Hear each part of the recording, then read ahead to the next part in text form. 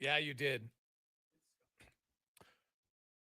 Just after 2 o'clock. How are you? And welcome to the Jason Gregor Show on Sports 1440, sports1440.ca, Oilers Nation, YouTube, Facebook, X, and Instagram. Hope you're having a lovely Tuesday afternoon.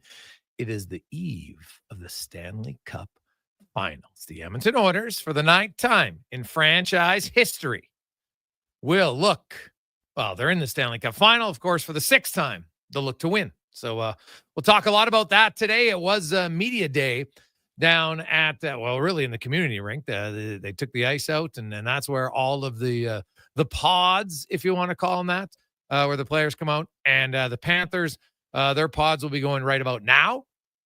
So we'll see. We'll try to get some Panther stuff to you a little bit later on here today. But the orders went from like noon, and this is when they started. They kind of go in groups.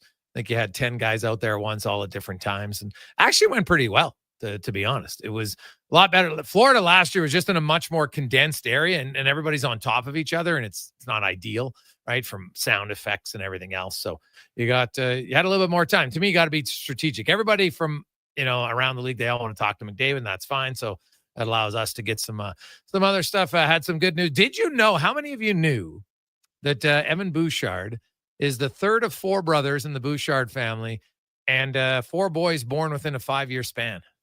Oh, I was joking with them. You better have flown your parents out here just by raising 4 boys in a 5-year span. Serenity now. Serenity. What do they think? They're Klaus and Beaumont, right? Mr. Twin.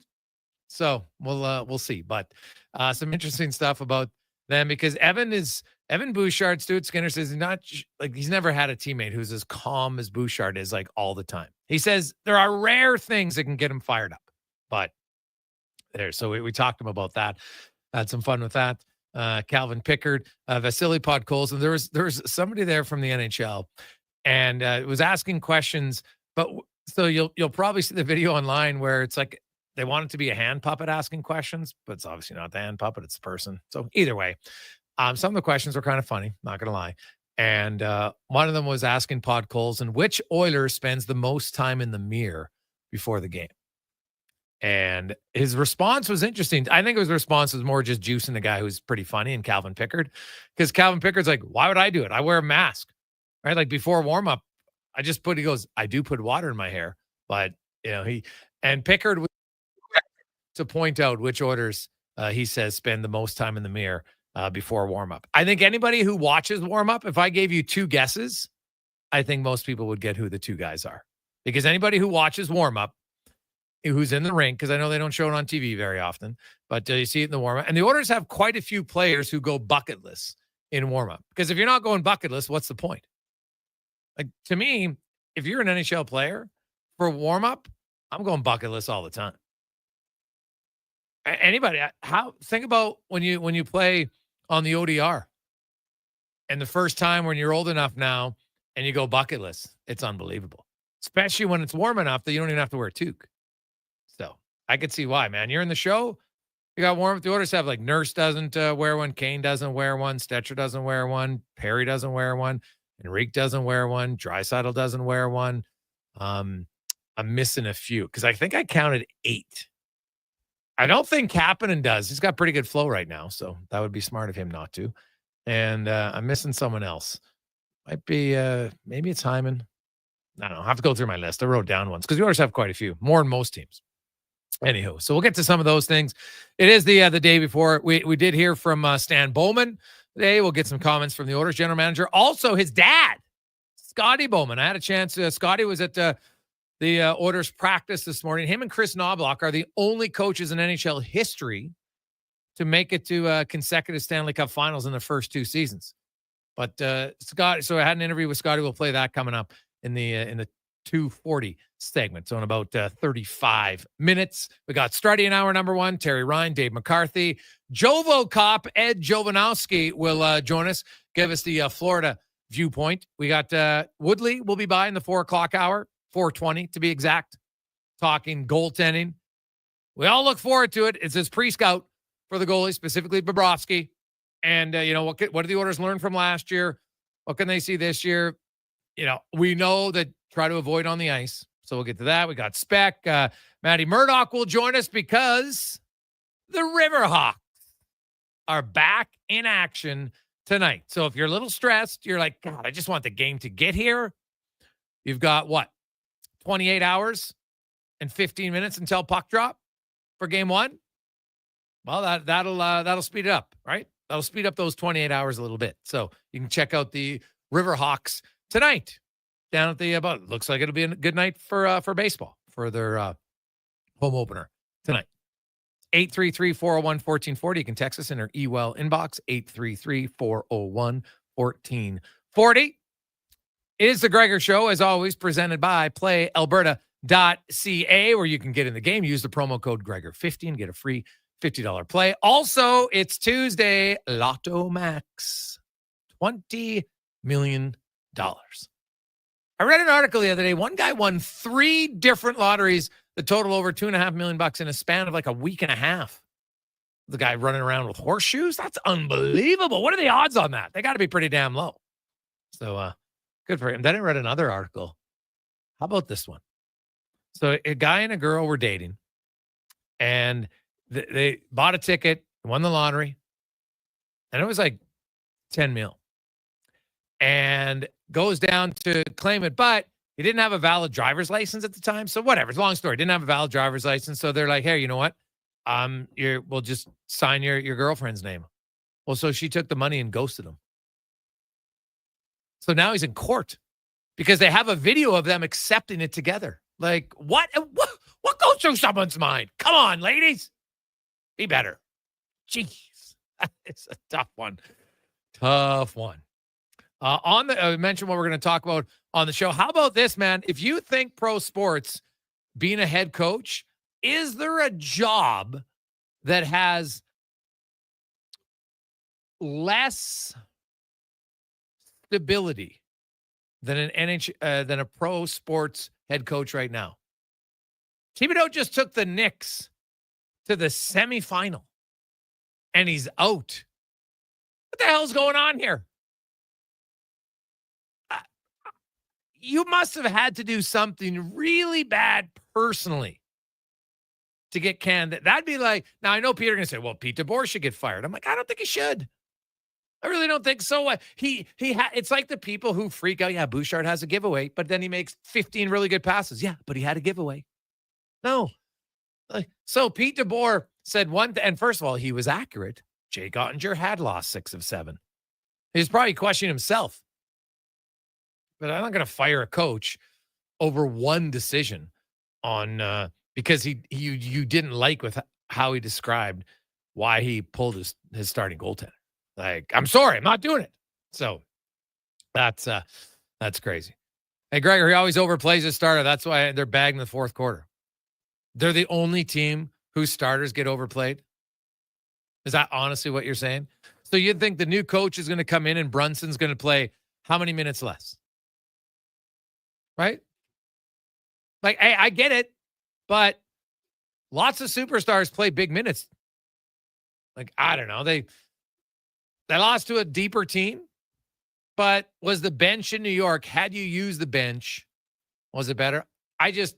What are the odds that the new coach is going to get more out of the New York Knicks? That's the question. So you know what you have, and maybe you didn't like everything about your coach, but he just got you.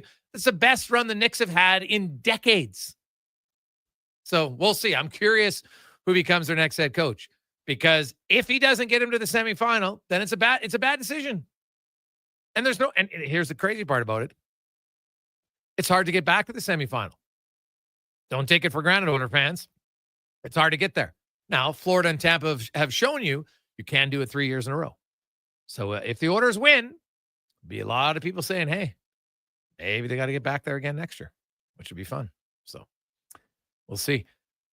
Hey, Gregs, did you see that Twitter that is circulating on Twitter? The Dartmouth hockey team, Brad Marchand and Evander Kane's dad were on the same team. Well, actually, Evander spoke about that today. And he has seen lots of pictures of his dad younger. He didn't know that he played with Brad Marchand's dad. And I can't remember who the reporter was. Somebody asked him a joke about, like, is that where, their on ice tenacity comes from? And he laughed. He goes, I don't think so. Then his father, moved across the country to BC, and Evander said, basically, it's a cliche, but he said he was tired of shoveling snow, and that's why his dad moved to the West Coast. But yeah, it is kind of unique to see that. And think about it. Now, last year, obviously, Marchand wasn't there, so it wouldn't have made sense to do it. But even the fact that they've played against each other and it's never come out. But yeah, you know what? In the Stanley Cup Finals, when you have a little bit of extra time moving up to it, you'll find some unique things. So yeah, it's kind of a small world in a sense that Brad Marchand and Evander Kane's fathers were playing hockey together back in Dartmouth in 1981. So there you have it. And Greg's pretty sure Connor Brown, there's another guy who doesn't wear the bucket. You're right. Still, man, I think Jake Wallman too. Like, the Oilers have quite a few guys who go bucketless in the warm up. So I might have to pay closer. I know I took a list of it once, but we'll see. And I did see Zach Hyman today, in good spirits, but obviously still a little frustrated that he's not going to play, right, to tomorrow or for the Edmonton Oilers. And I know there was some reports that Zach Hyman could be ready maybe in game 6 or 7. I don't think that's going to be the case. I think, unfortunately, it's end of the line for this year for Zach Hyman, which is really too bad, because you know what? You could use him.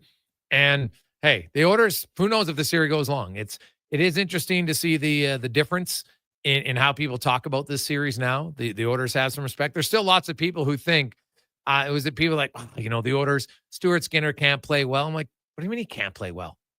He's played really well. Last year in 21 of 23 games, Stuart Skinner was fine. He had a 2.14. He had 2 bad games, right? Game 1 and 3 against Vancouver. And those are he allowed 9 goals on 39 shots.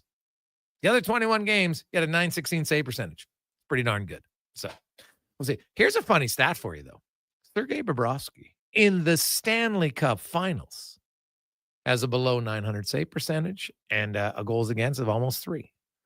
The Oilers, as you remember, had some pretty big games against them last year, so they'll look to continue that this season. Other tidbits of information that I gleaned today down at Media Day were the Oilers' pretty relaxed group. I can't speak on behalf of the Panthers because, of course, they're right at the podium as we speak right now, so it's impossible to be in 2 places at once. But Oilers going around like it was funny, though. You look at Cory Perry. So this is his 6th Stanley Cup final. He's only won once. You look at Adam Henrique. This is his 3rd Stanley Cup final. Hasn't won. Brett Kulak. This is his 3rd and 5th year in 5 years. Hasn't won. They got a lot of guys. Trent Frederick. Well, this is his 1st year in Edmonton. Trent Frederick was on the Boston team that set the NHL record and then lost in the first round. They've actually lost the last 2 years to Florida. So Frederick, well, he didn't lose in the Cup final. He feels like Florida, he's got a little revenge on his side as well. Also, he's from St. Louis. His parents have been in town. They're enjoying it. And he got a call from Wayne Gretzky saying, hey, I got 2 extra seats on our plane out of St. Louis. Do your parents want to come on? And he's like, what? Are you kidding me? So says his dad is absolutely jacked. So they'll be getting there. Like, you know what's funny? Like, they're just normal people like everybody else. And all of a sudden it's like, you're saying, hey, Wayne Gretzky has 2 seats on his plane. Says he'll take it to Edmonton for the Cup. What? Well, okay, I guess if we have to, son. Like, sure, I'll do it, But, because trust me, you're a father of Trent Frederick. You look at his age, he's people who grew up like Wayne Gretzky's the greatest hockey player I've ever seen.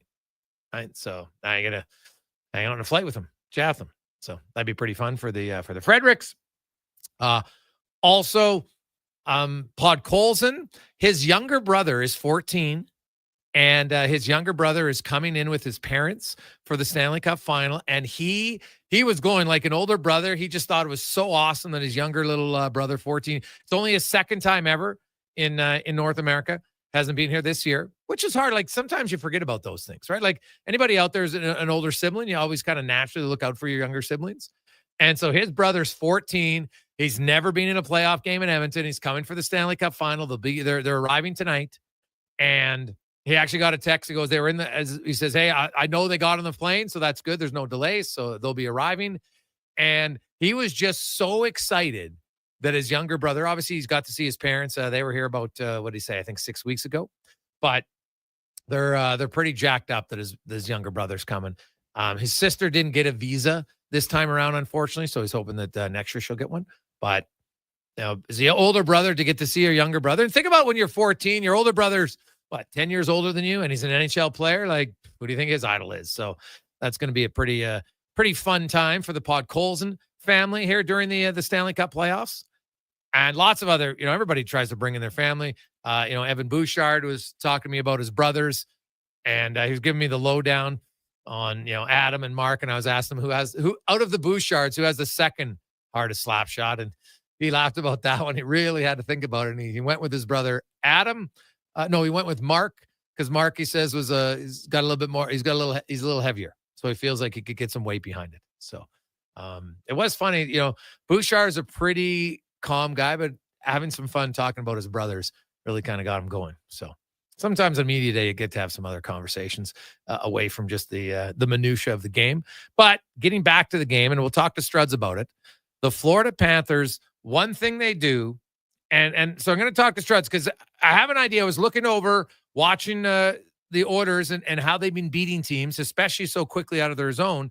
And then when you watch Florida and what they do, there's one thing that Florida does very well that I think they'll try to take away from the Oilers.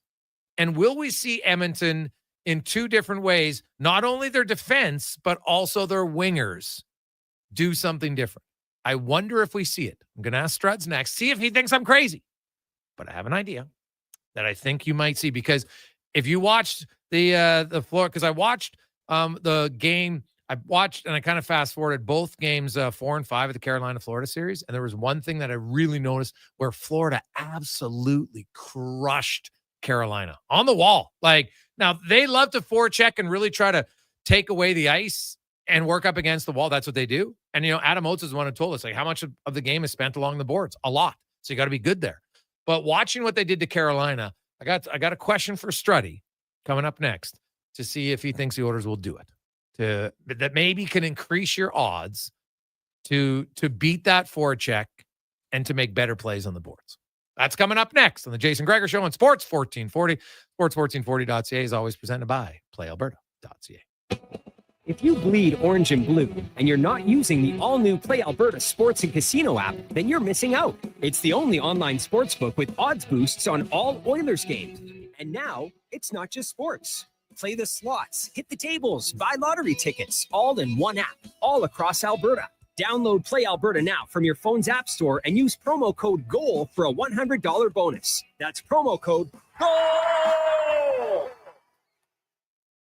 Back by popular demand, the Operation 36 Junior Golf Program at Cattail Crossing Golf Club. Designed for kids ages 5 through 17, it combines instruction and on-course play, focusing on technique, strategy, and course management. Taught by certified CPGA pros. Only $325 for 4 weeks of instruction, plus 4 9-hole rounds of golf. Operation 36, Wednesdays 5:30 till 7:30 p.m. through August. Register at cattailcrossing.ca. Click on Junior Program or call 780-973-6686. Day or night, tasting just so right. You can order Oodle Noodle at oodlenoodle.ca, delivering you the news almost right away. Remember, you can order Oodle Noodle at oodlenoodle.ca. So stay on your couch all day and order oodlenoodle.ca. Oodle Noodle. At Fountain Tire, we're all about one thing, taking care of your vehicle. Oh, and your wallet. I guess that's 2 things. Save up to 20% off select tires until June 14th. Fountain Tire. We're on this road together. Your Edmonton Riverhawks usher in the season with a massive home opener party tonight. Get there early for a cool Indian relay demo with horses and a world champion hoop dancer. Get your tickets today to watch the Hawks play at GoHawks.ca. It's playoff time, and we've got a lot to talk about. This is Andrew Walker on Edmonton Sports Leader, Sports 1440. Tune in after every playoff game for the Ridge Social Eatery postgame show. The Ridge is the new hotspot in St. Albert, and it's so good. Work hard, get dirty, build better communities. If that sounds like a good day's work to you, GS Construction wants you to be part of their team. Right now, GS Construction is looking to hire experienced top men and pipe layers for underground sewer and water work. So if you know your way around a trench, take pride in doing the job right, and want to be part of a crew that has your back, let's get to work together. Apply now at gsconstruction.ca. Hey, sports fans, we've got a clear choice for you. At Crystal Glass, we provide customers with the perfect glass for any job. From home to auto and even commercial, installation or repairs, we're your team. Call 310 Glass or visit crystalglass.ca. Crystal Glass. Frost Force, Androforce, and Stress Force are part of the Prairie Naturals family of men's health products, as recommended by pro hockey great Trevor Linden. Find them at Vitality Health Foods, where customer appreciation is the first Tuesday and Wednesday of every month. Dang. Last season, you bought new clubs to fix your game. You spent the entire season trying to learn how to hit with your magic clubs. And guess what? Dang. They didn't help your game. Now you're convinced it's your swing, but it really is your clubs. Even though you were told the ones you bought were the best ever made, if they were, you would have gotten better. Every day at Fitted Golf, we continue to prove the right clubs make all the difference in the world. From beginners to pros, Fitted Golf makes all the difference. Yes, fittedgolf.ca. Are you tossing and turning at night, unable to sleep because of mounting debt? Debt can feel overwhelming, but you don't have to face it alone. I'm Parveen Middleton, licensed insolvency trustee at BDO here in Edmonton. I'm here to guide you every step of the way so you can find peace of mind and finally rest easy. Call 1-833-BDO-TALK or visit bdodebt.ca to book a free consultation and discover your debt-free future. Diablo Boots sells only Canadian-made work and biker boots made by Canada West. No American or boots made in China, so no tariffs. All of Diablo's boots have replaceable soles and heels for longer life. Sizes 6 to 14 EEE. Buy quality, buy Canadian. And support Canada West and Diablo, the two best names in the boot business. So save on boots by Save On Foods. That's Diablo Boots, 3340 Gateway Boulevard on the east side of Save On Foods. Buy Canadian. They're terrific. If you change your mind, take a chance on the touching line. Portions of this hour brought to you by On the Rocks, which every Oilers game at OTR with $5.25 Molson Canadian, $5 Pink Whitney shots, and 60-cent wings. Plus, play Oilers score and win for your chance to win On the Rocks gift cards. Oilers hockey at OTR. Book your table today. Jasper Ave in 118th. The Jason Gregor Show, the best of Edmonton sports talk and beyond. This is Sports 1440. Presented by PlayAlberta.ca, Alberta's only regulated online gambling website.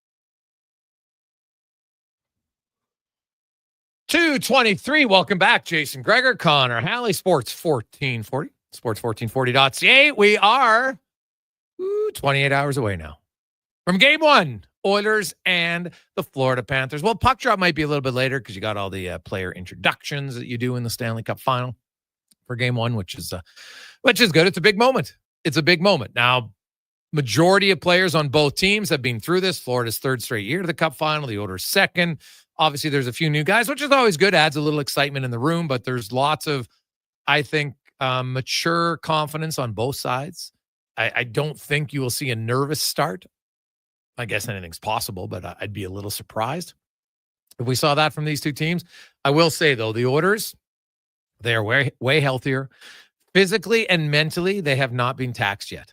in this series. You look at the clinching Game 5 against Dallas.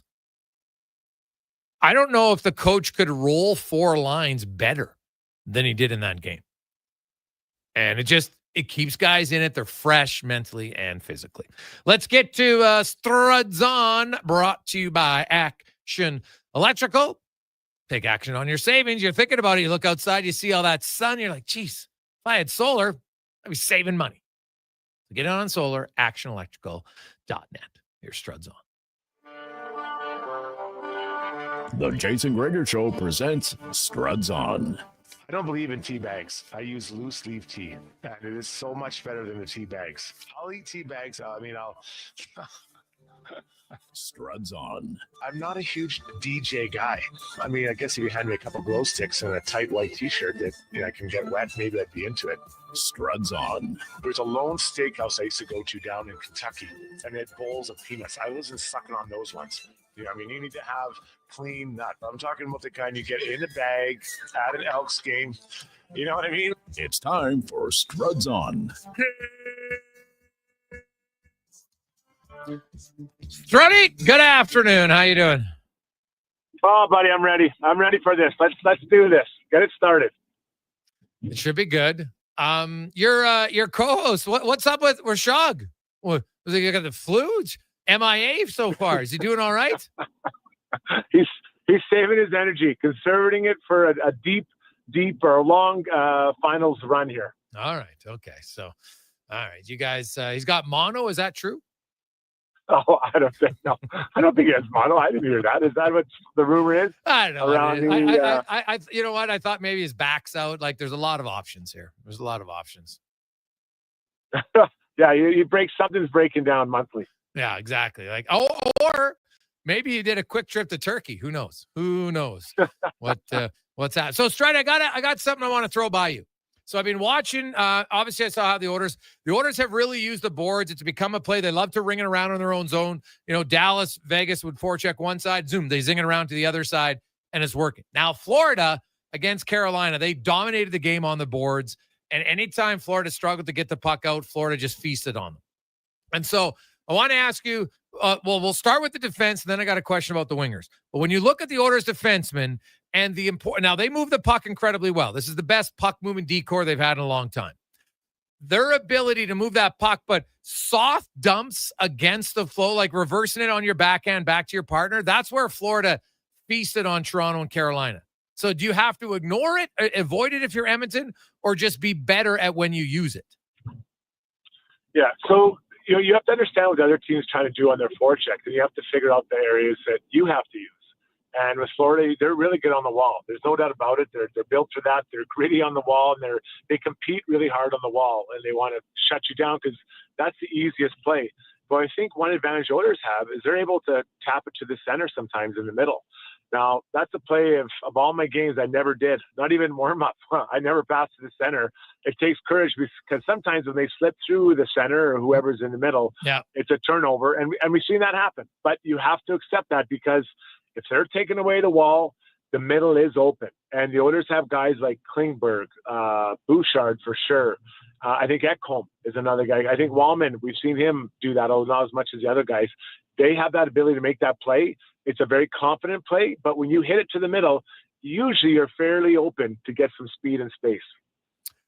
Yeah. So now I'm going to ask you defensively, if you're the Oilers, would you at times have your right winger play left wing and your left winger play right wing? So they're going to pick up the puck in their own zone on their forehand more facing. You can protect the puck better on your forehand.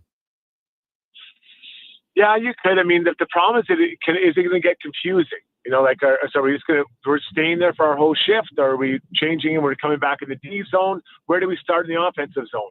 And then do guys forget it? I know they're in NHL, but still they do forget it sometimes. So I understand what you're saying. I guess what you're saying is that when they rim it, you're anticipating a pinch from the D-man there. Yeah. So you're on your forehand now with a better, stronger play. Yeah, and that's an option for sure. Another option you can do is that, let's say I'm to the right of Stu Skinner. I decide I'm going to rim it. Well, instead of as a winger going to the hash marks, you go out and you go meet the guy at the blue line. So now you're moving that fight further out, and it can just be a little chip play past them. and you're gone, instead of him bringing the fight to you down. So it's like called a reverse pinch. Mhm. And that's something that the players do as well. Okay. So, here's the thing. The one thing where Florida, as aggressive as they were in the forecheck, you can catch them. And if you get a good quick outlet pass, you can break it out. And that's what I think has been Edmonton's strength here. So I don't think they have to change a lot. You do want to counter. And we have Scotty Bowman coming up after you. And I asked him about, how you coach in the playoffs and, strategically and different things like that. I think he knows a little bit about it. So he had some good answers. But when I look at the Oilers and what they've done well, you don't want to change, but you just alter it a bit because Florida does forecheck harder than the other teams they face so far in the playoffs. Yeah, so there's certain staples of a breakout, right? So there's obviously figuring out what the other team is trying to do, but you also have to do well. And I think what the Oilers have done well is getting back to pucks quickly. And then Stuart Skinner has been pretty helpful in setting those guys up, whether it's talking to them or setting the puck up and or passing it to them. So getting back as fast as you can for pucks and then making your play is really important because you have more time. Now, John Klingberg's a little bit different than the others. He doesn't get back super fast, but he is so smart with the puck on his stick. The plays he finds, the holes he sees, the passing lanes he sees. Not a lot of players see that, but he's elite. His brain's an elite hockey mind. But for everyone, and including him, get back as fast as you can. So now it gives you an extra split second to make a play. Then communication from your partner and or goalie. D to D or up, hit the middle, hard rim, whatever. And I think that they have certain words that'd be very simple. It's not a long conversation. Hey, Gregor, I think I'm open over your pass over. It's Gregor up, Gregor wheel, Gregor whatever. It's just really clear and fast. And the term I'd use is that the Oilers D have been playing fast. Doesn't mean they're skating fast, but they're making decisions and making plays faster than specifically a team like Vegas was able to make their get on the forecheck. Yeah. Anybody who played with me knows Gregor wheel's not necessarily something that was in my wheelhouse more so. I was, kind of skated like Perry. But, some other guys, I get what you're saying. I definitely get what you're saying. As you look at the travel for Florida. They skated yesterday. They're flying in today. Now that, they skated this morning and then they play. Do you think there is how much of an advantage, if any, do you think it is to start at home for the Oilers when it comes to the travel? I think it is quite a bit. Where do you come out? Well, if they're at home field advantage last year, do you think they win the Stanley Cup? I think they might have, right? They might have done it. So you're looking for any advantage possible. So it's one less flight for the Oilers. Take it. And I think the two things that are really going to help Oilers win is the home ice advantage, but also the fact that they've been through this before. And I see a difference in this team. I remember when Anaheim Ducks won the Stanley Cup and Scott Niedermayer was their captain. He had a very matter-of-fact way of going through it. Now, it was his fourth Stanley Cup he'd go on to win. So, yeah. But the rest of the team hadn't won. He was calm. He was organized. Nothing bothered him. And I see that from Connor. I see that from Leon. I see that from so many, Kulak, all these guys. Just name a player, and they've shown that. So they've been through it. So I think they're calmer. The highs haven't been as high, and the lows haven't been as low. And I think those two things are really going to tilt this into the Oilers' favor for a Stanley Cup victory. Stuart, what are the chances we have a Four Nations opening 2 minutes in Game 1? Well, we start Evander Kane. Yeah. You start Kane, you start Bennett. Why not? Gotta be awesome, wouldn't it? I think it would be. I think that, I'd love to see it. I hadn't even really thought about it. I think he's going to go after those guys. I think Kane is going to go after him and let him know that this isn't going to be like last year. And I'd go after Tkachuk because he's a bit of a walking wounded right now. Yep.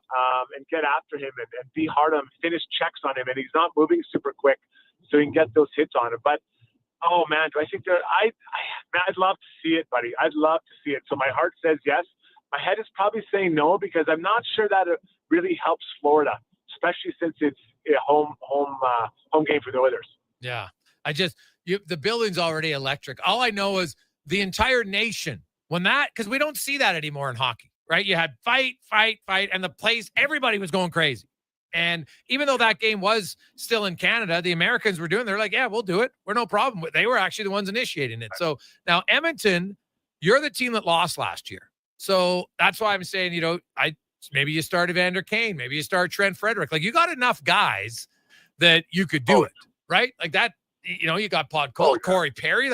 Darnell Nurse, although it's harder for the defenseman right off the face-off. But to me, when I'm looking that adds energy and excitement, that would be it, man. And it would set the tone for what could be, because a lot of people think this is going to be a physical series. That would just set the tone even more. Oh, it'd blow it up. It would absolutely blow it up. And I think the Oilers have to be careful who they fight. They should not. No one should fight anyone on the fourth line of the Florida Panthers. Nobody.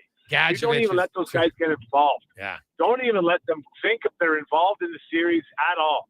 That's not the guy. I'm looking at Ekblad. I'm looking at Bennett. I'm looking at Marchand, although he's not a real fighter, but he is competitive for sure. And then Tkachuk, stay away from those. Go after Seth Jones. Run Seth Jones.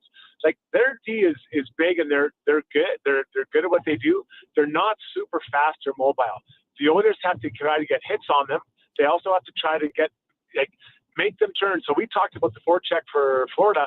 They have to make these D-men for Florida turn. Chip it behind them, make it go get it, put him into the glass. Just shift after shift. And it doesn't have to be earth-shattering hits like we remember from George LaRock and Rafi Torres, but it's just make those guys turn, make them work for every single play they make in their own end, because they're not built quite the same as the Oilers D, who are a little bit more mobile and quick puck movers. Those guys are big, and they can take the hits, but after a while, even the guys that take the hits the best get tired. Yeah. Well, I think the one area where Edmonton has a clear advantage, they have top end skill. That's an advantage.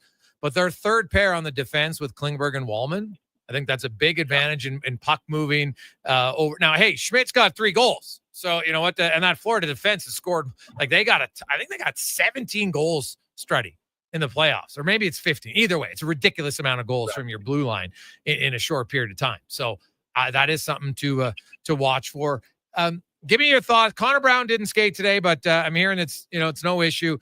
He's still recovering from the foot issue when he, blocked that shot. So it has nothing to do with from the head. That part's fine. He did skate. It's just, they're resting him today. So I ask you, would you put Brown with Janmark and Podkolzin and play them against that Lost Arena line? Or would you just keep Arvidsson, Janmark, and Podkolzin because they've had good chemistry, and put Brown with Henrique and Frederick?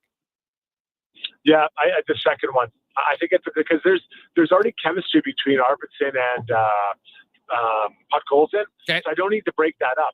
Those guys, you want to try to keep it somewhat consistent. And then I think maybe there's something there with Frederick, Henrique, and of course Connor Brown. There's a lot of speed there. There's a heavy body and a really smart computer in the middle. So I would probably start there, Greggs, and see what it looks like after the first game. Okay.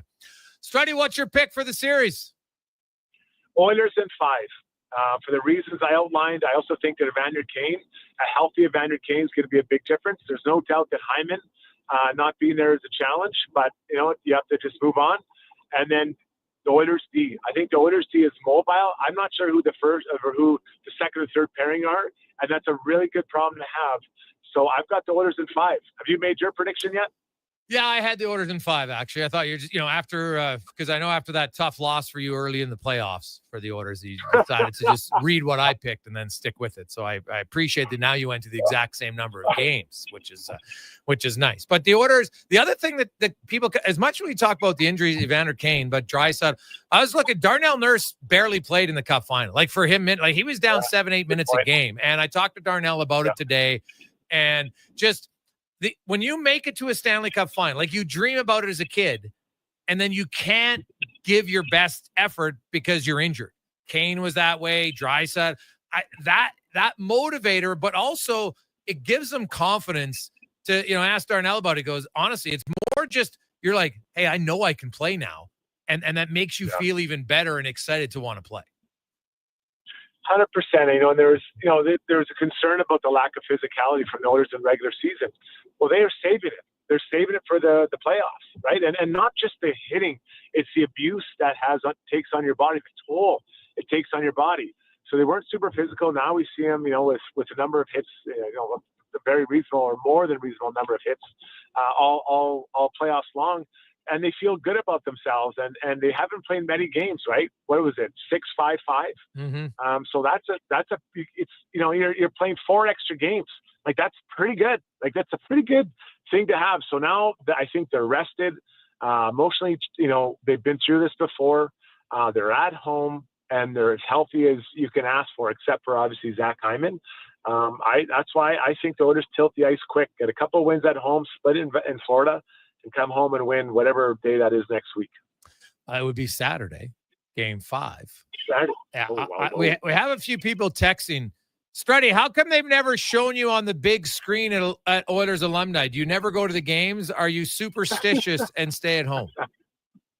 No, I mean, the guys, I'm always around Edmonton. No one wants to see me, right? Like, they bring in guys from out of town, but people see me in Safeway. They see me at the arcade at West Edmonton Mall, playing Miss Pac-Man. They don't need to see me on that screen. Okay.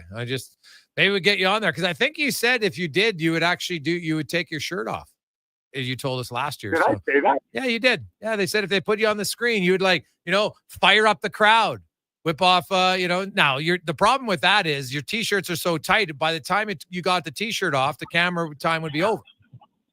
Probably have to tear it. Like Hulk Hogan. God, you would love that. Not a bad idea. Well, he was always better than Macho Man, so that would be, that'd be fitting. Oh, that's when I know you've lost your mind. So that's great. The Macho Man is the greatest wrestler of all time, and everyone knows that. Even Connor knows that. I think Connor's favorite is probably John Cena. Just vanilla, no personality. I love it. Cons, are you really a John Cena fan? No, I'm a Bret Hart guy and Stone Cold. Oh, yeah. Vanilla. Just vanilla. Struddy, enjoy the cup, and we will chat with you next Tuesday. By then, we'll be 3 games in, and we'll know where the series is at. Yeah, kind of enjoy it, fans. I think it's going to be a great couple of weeks here. Let's do this. Awesome. There you go, Jason Strudwick. I might have to talk to the boys at the Oilers, get Struddy on the bit, because Pisani's around town, right? He gets a big round of applause. Randy Gregg, Charlie Huddy, they're all around town. So, where's Struddy? Come on, fan favorite. Actually, saw another Strudwick jersey the other day. They're, I think there's more of them now that he doesn't play than when he did play. So he's aging like wine. Better. When we come back, Scotty Bowman, widely regarded as one of the greatest, if not the greatest, head coach in NHL history. He will join us next on The Gregor Show, presented by PlayAlberta.ca. Mr. Rooter toasts the newlyweds. A relationship is like a hot water tank. It brings warmth, but only if you start with a spark. Your love is the pilot light, and the burner is your love growing from that tiny spark. And the anti-corrosion anode rod is the sacrifices you make for each other to keep things from getting all gross and crusty. May your love last as long as a Mr. Rooter workmanship guarantee. For life. For a plumber you'll keep for life, call Mr. Rooter. Hold on to your hockey helmet, Edmonton. On the Rocks is serving up 60-cent wings that fly off the plate faster than a slap shot. And Molson Canadians for $5.25. OTR's TVs, hey, they're so clear you'll see the puck better than the ref. That ain't hard, is it? And every game night during Edmonton's playoff run, specials start 30 minutes before puck drop and last for the whole game. Be a part of the legend. See the menu at ontherocks.com. What does excellence truly mean, and how does it guide your choices? At Volvo Cars Edmonton, excellence isn't just a goal, it's their standard. They shine in every aspect, from top-tier customer satisfaction in sales and service to impressive inventory, strong customer loyalty, and prices that are tough to match. Experience the dedication to quality firsthand at Volvo Cars Edmonton. Great vehicles, better service. Only at VolvoCarsEdmonton.com. Tired of waking up tired. Are you tired of waking up tired? Come visit our sleep experts at the Brick Mattress Store. Get Canada's guaranteed lowest prices on all things sleep. Plus, try your new mattress for 6 months. If you don't love it, we'll find one you do. Some conditions apply. Stop waking up tired. Get the right mattress, guaranteed. Only at the Brick Mattress Store. Time on Edmonton Sports Leader, Sports 1440. This is Andrew Walker, and join us for the Cross Mitsubishi pregame show before each Edmonton playoff game. Cross Mitsubishi on 34th Ave and 96th Street. Well, get ready for a silly hockey fans. Your partner in power just skated onto the ice. EWEL.ca, the new e-commerce website for electrical wholesalers Edmonton, is ready for the power play 24/7, 365. UL skates to where the puck will be in 5 years. Now that's forward thinking. Killer selection, slamming products from the best brands, and legendary service. Don't sit on the bench. Get your account today at ewell.ca and win that project. Plug into your partner in power. Get an EWEL.ca account today. I'm Colin Livingston, president of Cantork. Since 2016, we've been at the forefront of hydraulic torque wrenches in Canada. I'm delighted to share our latest venture, in-house production for quicker turnaround, superior quality, and heightened versatility. Experience excellence at Cantork.com. Oodle noodle origin. In 1864, Francis Oodle took over his dying father's business as a leatherman. He was quite proficient, but his heart was never truly in the trade. After his father's death, Oodle met a cocksure young man named Vladimir Nudel, who was a trailblazer in the popular new art of food boxes. They formed a partnership and aimed to ply their trade in the new world. At Ellis Island, Nudel was renamed David Noodle, and henceforth, the franchise has been known as Oodle Noodle. Frost Force, Andro Force, and Stress Force are part of the Prairie Naturals family of men's health products, as recommended by pro hockey great Trevor Linden. Find them at Vitality Health Foods, where customer appreciation is the first Tuesday and Wednesday of every month. Struggling to make ends meet? You're not alone. Many people are facing tough times and finding it hard to afford the essentials. I'm hearing from people experiencing this every day.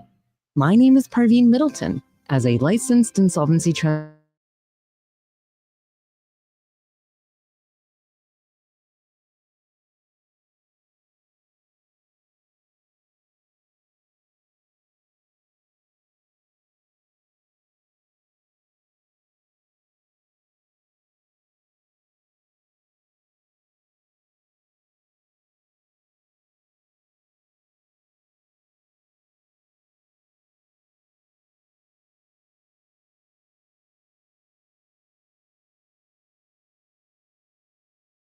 Metal Supermarkets has you covered with metal cut to your precise requirements in no time. The local convenience stores for Southside, West End, metalsupermarkets.com.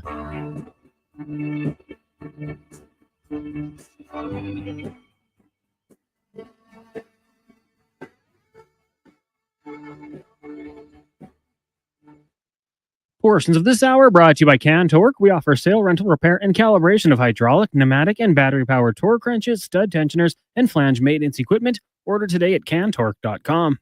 Hat tricks, touchdowns, and home runs. Get it all with the Jason Gregor Show on Sports 1440. Presented by PlayAlberta.ca, Alberta's only regulated online gambling website.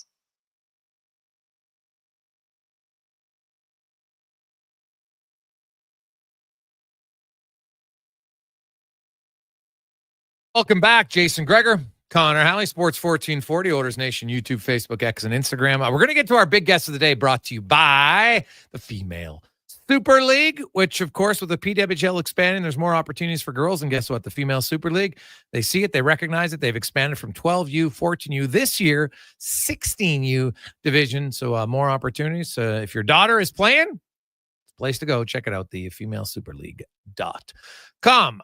Scotty Bowman, longtime NHL head coach who has a pretty good track record when it comes to winning. He's 91 is Scotty. Man, I'm speaking to him today. He is sharp as a tack. Still, I'll tell you. Of course, he has he's got the most wins in NHL history as a coach with 1,244 wins, for goodness sakes. How many coaches even coach 1,200 games? Never mind wins. Also won 223 games in the playoffs. When he's is either a coach or an executive, 14 Stanley Cups between the Canadians and the Penguins and the Redhawks. He was also a hockey advisor for the Blackhawks. Many consider him one of the greatest head coaches of all time. He's won 5 Stanley Cups as a coach, 5 with the Penguins. 5 with the Canadians, 1 with the Penguins, 3 with the Red Wings. Not bad at all. But did you also know that his first 3 trips to the Stanley Cup final resulted in losses with no wins. Now, it was a little bit maybe an asterisk because back in 68, 69, 70, those 3 years, those were the first 3 years of NHL expansion where they went from 6 teams to 12 teams. And they left the original 6 teams in one division and put all the expansion teams in the other division. And that was because the 6 original teams didn't really want it. Like, their expansion rules were nothing compared to Vegas or even Seattle. Like, they barely got any players. So we talked to Scotty about that. And so while his team did get to the final in St. Louis, it was because he beat the expansion teams. And then they got waxed every year in the final. Didn't even win a game. Lost 4-0 to Montreal, 4-0 to Montreal, 4-0 to Boston. So not ideal. So that's a record that might never be broken. A coach who lost his first 12 Stanley Cup games. So he is the winningest head coach in NHL history, but also holds the record for the longest losing streak in the Stanley Cup finals. Odd. Anyway, caught up with Scotty Bowman. Here's our conversation. Scott, as you're watching practice, you're watching Chris Knoblauch, who will be the only other coach in NHL history to make it to a Stanley Cup final his first 2 years. What advice would you give Chris Knoblauch? Well, I knew somebody told me that we both have the same record 2 years in a row, but I have another record that will never be broken, and I think records should be broken, but I have to talk to him about it. I coached 3 years in a row. I never won a game. So the record's 12. 12 in a row. 2 of them went in overtime, and then 3 of them, because that's that famous Bobby Orr goal. That was behind the bench for the Blues. But so I have a lot of fun with that. I tell people, I said, I know records are made to be broken. And I said, I have one record I'd like to be broken, but it's going to be hard to break, But anyways, he's done a great job. I mean, obviously he's worked his way up too, from junior, and then he went into the American League. That's the way to go. What's interesting is a lot of people they remember Scotty Bowman, most successful coach, but not everybody has success right away. It's kind of similar to you. So what did you learn, even though you obviously wanted to win a game and never mind the series, what did you learn those first few years in St. Louis that allowed you to go on to be so successful? We didn't get a lot of the expansion teams. We didn't get a lot of NHL players. We got some older ones, maybe 3 or 4 that had played in the league the year before. And then we brought some players out of retirement, and I was really fortunate. We ended up with Glenn Hall and Jacques Plante as goalies. I had an ex-Montreal defenseman, Doug Harvey. I had Dickie Moore. These were great players, but 2 of them had retired and came back. And, I was young, and I ran. I didn't know coaching like I would halfway through my career. So I ran a lot of stuff through these guys, and I leaned on the players, for talk about practicing, talk about what we should do in the practices. So I was lucky that I had a lot of veteran players that I decided. I was only 32 when I started, so they were older than me, and they were in the league, and I had never been in the league, so I deferred to them, and I kept up with a lot of them after we finished with the Blues. And in fact, today I'm going to go and visit. It's the first time I've seen them for about 5 years, because he used to go to some events with Chicago. Glenn Hall, he lives in Stony Plain. When you look at coaching and really how the game has evolved from when you came in now, you mentioned you were 32 when you started coaching. At the NHL level, that's hard enough. But what do you think for young people out there who want to get into coaching, what's the best traits to have as a coach as you move up, and even starting in minor hockey? Well, it depends where you start. I started right with kids, and then I moved junior when I was young. I was always coaching players that were around the same age as I was, but I think the most important thing is trying to find out what works and what doesn't work. And I was very inquisitive. So I was able to ask a lot of, I had some good people that I got to know, and I was able to find out from them what they think I should be doing, what works, what doesn't work. And I think the more information you can get, the better off you're going to be, rather than try to figure out everything yourself, here with Scotty Bowman. Scotty, it's unique position you're in as somebody who had so much success in the NHL. You know it very well, and now your son's in it as a general manager. He's won a Stanley Cup before. Now he gets back in with the Edmonton Oilers in a different position. But how did you ever try to encourage him to be a coach at all? No, Stan never was interested. He wanted to get. He was more. When he finished his schooling, he was a computer finance major, and he was more on the business side. He worked for a company for a couple of years, Arthur Anderson, before he wanted to get into hockey. And I just said, well, the only way you can do it is he wrote to a lot of teams. He wrote to a lot of player agents. I don't know if he was interested in maybe being a player agent or not, but he wanted to get into hockey. He liked his job with Arthur Anderson Consulting, but it wasn't in sports, and he was competitive, so he wanted to get in there. And he got a good chance. Bob Pulford in Chicago brought him in as just a low job, and he worked his way up, and he met a lot of good people that helped him. So I didn't know if it was a good idea to get into the game like I did, because it's a long way up. Yeah, it's hard, right? Like there's not a lot of openings to be a GM or a head coach by any stretch. And so now he's in, and like a lot of people, you move around organizations. Nobody just stays at one different organization. You have to. And what you learn when you and him talk, and even though he's doing the management role to coaching, how much is his dad talk, and how much is it coach/manager talk? He doesn't, not much.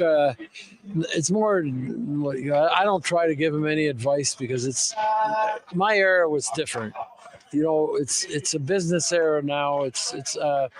I don't know if I would enjoy the hockey like it is now. It's such a big business, I liked it when I was in it, and I miss the salary cap era. So that's changed everything, So he's more advanced in that stuff than we don't. He's got his own people. I don't spend enough time to know every nuance about their team. I watch most of the games. I don't watch every game, because down where I live in Florida, I go to the games in Tampa as much as I can.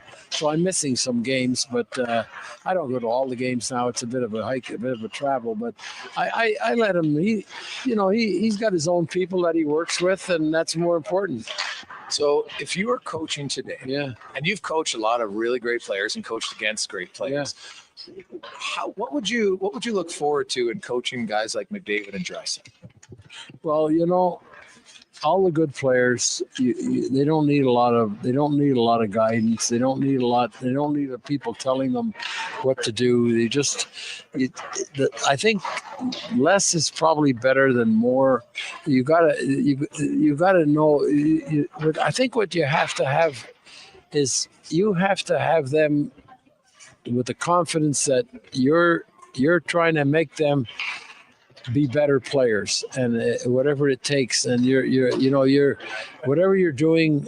I used to try to stress on individual players that your individuality will always be there, but I need a team. And I need you to work with the rest of the team. And every decision I make is going to be based on the team. It's not just going to be based on an individual.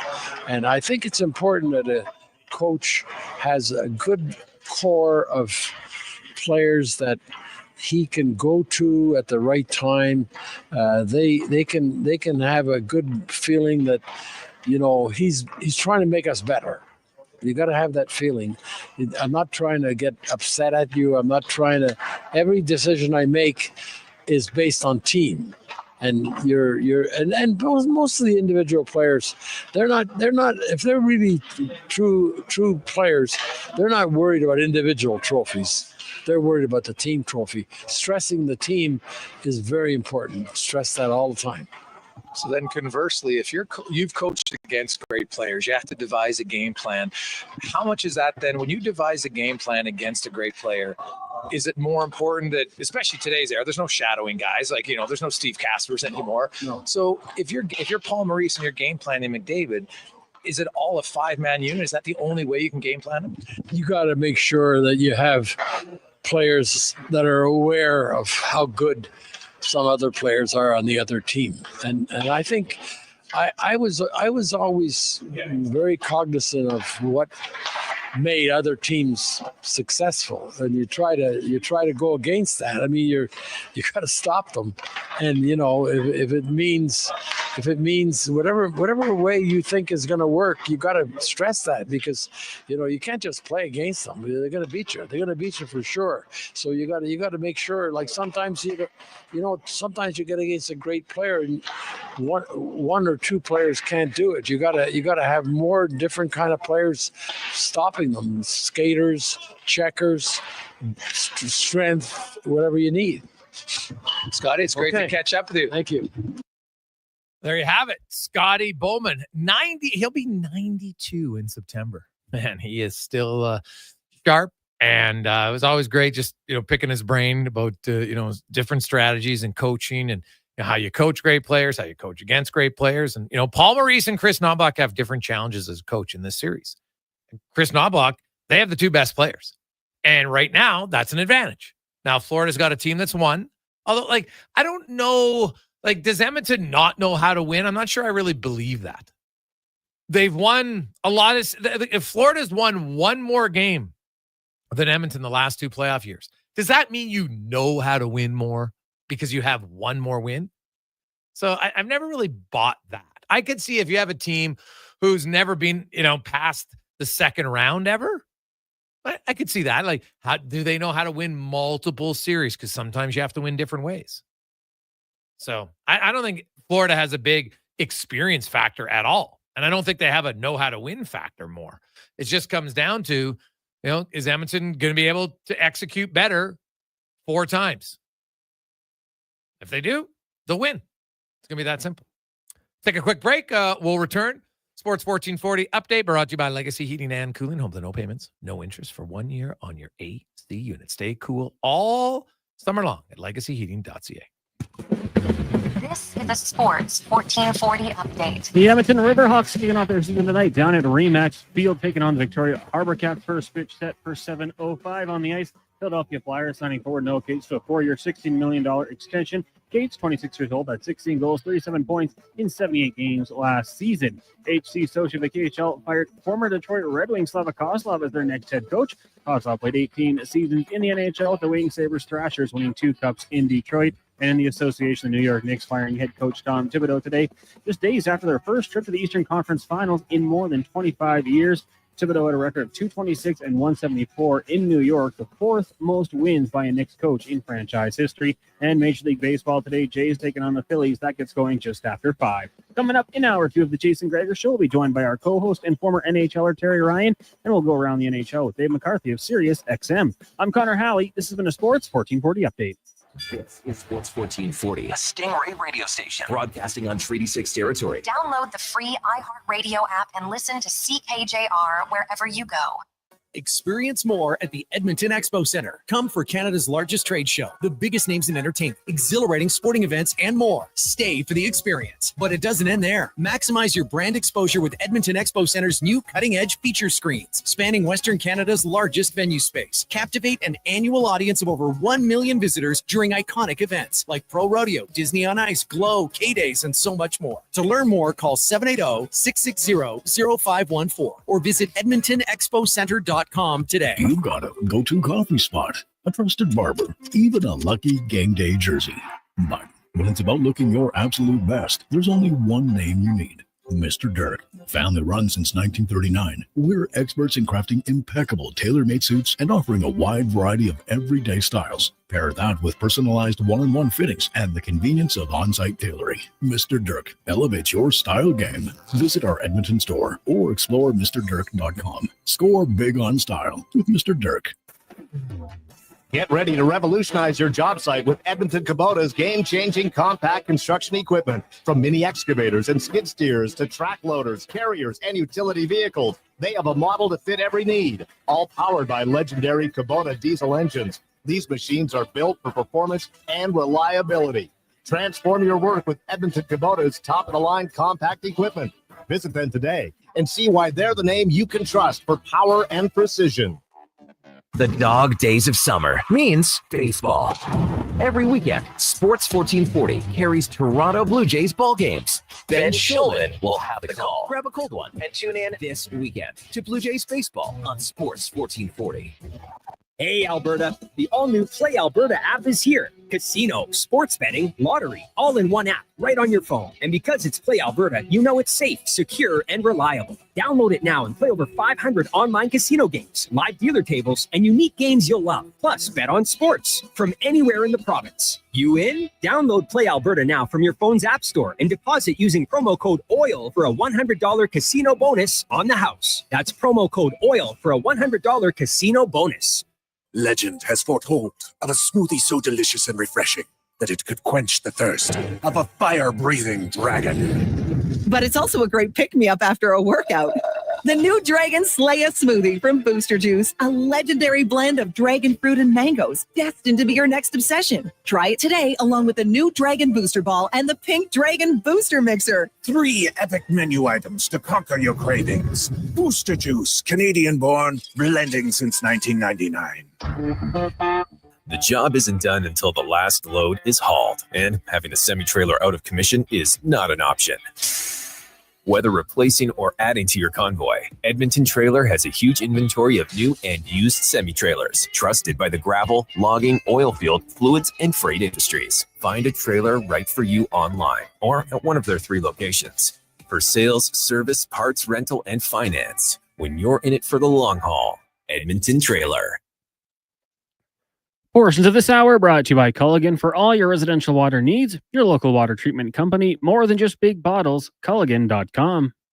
The Jason Gregor Show, the best of Edmonton sports talk and beyond. This is Sports 1440. Presented by PlayAlberta.ca, Alberta's only regulated online gambling website.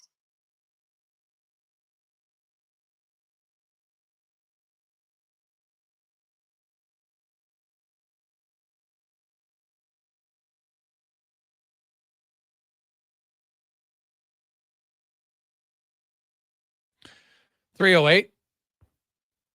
Jason Gregor on a lovely Tuesday afternoon with you. Connor Halley here.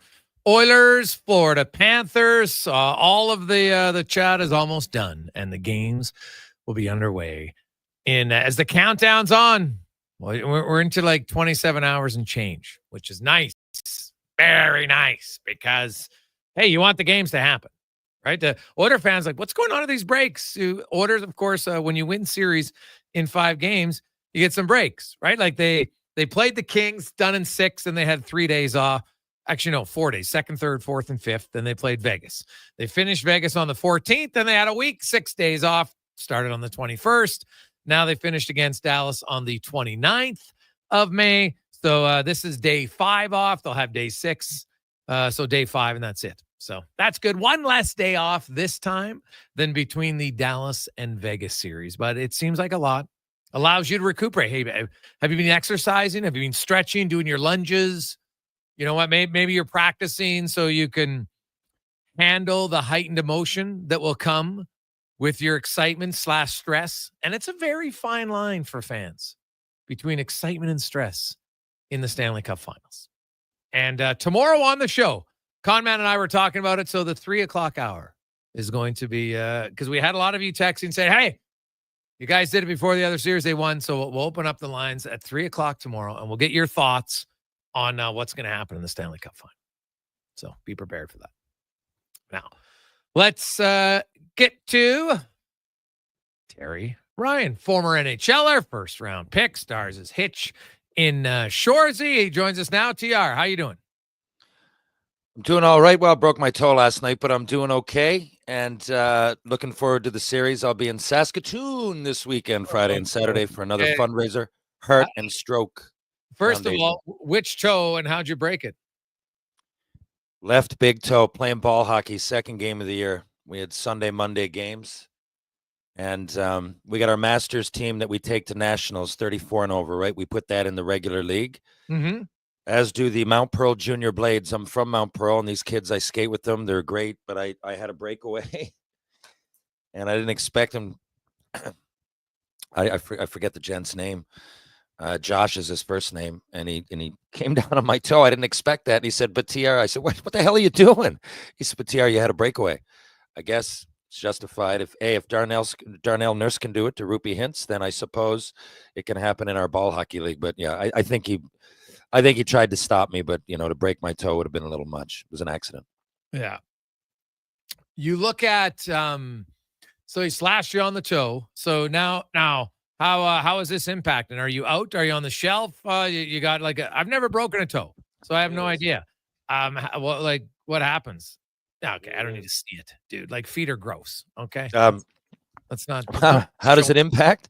Yeah. Because I'm squeezing it all day and the blood's coming out between, and the nail will fall off in a couple of days. This has happened. Most people who play ball hockey, this happens at least once. Okay. But so I can't walk. Are you on the shelf?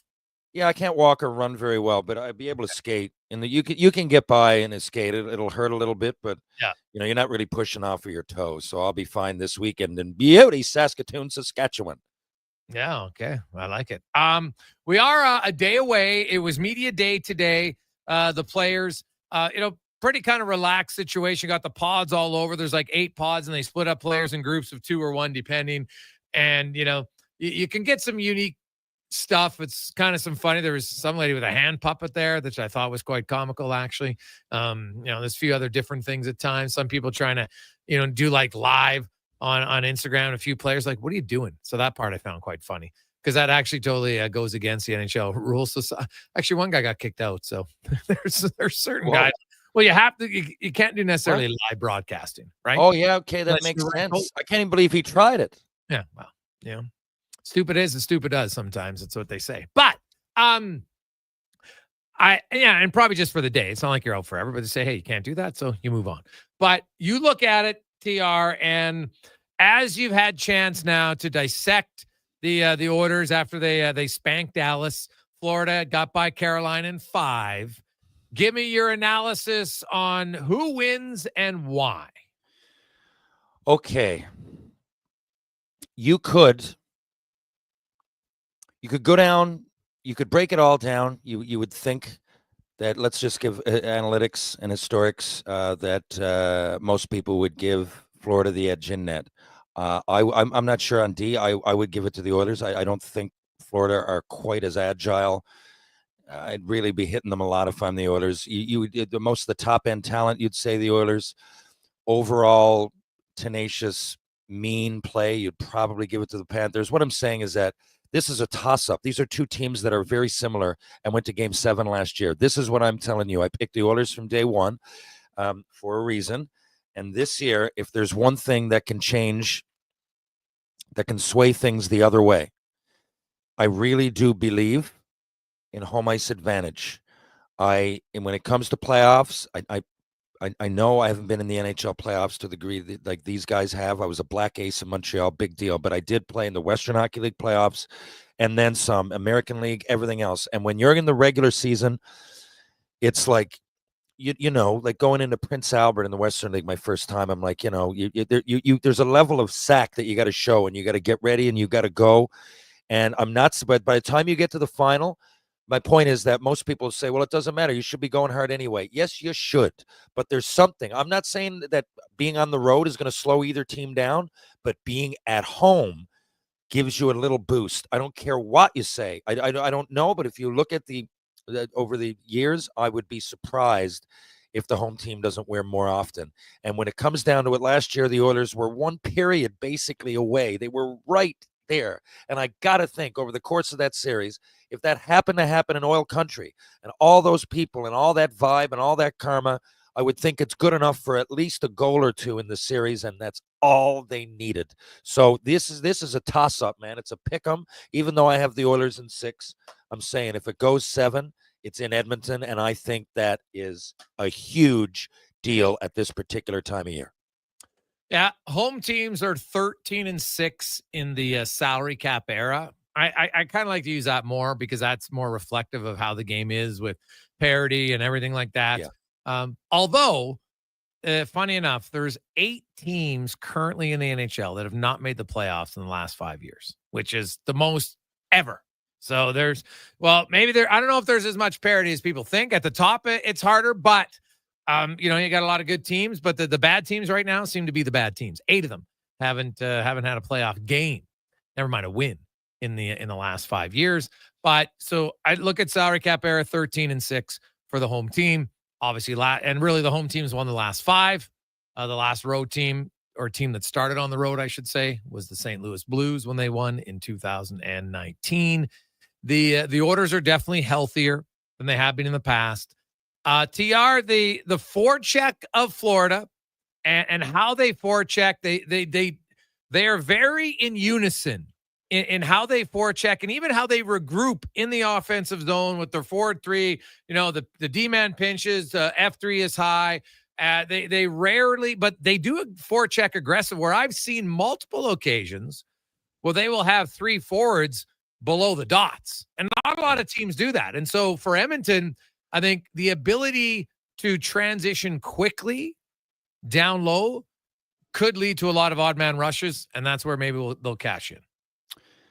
I really think so. And, Florida are known as this great forechecking team, and they are. And, I mean, they're just a fantastic team. To get here 3 years in a row, man, there's something to that. I don't care what era you're in. They have to be considered as one of the greatest teams in recent memory. But so do the Oilers. And here's the thing. If I'm the Oilers, that forechecking thing you just mentioned, okay, and the Oilers have been coming hard, man. They've gone. I don't know how do you would break down every analytic when it comes to forechecking. But all I know is that if I'm looking at it and I'm looking at Florida's D, they're just a little bit less mobile. I would be taking the forecheck to them, first of all, just even soft dumps and just hit Jones, Ekblad, down the list. Just flip it in, hit, because it's going to matter. Like Paul Maurice says, it's going to matter. It's going to matter. It might even matter in the first period, but it's definitely going to matter as time goes. So I think the Oilers can take that game plan and flip it on its head because even though Florida are going to be coming hard, I think the Oilers D are real savvy at getting it out. I really do. And their forwards. But, I mean, it's not going to be a cakewalk, but I don't think Florida have seen a team that are made. Again, I don't know the analytics on this, but the Oilers seem to find a way. They'll often hit a guy in stride coming through that's very irregular. You don't usually pass it to the player coming through the middle. They'll often do that. And almost their D to a person can do that. They're also a little bit faster, I think, when it comes to their back end.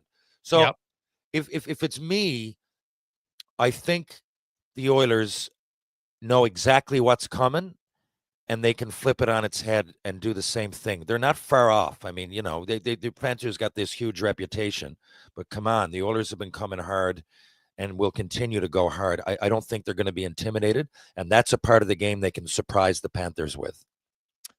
I've been asking guys who enjoy the physicality to see if it's realistic. What do you think the odds are that we could have a similar Canada-US 4 nations start to this series? Interesting. I was going to ask Dave McCarthy the same thing. I just, the more I think about it and I break it down, I think the personnel in the game is definitely very aware that is a possibility. So who knows? Maybe it's too predictable, but if it was going to happen, and who knows if it happens right off the bat, but what are the odds there's a fight tonight? I think they're pretty good. I do. The further it goes, probably going to be, and I mean, I know there hasn't been a whole lot of fights in the playoffs, but it is as physical as it's ever been. Love watching it. But yeah, I think, I don't know, I might go with a coin flip that there might be a fight tonight. If it's right off the hop, I don't know. But these teams are going to come at each other, and they both have some big, bad, mean players that are ready for the stage, that are hungry. I don't know. I think we got a good chance of it. Yeah, well, it would be amazing if game 1 tomorrow night and you have both, if some, because there's lots of guys who could do it. Now, Gadjevich is the one guy nobody in the order should be fighting. And I know that Kane would fight him, but Gadjevich is tough, really tough. No. AJ Greer, yeah, you can fight him. Bennett, Tkachuk. Obviously, Bennett or Tkachuk would make more sense than, fighting a fourth line guy that, unless it's Podkolzin and Greer, that's fine. But, I don't need Kane or Nurse of those guys to be going against him. Frederick, there's lots of the physicality on both sides. There's lots of I think smart defensive guys on both sides. Obviously, Barkov won another Selke. Draisaitl's, up there in votes this year, the highest he's ever had in his career. We saw him take out Jack Eichel in games 4 and 5. But the Connor McDavid. Now, Connor McDavid was a little bit banged up last year. He still had 11 points in the series, Terry. And I look at it and say, when Ekblad was on the ice, McDavid outscored him 5-0, 5-on-5. And Ekblad plays a lot with Forsling. Now, they like Forsling out against McDavid, and McDavid outscored him 4-2. Not as bad, but still outscored him. So I look at that on home ice. You're Chris Knoblauch, and he doesn't rarely chase matchups, but it's select here or there. Do you want McDavid out against Forsling because that means you get him out against Ekblad? Yeah, I think too. You don't really. I didn't know those stats, and I know you don't chase matchups, but come on, you want to use everything to your advantage, especially if you've got something that glaring with the best player on the planet. Yes. Yeah, the simple answer is that I would. I don't know if I'd be so obvious to go out of my way every time and make it look like a weakness, but when possible, and again, Knoblauch is one step lower than genius when it comes to my mind when it comes to making adjustments. In other words, I think he's great at it. So I believe that there will be plenty of opportunities, and I would subtly look for that opportunity when I could, for sure. The Connor Brown is going to play, barring a major surprise. He wasn't skating beforehand. He still blocked. He blocked a shot in the Vegas series, and it lingered on him. And then, of course, he had to miss some games due to getting concussed on kind of a headshot. But that part's behind him. He's fine. The Brown. So I want to ask you: you keep Arvidsson, Janmark, and Podkolzin because they have chemistry, or do you put Brown with Janmark and Podkolzin because Brown's better defensively? And then you say, we're going to match them up against that Marchand, Listerinen line, because that line has been really the difference maker. If you break down numbers of the other teams, their top lines, fairly even, and the third line blows them out the doors off. So you say, hey, I'm pretty confident my top two lines can win the top two line battle. If I go Janmark, Brown, Podkolzin, is it good? Or do you keep Arvidsson, Podkolzin, Janmark because they've had good chemistry? I think the second. I think you keep Arvidsson, Podkolzin, Janmark. I do, because I think Brown would play well anyway with the other two, Henrique and Frederick, and I think I would keep that because it's not just like it's some obvious chemistry, and why not go with that when I think the other three could play and be just as effective? So yeah, I mean it's the best of two options, but I would go with option number 2 for sure. All right. Jason Gregor, Terry Ryan with you, Sports 1440, Oilers Nation, YouTube, Facebook, X, and Instagram. You can always text us, 833-401-1440. We will return. Dave McCarthy will join us next. It's a Gregor Show presented by PlayAlberta.ca. McDonald's summer drink days are back, which means it's officially summer. Enjoy your refreshing small Coca-Cola or small iced coffee for just $1 all summer. Summer's booming with summer drink days. Excludes flavored iced coffee at participating McDonald's in Canada. Taxes extra. Prices exclude delivery. My utility bills are going through the roof. How can I take advantage of the sun and put my lazy roof to work? Sounds like a job for the men and women of Action Electrical. Energy team reporting. When you're ready to make your home or business more efficient, Action Electrical has the power to install solar panel systems and EV chargers. Facing an electrical menace? Call on the men and women of Action. Operating throughout Alberta with supercharged skills and strong family values. ActionElectrical.net. Summit Restaurant, located in the heart of the Silent Ice Center and just minutes from South Edmonton Common. Summit is your destination for exceptional house-made pizza, delicious entrees, and expertly crafted cocktails. Experience the perfect blend of flavor and ambiance in a modern setting. Join us for a straightforward yet elevated dining experience where our commitment to quality speaks to every bite and sip. Make Summit Restaurant your next night on the town. You've got a go-to coffee spot, a trusted barber, even a lucky game day jersey. But when it's about looking your absolute best, there's only one name you need. Mr. Dirk. Family run since 1939. We're experts in crafting impeccable tailor-made suits and offering a wide variety of everyday styles. Pair that with personalized one-on-one fittings and the convenience of on-site tailoring. Mr. Dirk, elevate your style game. Visit our Edmonton store or explore MrDirk.com. Score big on style with Mr. Dirk. This is a slam dunk.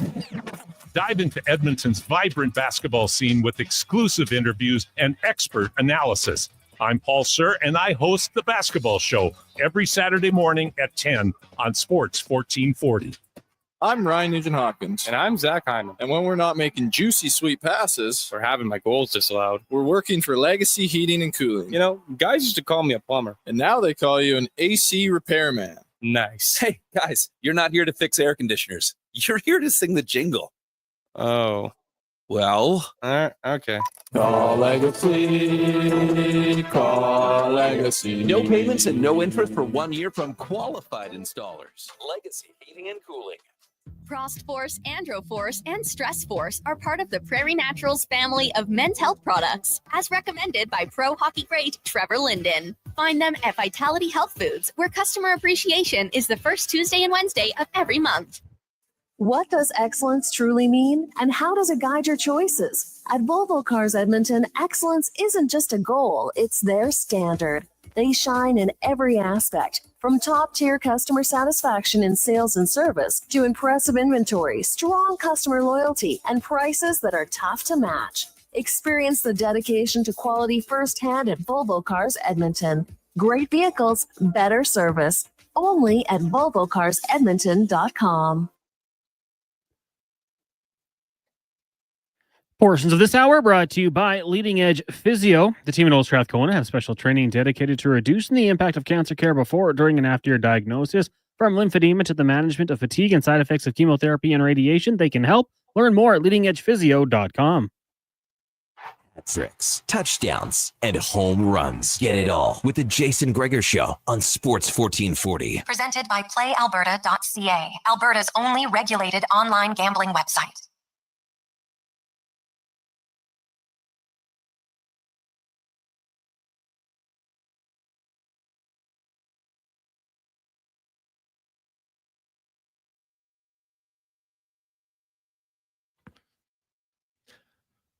It is the eve of the Stanley Cup final.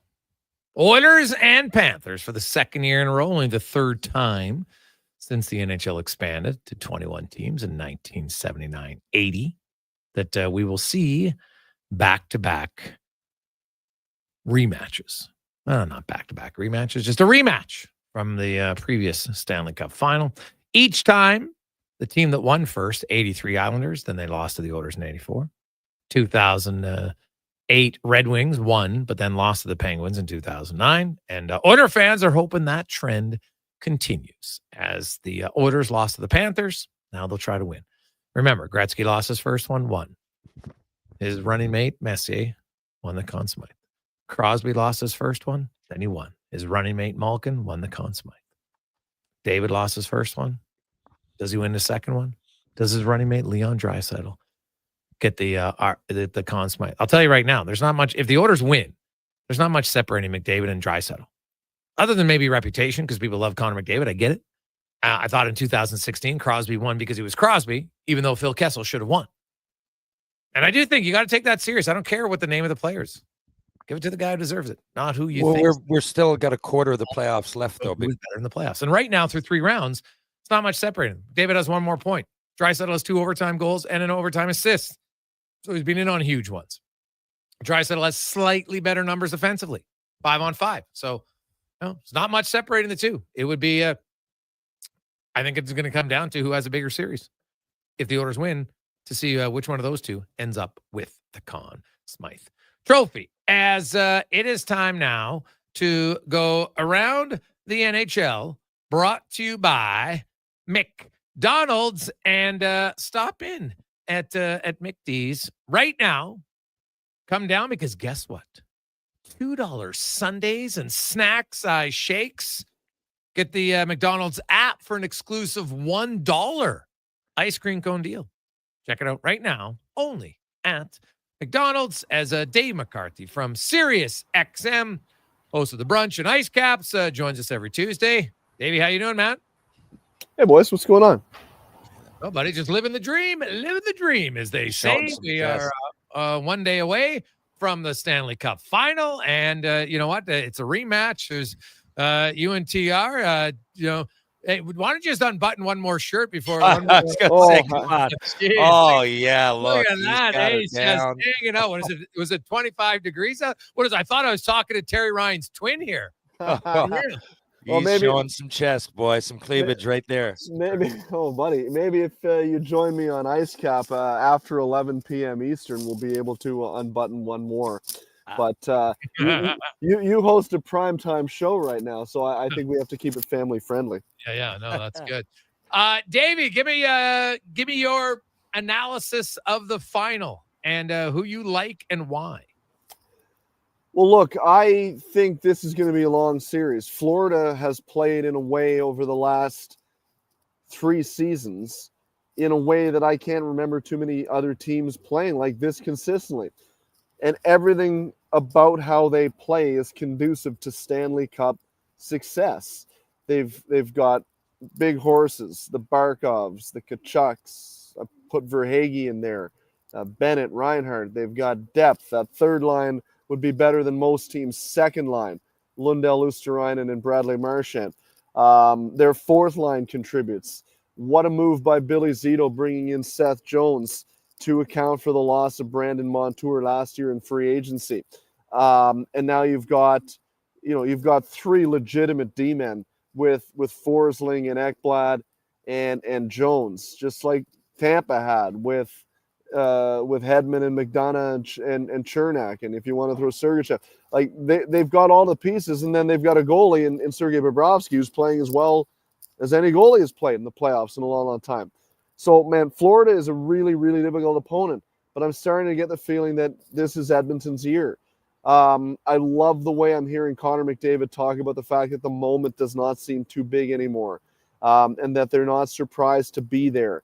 And that it just feels different from an emotional standpoint, which I think is important.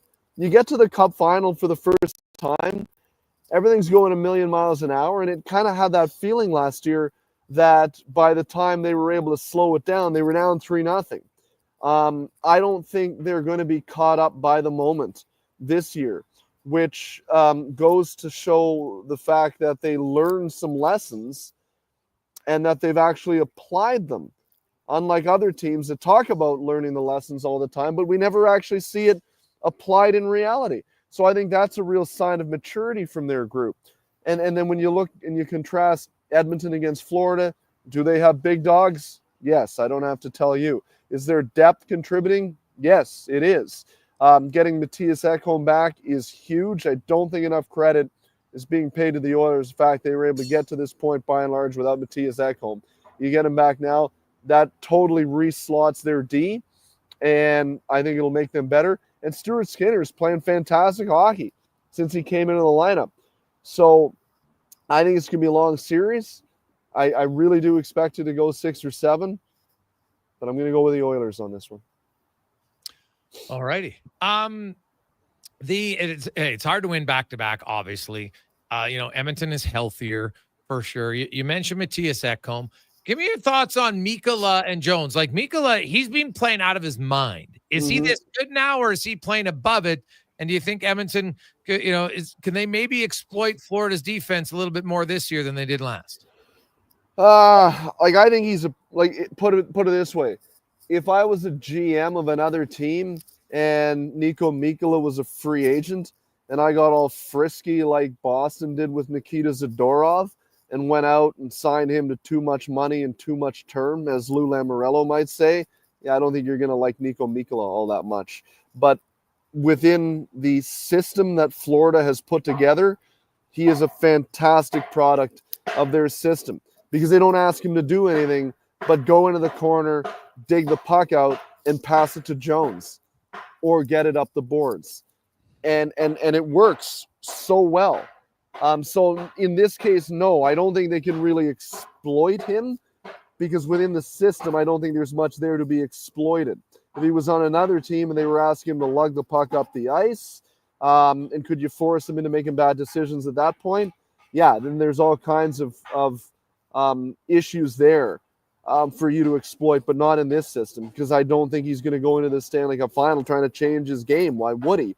The way he's played the first 3 rounds is how I would expect him to continue to play, and he's shown an ability to play really well within the role that Paul Maurice is asking him to play. Davey, we can hear many hammers in the background at your place. I'm assuming you're building a treehouse or something like that. I'm asking you, are we going to see hammers thrown tonight? Do you think there's a chance that this game starts similarly to the way the Four Nations face-off did? No, I don't think so. What, you talking Canada, U.S. with some tilt? God, be unreal, Dave. It would be amazing. Would be amazing, but I don't see that happening. I think, I would be surprised if Matthew Tkachuk starts chucking knuckles at any point this year, because I think he's working on fumes to make sure he even gets in the lineup at this point. I don't think he's going to try to roll that dice 2 seconds in. And I don't think Edmonton really has anybody up front that's looking to take that fight. Like maybe Evander Kane, but I mean, I would love it, but I don't see that happening. I expect, though, the tone to be set in terms of how the two teams play early on. I expect the first 10 minutes, the first period of game one to look like the first period of game one of round one, which I find always to be a stark contrast in terms of what we're used to over 6 months in the regular season. To me, I always find the first period of game one, round one, to be like, holy cow, like we're watching a different sport now. And I expect that to be the same with the Cup final. You seem like a very comfortable guy at home. Should the Oilers be comfortable? And how much do you think home ice advantage is going to come into play here? I think they should feel good about being at home. Like there is electricity in Edmonton, the likes of which that I'm not all that used to hearing. Like when they score at home, like it comes through the TV. It's really, really special what they've got going in Edmonton. So I think they should feel confident. But that's not to say that they have to be at home to win. I think Edmonton has shown themselves to be a really good team, regardless of where they're playing. And I think that speaks to the maturity of their group. They're not looking to run around and entertain the home crowd in a way that they feel they have to. They're just looking to play a good, solid game, whether that be home or on the road. And I think at times they brought a good road game to home ice. And that kind of speaks to my point all the time, is that, okay, some teams are more boring than others, but man, if you're hanging banners, I don't think the local fans are going to be complaining all that much.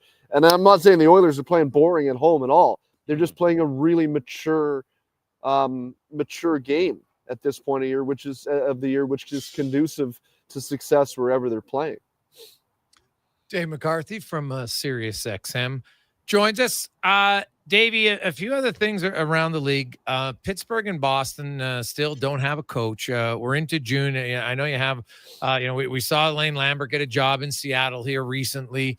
The Pittsburgh Penguins off season. And I asked, I talk about Pittsburgh because it kind of chimes into the Oilers, a team that, went back to back, and won one, lost one. They had superstar players like the Oilers do.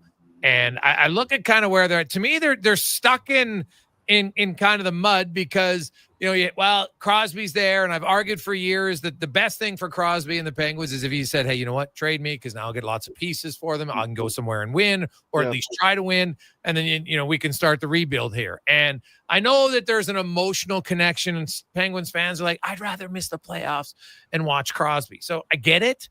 But what do you think they do, and what type of coach are you expecting the Penguins to hire?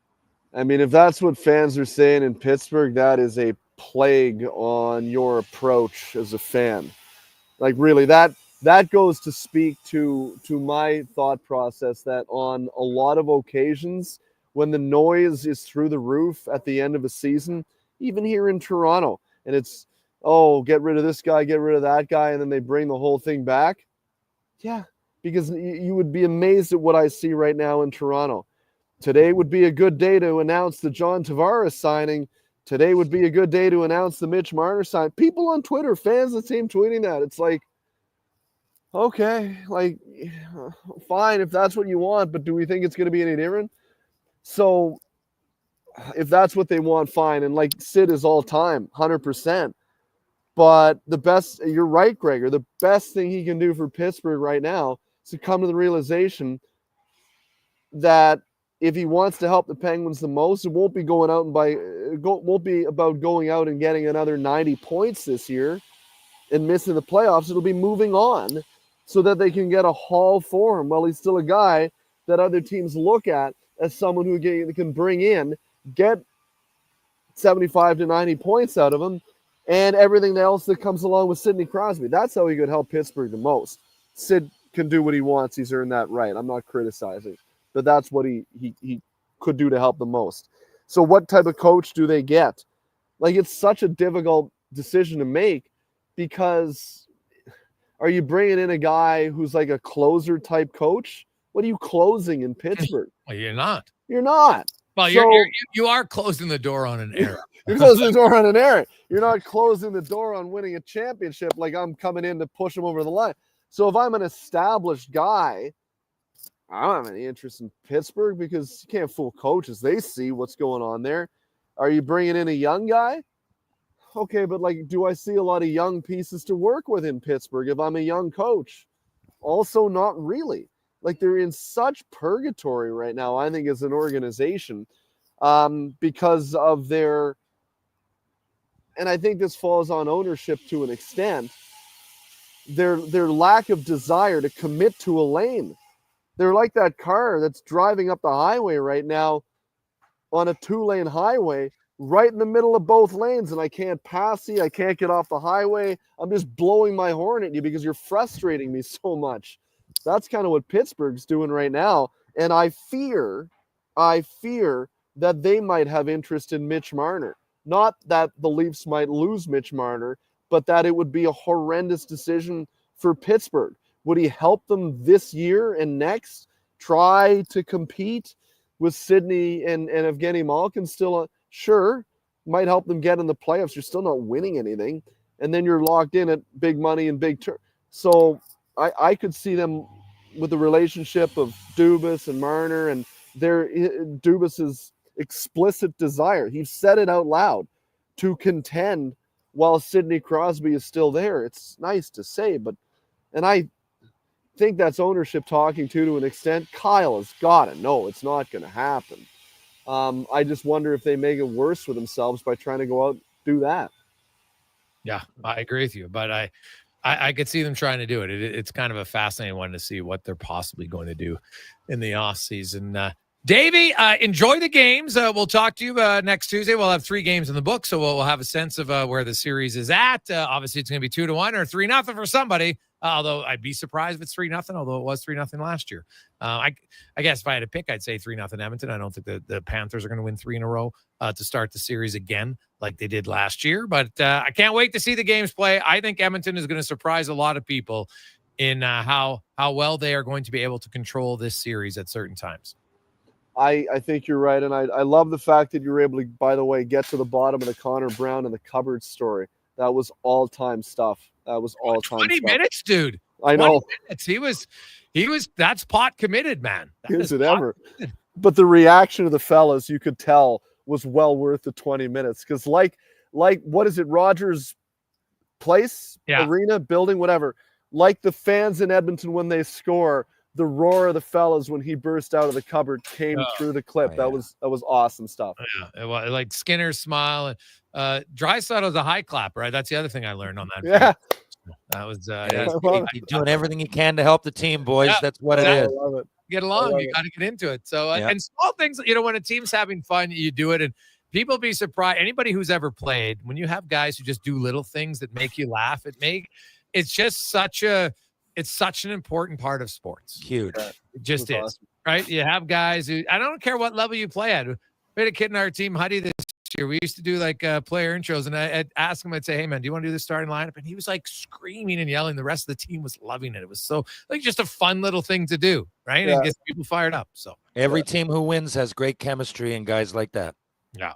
Brownie is a glue guy, and I knew him when he was 16 years old playing for the Buzzers, and I knew it then, so I'm not surprised to see him have any impact that he is. Davey, get back to it, and we'll watch Ice Caps After Dark with one less button later on tonight. So have yourself a good one. Yeah, we'll be driving some subscriptions with that. Blue Nuit. Yes, guy. Dave McCarthy from Sirius XM. Jeez, what is he? Terry Ryan down on Crescent Street, man. He's got like half of his buttons undone. It's unbelievable. But it's a pretty close picture, isn't it? TR's like, yeah, that's probably fair. I'm not even stretching. That's fair. Not even stretching it there. I like it. Quick break. We will return. We got Ryan's Rant and More on the Gregor Show, presented by PlayAlberta.ca. Scott McGilvery here, HGTV host and renovation expert. The one upgrade I know homeowners will love: better, fresher Culligan water straight from the tap. Culligan's Aquasential reverse osmosis filtration system takes your water to the next level. With up to 7 stages of filtration and 14 filter options, they're certified to reduce over 90 contaminants. Your tap water is about to get a major upgrade. Safer water that tastes great. Get started with a free in-home water test at Culligan.com. Culligan, water you love. Adventure just doesn't stumble into your life. It roars to life with Riverside Motorsports. Tearing up trails or cruising the open road. Yamaha ATVs, side-by-sides, motorcycles, and dirt bikes deliver the performance you crave. Built for thrills, ready for your next adventure. Yamaha's legendary performance and reliability take you there. Make Mother Nature your playground on a Yamaha from Riverside Motorsports. Located on St. Albert Trail. RideRiverside.com. Riverside Motorsports. What you do for fun is our business. Whether you're a craft beer connoisseur or more of a wine aficionado, there's always something new to discover at Sherbrooke Liquor, a unique, family-owned, independent liquor store. The selection, incredible. The non-alcohol section is also very impressive. Sherbrooke Liquor, expert, knowledgeable staff with a passion for unique finds. More than just a liquor store, we're a community. Alberta's best, the one and only Sherbrooke Liquor. Wine, spirits, and oodles of beer. Visit SherbrookeLiquor.com. The month of May brings machines, mud, and for us, many an opportunity. We're GS Construction, and we love the warmer weather because it means we can get to work. But to keep things moving, we need the right people on our team. You built your skills, you know your work matters. Now's the time to bring that experience to a crew that gets it. We're hiring experienced top men and pipe layers. So if you're ready to dig in and be part of a team that has your back, apply now at gsconstruction.ca for this great opportunity. It's been a long 35 years since we last hoisted the cup. Sports 1440 has the finals covered with Carius, Low Tide, Gregor. And be sure to check out the pre- and post-game shows with Andrew Walker. Sports 1440 is Edmonton's sports leader.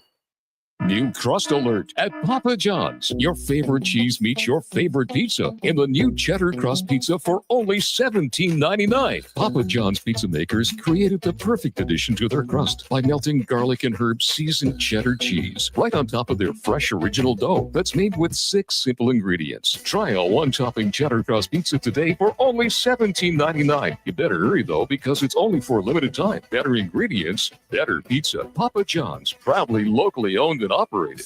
In 1973, deep in the basement of an Edmonton family home, an elite team of specialized forces came together to form Action Electrical. Action Electrical Divisions, assemble! Projects team reporting. Service team reporting. Testing team reporting.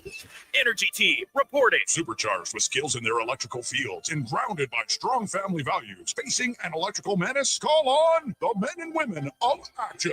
Operating throughout Alberta at actionelectrical.net. Frost Force, Andro Force, and Stress Force are part of the Prairie Naturals family of men's health products, as recommended by pro hockey great Trevor Linden. Find them at Vitality Health Foods, where customer appreciation is the first Tuesday and Wednesday of every month. Diablo Boots sells only Canadian-made work and biker boots made by Canada West. No American or boots made in China, so no tariffs. All of Diablo's boots have replaceable soles and heels for longer life. Sizes 6 to 14 Triple E. Buy quality, buy Canadian. And support Canada West and Diablo, the 2 best names in the boot business. So save on boots by Save On Foods. That's Diablo Boots, 3340 Gateway Boulevard on the east side of Save On Foods. Buy Canadian. They're terrific. Portions of this hour brought to you by Harley Davidson of Edmonton on the Yellowhead Trail, locally owned and operated by the Kent family and celebrating 45 years. See all our rides at htedmonton.com. Tricks, touchdowns, and home runs. Get it all with the Jason Gregor Show on Sports 1440. Presented by PlayAlberta.ca, Alberta's only regulated online gambling website.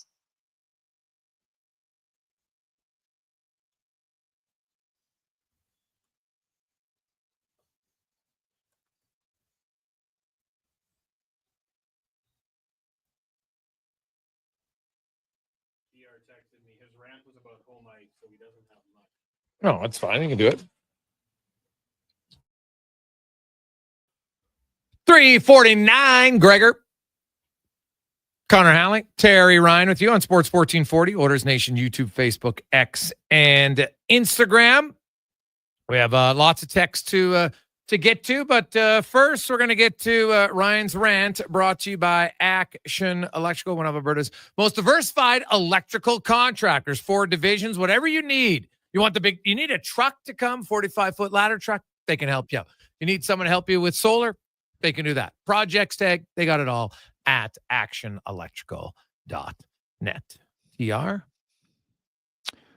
Well, first of all, I was going to talk about home ice, and I kind of already gave that away. So I guess I'll just give some ponderables that, unless you got something to talk about, because that was going to be my 10-minute rant. Buddy, and, we've already touched on it. Well, I had a few things here I've written down for my own pod, but why not get them out there? After watching the Moyle Cup, okay, what do you think the differences are with Gavin McKenna and Connor Bedard?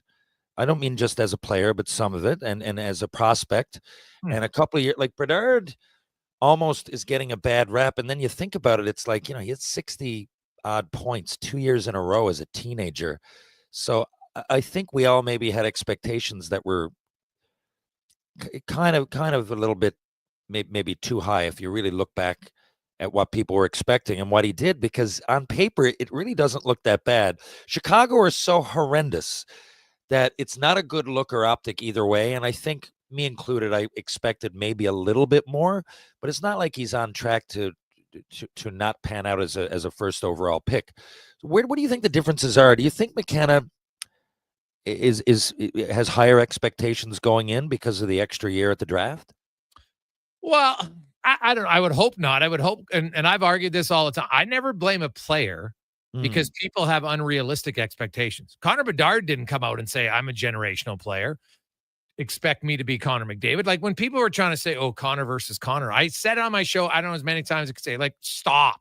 It's not even close, right? Like McDavid skates like no one we've ever seen before, and maybe for a long time never will. Connor Bedard had an unreal shot. He has a really good release point. That's great. You get to the NHL, they can take away some things, and then you have to learn to adapt. And he's very young. Now, the advantage McKenna's going to have is Bedard is an 18-year-old year was in the NHL. McKenna's 18-year-old year will be in the WHL or NCAA. I'm hearing it might be at Michigan State. So that's an advantage. Although we can get to a whole thing about Gavin McKenna. Here's the thing I don't understand. If he's going to go to NCAA, because if he's worried about wanting to play a higher competition, then go to Europe. That's where he should be going. He should go to Europe. Now, I know he can't get paid in Europe till he's 18. I don't care. Go to Europe, sign a contract that says the day I turn 18, I'm going to have a prorated deal. And so whatever, you're going to pay me $100,000, whatever the contract is. I don't really care about the money at that point. Go do what Matthews did, right? Because if you really cared about wanting to get better quality competition, you're not going to NCAA over Europe. Like, give me a break. So that in itself doesn't make sense if he indeed goes there. But he will have the advantage that he's going to be, because he's going to be an older player when he comes into the NHL, right? And that's an advantage for him, number one. Now, I think he's a little bit better skater than Bedard is. Right? Bedard's probably a better pure shooter than Gavin McKenna at their relative same ages. But, I think McKenna, having talked to some WHL scouts, when they admitted, they're like, yeah, you know what? I had unrealistic expectations. It's not the player. Connor Bedard could not be maybe more humble about what he thinks he is as a player. He never asked for all this, hey, McDavid comparison BS. So I think Gavin McKenna, hopefully he's not going to have the same stuff, because the people hopefully you're smart enough to realize we just were screaming generational, which I hate, 2 years ago on Connor Bedard. So let's maybe pump the brakes and just say Gavin McKenna is a highly touted prospect could be a great player in the NHL. That's all you have to say. That's still really good accolades for the player. Yeah, I totally agree, especially when you come in humble. You don't really deserve all that. I can see if you asked for it and you bragged or you said some public comments that maybe were over the top in a fan base's perspective. He's never really done that. No. And McKenna's going to come into a better team regardless, right? No, it depends, man. Like, who think? Well, it might be Chicago, so that would help, right? Because they'd have Bedard. But what if, like, look at the teams out there. What if it's Nashville?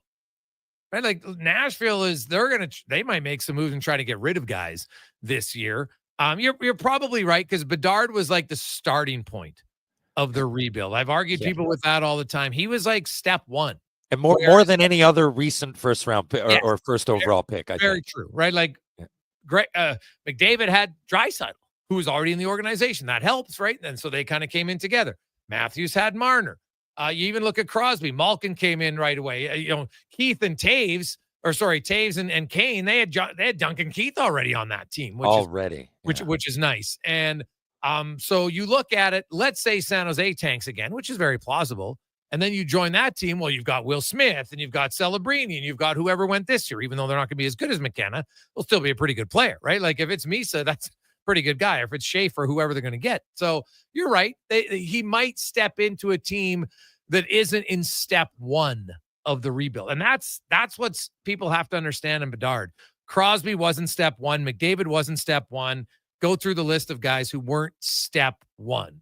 And Bedard being step one, it's going to take a lot longer to insulate him with other good players. And finally, one last thing I want to know before I take off is, what do you think of this, Jason, about Pete DeBoer's comments and move with Ettinger? At first, I kind of thought maybe he was hesitant and he was thinking he was going to pull him, like give me every reason to pull him right off the bat. Maybe he already knew that. Then after the game when he spoke, I thought, is he trying to sabotage his contract? Is he only or his time maybe to get out because he has only 1 year left? Or do you think it was just a slip of the tongue? Because the way I'm reading, a lot of people weren't happy with it. And I see what he meant, but it was a little abrupt. Yeah, he didn't word it the best. That's fair. When he had a chance to word it better, he didn't. As somebody who hosts a radio show and has worded things wrong at times, I'm going to give him the benefit of the doubt. I think what happened, I think he had an internal fight with himself, Terry. I think he really thought of starting DeSmith before the game. I think so too. Yeah. The 2 goals go in, and because DeSmith was dressed already. So maybe he told DeSmith and he forgot to tell Ottinger, or he said it to Ottinger and Ottinger didn't hear him or whatever. I don't know what happened on the bench, because it was odd that Ottinger skated back in and they say, hey, come back here. Because DeSmith was there right away. He wasn't all of a sudden, what, you're out? No, he was already dressed. So he knew he was going in. So I think there was probably a little bit of, man, I'm pissed off at myself here because I didn't go with my gut. And it's hard. Like, it would have been a massively tough decision to dress Casey DeSmith, because to be honest, it wouldn't have mattered. Like, Jake Ottinger isn't, and we had a texter saying, hey, Jake Ottinger wasn't the only guy who played poorly in the last 8 games, right? Yeah. Like, Edmonton went 7-1 in their last 8 against Dallas in the conference final over the last. And they only had how many goals? They didn't have a lot of goals. Yeah. So he would have been better to say, hey, you know what, Jake, we could have had some more saves, but my God, hey, where's the milk cartons, if you want to be honest, about the rest of the guys on that team, because there was lots of guys MIA outside of their goaltender.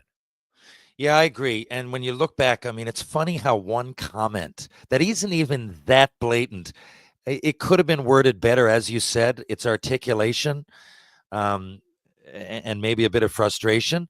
But it's funny, with a guy with such a track record that people seem to respect, and he's got a lot of success. I mean, Game 7, the success is unprecedented, I think, across the board North American sports. However, just one little, and that's how quick, right? Like, I'd like to remind people of that, that are, hockey fans. What's that? The people love to jump on someone else that has no impact in their personal life. It's easy. Oh, it's wild. It's easy to just, Pete DeBoer's the worst. Pete DeBoer, oh my God, he said something wrong. Let's just throw him to the wolves. Like, pump the brakes a little bit. But that's a little bit how it is nowadays. There is a section of people that get off on seeing others fail. Agreed. Right? Because they're not overly, and I think usually it's because they're not necessarily happy with where they're at right now. And it is easy online to get frustrated. Yeah. And this guy sucks. You don't know him. You have no personal connection to him. And it's easy to really throw darts at someone. If you want to say, man, I didn't really agree with how DeBoer worded that. He could have worded it better. Yeah, totally agree with you. And you know what, Jason? In this era, it's one thing that everybody has a voice, and there's so many voices on social media, but it's the fact that you can do it immediately. Because a lot of times, if you have time to breathe and absorb something for a few hours, even a night, and wake up in the morning, you might have, the way you would work is that, you'd read the paper the next day, and, you would absorb the information a lot slower, and it would have time to sink in. And of course, as is the human condition, right, there's more empathy and compassion the longer you let something sit. But right now, where you can just react immediately, and that's probably not something that you should do in any situation a lot, unless you're playing a sport. I just find it often unfortunate for people that otherwise are liked or loved. Yeah. TR, we will chat with you after game 1, which of course is tomorrow night. And then we'll chat with you on Thursday. Have a good one. Thank you, Jason. Thank you, Connor. Thank you, Edmonton. See you guys soon.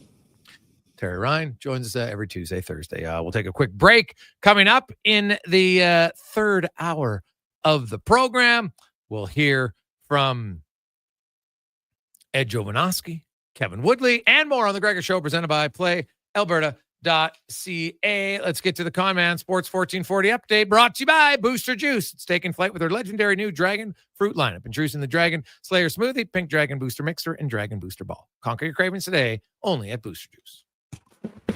This is a Sports 1440 update. Game day in the city is the Edmonton Riverhawks kicking off their season down at Remax Field with the Victoria Harbor Cats in town. First pitch set for 7:05. On the ice, the Flyers signing forward Noah Cage to a 4-year extension worth $16 million.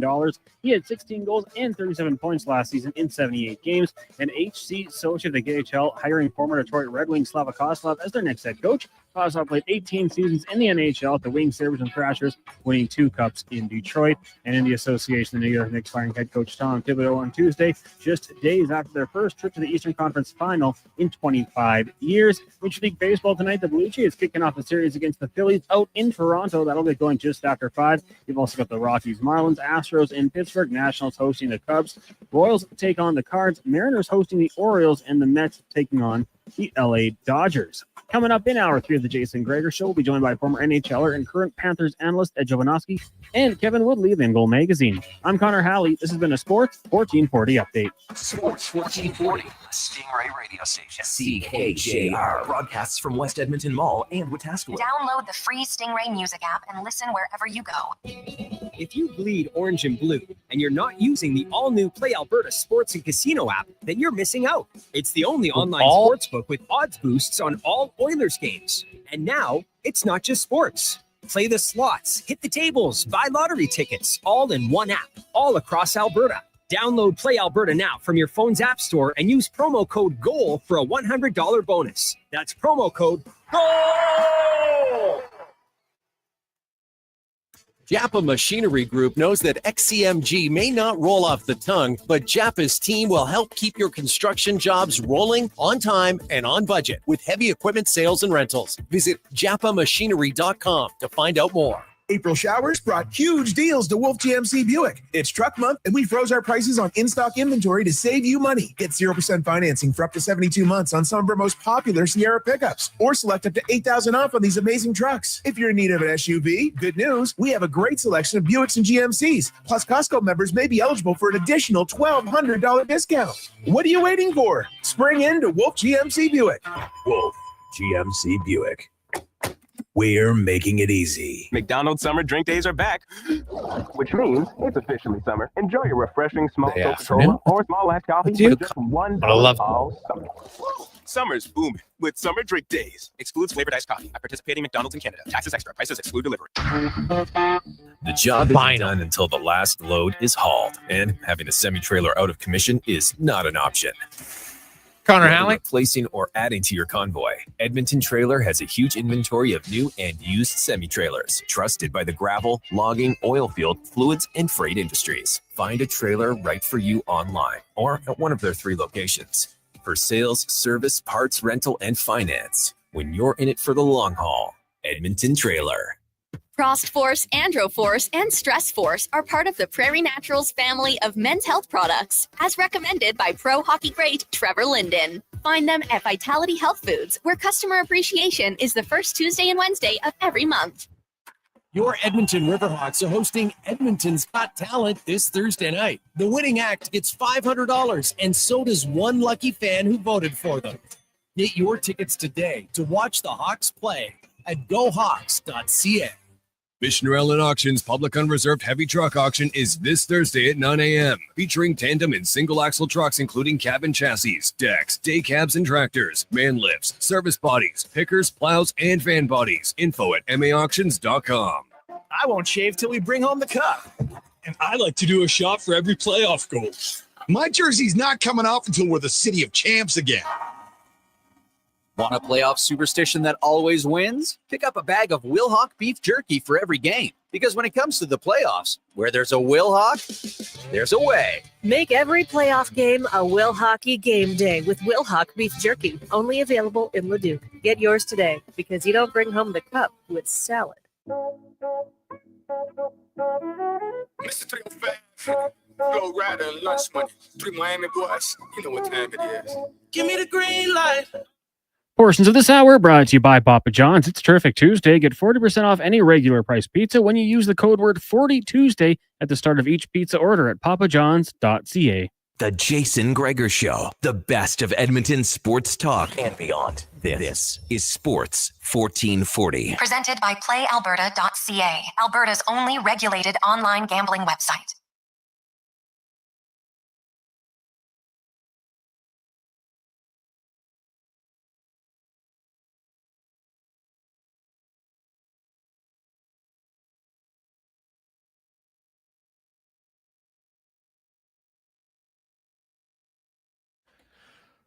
Just after 4 o'clock.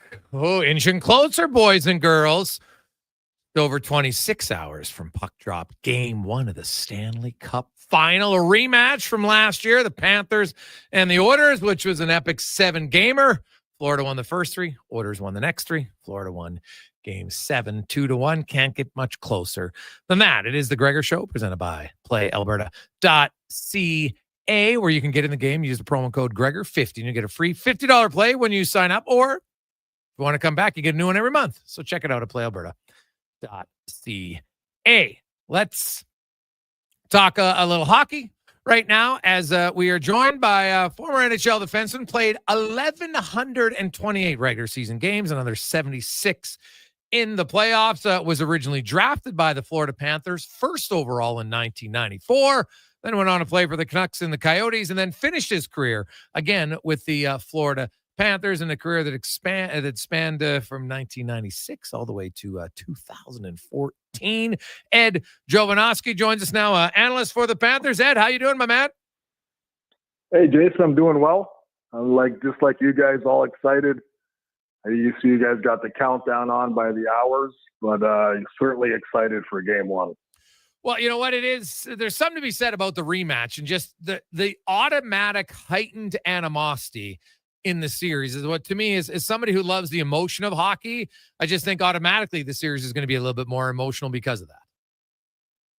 Yeah, you think so. I mean, obviously, when you look at the Oilers not going their way last year and having Florida win, I think you look at a lot of players that experience what the Stanley Cup Finals is all about, to the off-ice, to media day, to all the other hoopla that goes around, transferring onto the ice. Yeah, the emotions, are there. I mean, it's certainly the margins are thin. Emotions pick up, everything ramps up. But, facing each other again, we'll see. Yeah, we'll see tomorrow at 8 o'clock how this thing starts out. But, in the playoffs, as much as your physical and emotions are up, you still got to remain somewhat disciplined in a lot of different areas. So sometimes you can't control yourself. And but that's what makes hockey so fun, right? Everybody, just the emotions up. You wear your heart on your sleeve, do whatever it takes to protect your buddies, sacrifice, all the things that go up and down the list, what it takes to win hockey games. Ed, when you look at when you were drafted by Florida very early in that franchise's history, and you know what, of course, there was, as a rookie, you came in your first year, you guys went to the Stanley Cup final. Like, oh, geez, this is pretty fun. And, obviously it's a lot harder to get back. But when you look at hockey in Florida in 95, 96, to here we are now 30 years later, how much has it grown for you? And did the Panthers need that Stanley Cup to grow it even more? Well, I think you look back 30 years ago when the team, went to the finals, that did a lot for the market here, right? And continued having some decent teams kind of moving forward, playoffs. And then it kind of went through that lull period where trying to figure it out again, and then, as this core group kind of got back into the mix here, and guys that Dale drafted and now Bill Zito bringing in, obviously winning the cup puts it to another level, and having 3 straight cup appearances. I mean, it's the top of the totem pole right here as far as, sports. You got the Dolphins, you got the Heat, but I think the Panthers have come a long way, and they've stayed there. And, the excitement is huge. The buzz is crazy. The fans have gone to another level.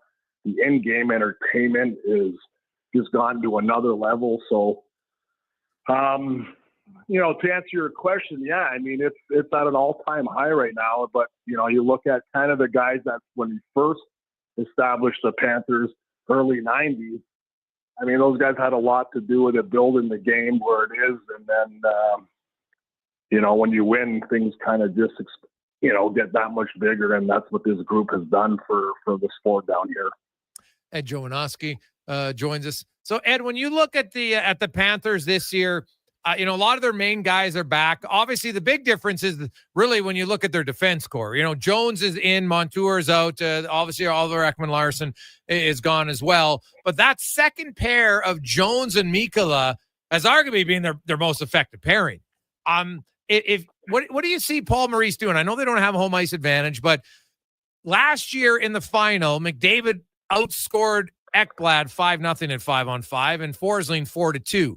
Do you think they split up the matchup between Forsling and Ekblad against McDavid with Jones and Mikkola, or is it still going to be heavily Forsling and Ekblad like last year?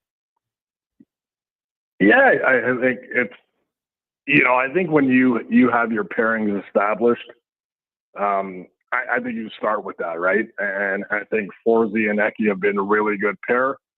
That was last year.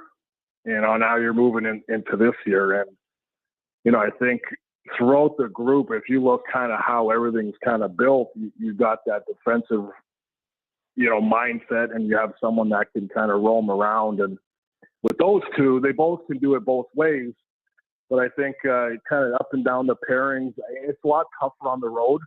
Obviously, again, that matchup, one thing that you heard Coach talk a lot about, they're not going to be putting themselves in a difficult position to hurry and get a change. Okay. Listen, it's tough defending these beasts. There's no secret. Well, McDavid, Draisaitl will do it against the best throughout the league. But I don't think you put yourself in a position where your bad line changes. I think it's smart to change when you can. But I would think that, those matchups, especially as you said in that second pair, they do cover a lot of ice. When you look at, Mikkola and Jones, it's almost like an Ekholm.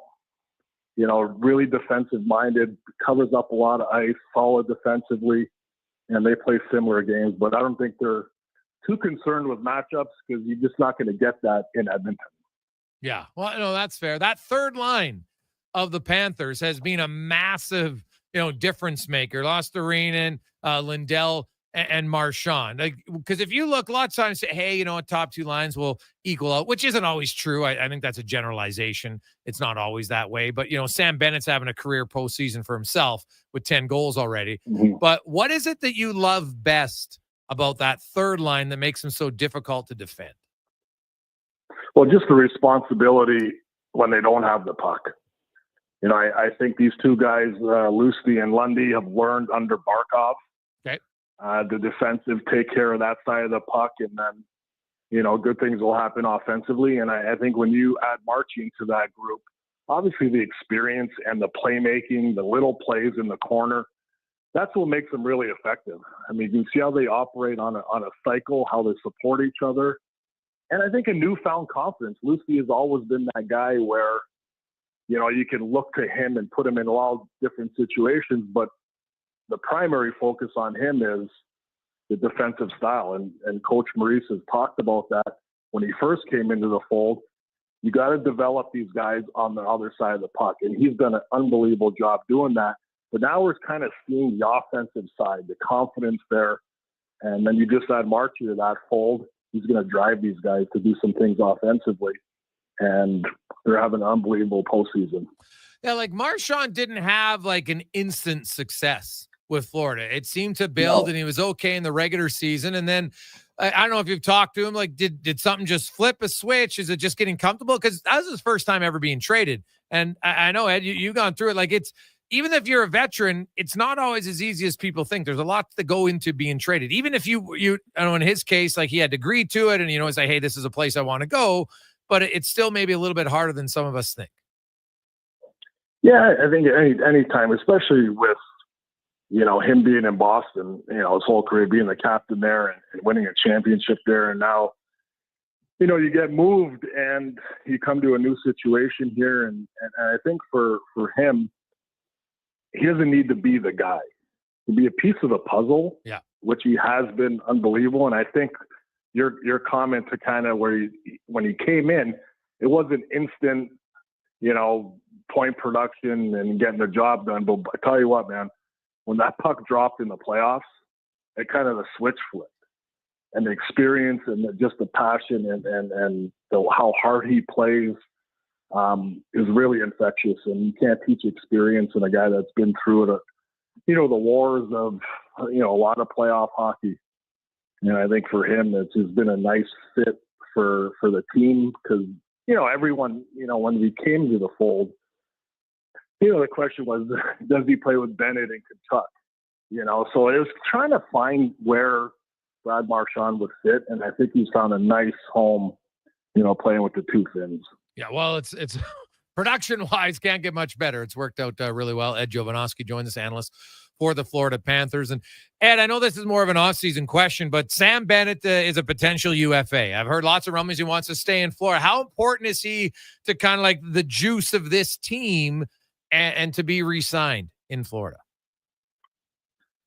Well, I mean, when you look at those situations, they're always tough, right? And you're working in a cap system. You want to see, how everything fits in. But, all I can say about him is he's kind of brings everything. He's not afraid to go to the net. He's not afraid to drop his gloves. He seems to be, a big-time playoff performer. And that's kind of where it kind of ends with him. I think it's one of those situations where you look at him, you love to keep him, in Florida here. And I think Bills, that's what they got to do in the offseason. I love to give you more playing GM, but I think for Sam Bennett, he's just a big part of this team. And, I saw the articles come out the other day just on the guys talking about what he brings to the team. So, not just me saying it, right? His teammates kind of coming to the forefront and basically stating how valuable type of player he is, almost a unicorn type player. And it's fun to watch each and every night because he really is that spark plug and plays with that passion that you don't see in a lot of guys. Well, he has a unique, and I think you might be a good guy to ask this question to, Ed, because there's tough guys, like guys who play tough, and then there are certain players who are mean. And Sam Bennett seems to have a mean I don't say that as a negative thing, but like he's almost like he's got no conscience on the ice. Like Chris Pronger would be mean at times, right? He'd stick guys in the face. He got suspended 8 times. He's like, hey, I got to create some space. Whatever. I'm not going to worry about it. Bennett has that, like, there's a toughness to him, of course. He'll fight, no problem. But he's got that meanness. Do you know what I mean? And, like, how invaluable is that? Because especially in today's game, like, there's not a lot of mean players. Right. And that's what makes him, like you said, unique. He's just a player that really doesn't care. And I think to whatever cost it is, he's going to do whatever it takes to win a hockey game or help his team win. You're obviously got to play within the parameters of, of the game, and emotion sometimes takes over, but I don't think he's concerned, too much about kind of everything as far as, I guess you would say discipline-wise. I think he plays hard and he's an honest player that he's just going to play one way. And I think that's what makes him so effective, that he just doesn't stop. The engine doesn't stop with him. And, there's moments throughout the season where, Sam wasn't in the lineup and you almost can feel that hole. And you can say that with a lot of players throughout the league when a guy's missing. It feels a void in that position, and he's just one of those guys. Ed, we appreciate you coming on. Enjoy the series. It should be a hell of a series, man. We look forward to it. Thanks so much for your time. Yeah, likewise. Anytime, guys. Ed Jovonoski, a longtime analyst now for the Florida Panthers. And there is just something different about tough and mean. And I think Bennett's mean. And will he cross the line every now and then? Yes. And that's just how he plays. And I'll say this. If he was on your team, you'd love it. If he's on the other team, you don't like it. Like he doesn't have the ratness of a Tkachuk, right? Like Tkachuk goes out there. He's a little bit of a spot picker, right? Like he'll fight Aho and he'll fight Ethan Bear. Now I give him credit. He did fight Zach Cassian, but it was almost like he had to at that point, right? And he'll fight some guys, but he knows how to just piss you off, right? Sam Bennett doesn't really have the constant one, but then he'll just come out and he'll lambaste you, right? And he'll just be like, stare right through you. Kind of looks like the serial killer look. Like, I'm telling you, man, he's a very valuable player. If he made it to free agency, there'd be lots of teams interested. And he probably would get overpaid for what his point production is if you go based on points. But he brings a lot of other elements. And his play at Four Nations and now his play in the Stanley Cup final has only elevated, I think, his value to lots of teams. Because when you can bring something that, like, how many guys in the league can bring what Bennett brings? Like, there's guys who are more skilled, but look in the playoffs. How many guys have more goals this season than Sam Bennett? So, when you say how many guys can bring what he brings, well, not many. Because guess what? 0 have more goals than Sam Bennett so far through the playoffs. He's got 10. The Oilers' leading goal scorers, Cory Perry and Leon Draisaitl with 7. Like, Bennett's having himself an unreal postseason. And if he wanted to cash in, he could. But he might want to say, you know what? I'm going to make a lot of money. I want a chance to be competitive. So we'll see what happens. Quick break. When we come back, you've been waiting. Kevin Woodley and his pre-series scouting report. This one on Sergei Bobrovsky and Stuart Skinner. Coming up next on the Jason Gregor Show on Sports 1440, sports1440.ca, Oilers Nation, YouTube, Facebook, X, and Instagram. It's the Gregor Show, presented by preparedness.ca.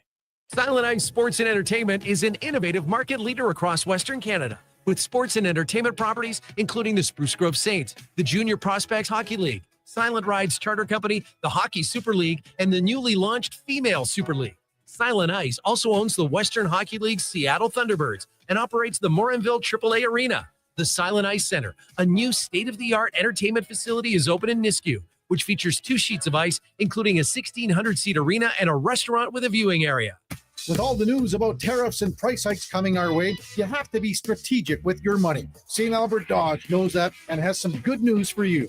Right now, all Ram 1500s are available with 0% financing for up to 72 months. So think about it. You can get into a brand new Ram 1500 right now at pre-tariff prices, while selection is still good, and pay 0 interest on your financing. That keeps more money in your pocket. And that's how easy it is to do business at St. Albert Dodge.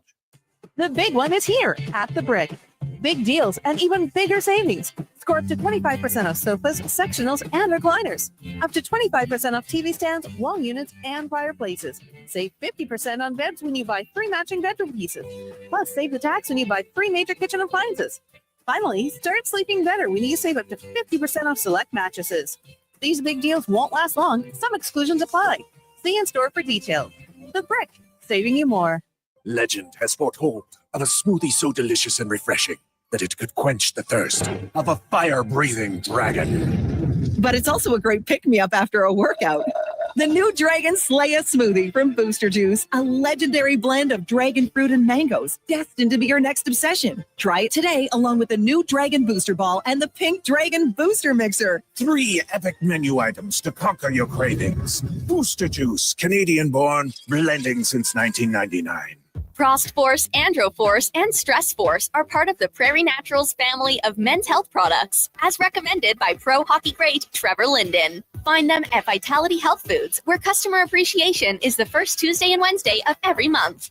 Ready for the ultimate golf getaway? Stay and play at Wolf Creek Golf Resort. Relax in the beautiful HB Lodge. Their spacious country cabin right off the 9th fairway, perfect for groups with 2 bedrooms, private bathrooms, and a cozy living room overlooking the course. Packages start at just $185 per player. Prefer the outdoors? Book your spot at the Wolf Creek RV Resort, nestled among the fairways. Visit golfnorth.ca/Wolf Creek and make your stay and play dream a reality today.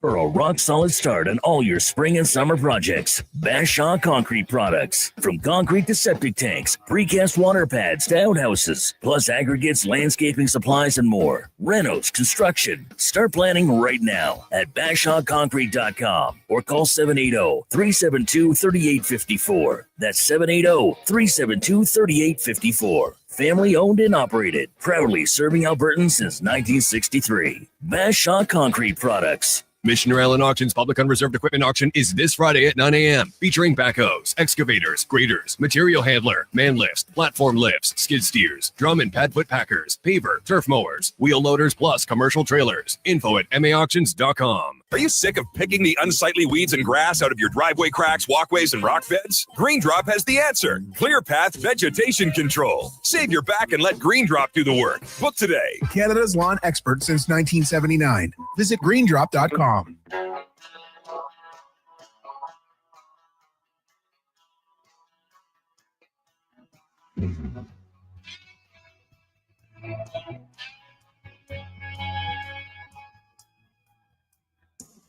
She says love for me could never die.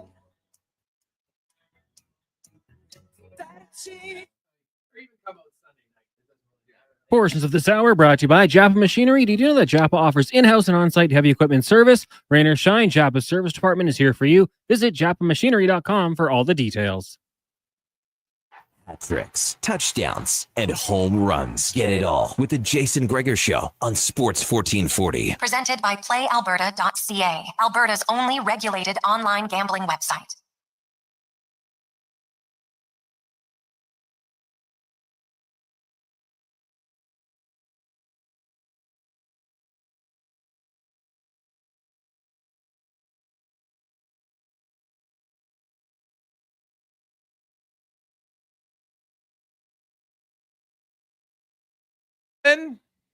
Welcome back.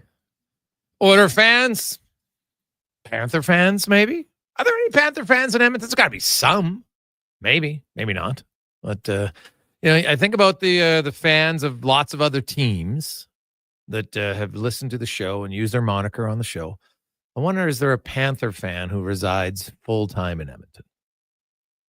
I'm just curious. There's got to be one. I think. Some. 833-401-1440. Let us know. It is the Gregor Show, presented by PlayAlberta.ca, as it is time to talk a little playoff hockey. Our playoff report brought to you by PlayAlberta.ca. There's no better place to get in the game than PlayAlberta.ca. Whether it's sports, lottery, casino, with the all-new app, you can bet on sports, spin the slots, hit the tables, and do it all at PlayAlberta.ca. Download the app today as Kevin Woodley from In Goal Magazine and NHL.com joins us as he always does, usually on Mondays, but we're doing a little series preview, so we decided to do it on Tuesday this time. Woodley, how you doing, my man? I'm good. I appreciate you guys making the change for me.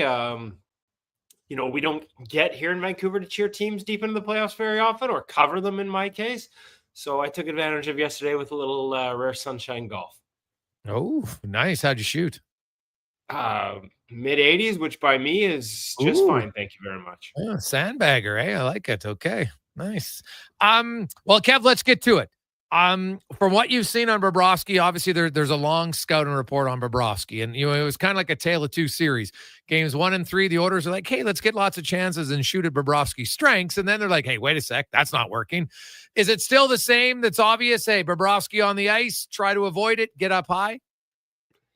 Yeah, to a certain degree, Jason, for sure. And there's the one part of that that I think can get a little overstated in the playoffs. Like it gets presented as a weakness, right? Like shoot high just under the bar and that's your best chance.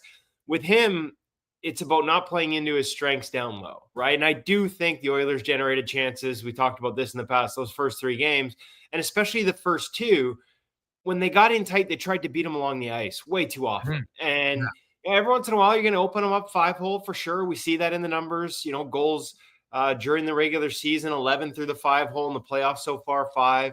But the reality is most of that's tips, deflections, scrambles when he has to lift a leg to push back and forth. It's not so often, breakaways and in tight. Like you got to elevate. And then the second part of that, one of the reasons you don't see, you see so many goals up over the blocker or up over the glove are because even when he's moving east-west, most goalies, you get them extended east-west, side-to-side slot line plays. If you get it above the pad, 12 inches off the ice, you got a really good chance of scoring. But because Bobrovsky has so much good coverage just above the pads, like he always builds what his old goalie coach Ian Clark would call from their time in Columbus, hand in support. So the hand is always there over top of the pad. You saw that in the Stankoven backdoor save in the last round. Like that's a chance to be momentum-changing goal for the Carolina Hurricanes. Backdoor one-timer. Like 99 of 100 goalies, that's in just over the pad. But Bob extends, drops the stick, which he's willing to do to keep the blocker square in moments like that, and makes an incredible blocker save. Those chances have to be in the top half of the net. 12 inches off the ice with Bob isn't enough. And what you do in those moments is you give him the chance to change the momentum with his spectacular athleticism. Got to put it up high. I know it's easy to say from my couch and a lot harder to do in real time with the pressure the Panthers put on you defensively, but it's so important because they can become, defining moments in series. Look at the Tampa Bay series. That it was probably done. It was game 5, but there's back-to-back saves, where guys try and beat him along the ice and he gets there and gets a pad on it. He's just spectacular in that regard. Yeah. So what about like situational stuff? Off of the rush, down low off cycles. Is there other areas he's a little bit more susceptible? Well, let's start with down low off cycles. I do think low high pop passes. He's such a good skater. So anytime he can gain ice, like he can play, he's not aggressive by any means, but he gets 3/4 and up above his crease. And so as good as he is in and around the posts, anytime you can move it sort of low to high below the goal line, you're limiting his ability to gain depth. At times, he comes out at you and gives up the short side because he's coming off of his post. Other times, and this is something you have to be aware of, both off the rush and down low, one of the more active sticks in the NHL, maybe this side of Pyotr Pokchetkov in Carolina. He is very active. Anything below the goal line on the blocker side, you can get him at times with that paddle down and reaching out at you. So you have to be cognizant. If you're not aware of it and you just try and make that pass off across the ice, he's going to break it up. But if you are aware of it and you can make get that little sauce pass over top of the stick, then the guy catching it on the other end, as soon as you reach one direction with a blocker, you're late to the other side. Like it delays your ability to get back over to the glove side. And we saw it against the Carolina Hurricanes. There was one coming off of his glove side that goes low and he reaches for it. And in reaching for it, he doesn't quite get it because they did a great job of keeping the pass just high enough. But he gives up the blocker side coverage because he's extended it out to his left. Another one where there's a puck dangerously you can see he wanted to go for it. I think it was Jarvis in the low slot on a loose puck. Jarvis beats him to it. And because that blocker is extended and the stick is out, much more easy to chip it back up over his blocker because it's essentially that's the hardest part about blocker is your stick is a big part of it. And so once he activates, he's the best in the league, in my opinion, at knowing when to drop the stick and just use the blocker. But once he activates the poke check, he's kind of all committed and that blocker's out of the way. So you can look for moments like that. And again, in a Stanley Cup final, it's, the difference between knowing to look for it and not are the little margins that can make a difference in allowing a goalie to gain confidence like they did in the first 2 games last season, or starting to chip away at it right away. Kevin Woodley from In Goal Magazine and NHL.com joins us.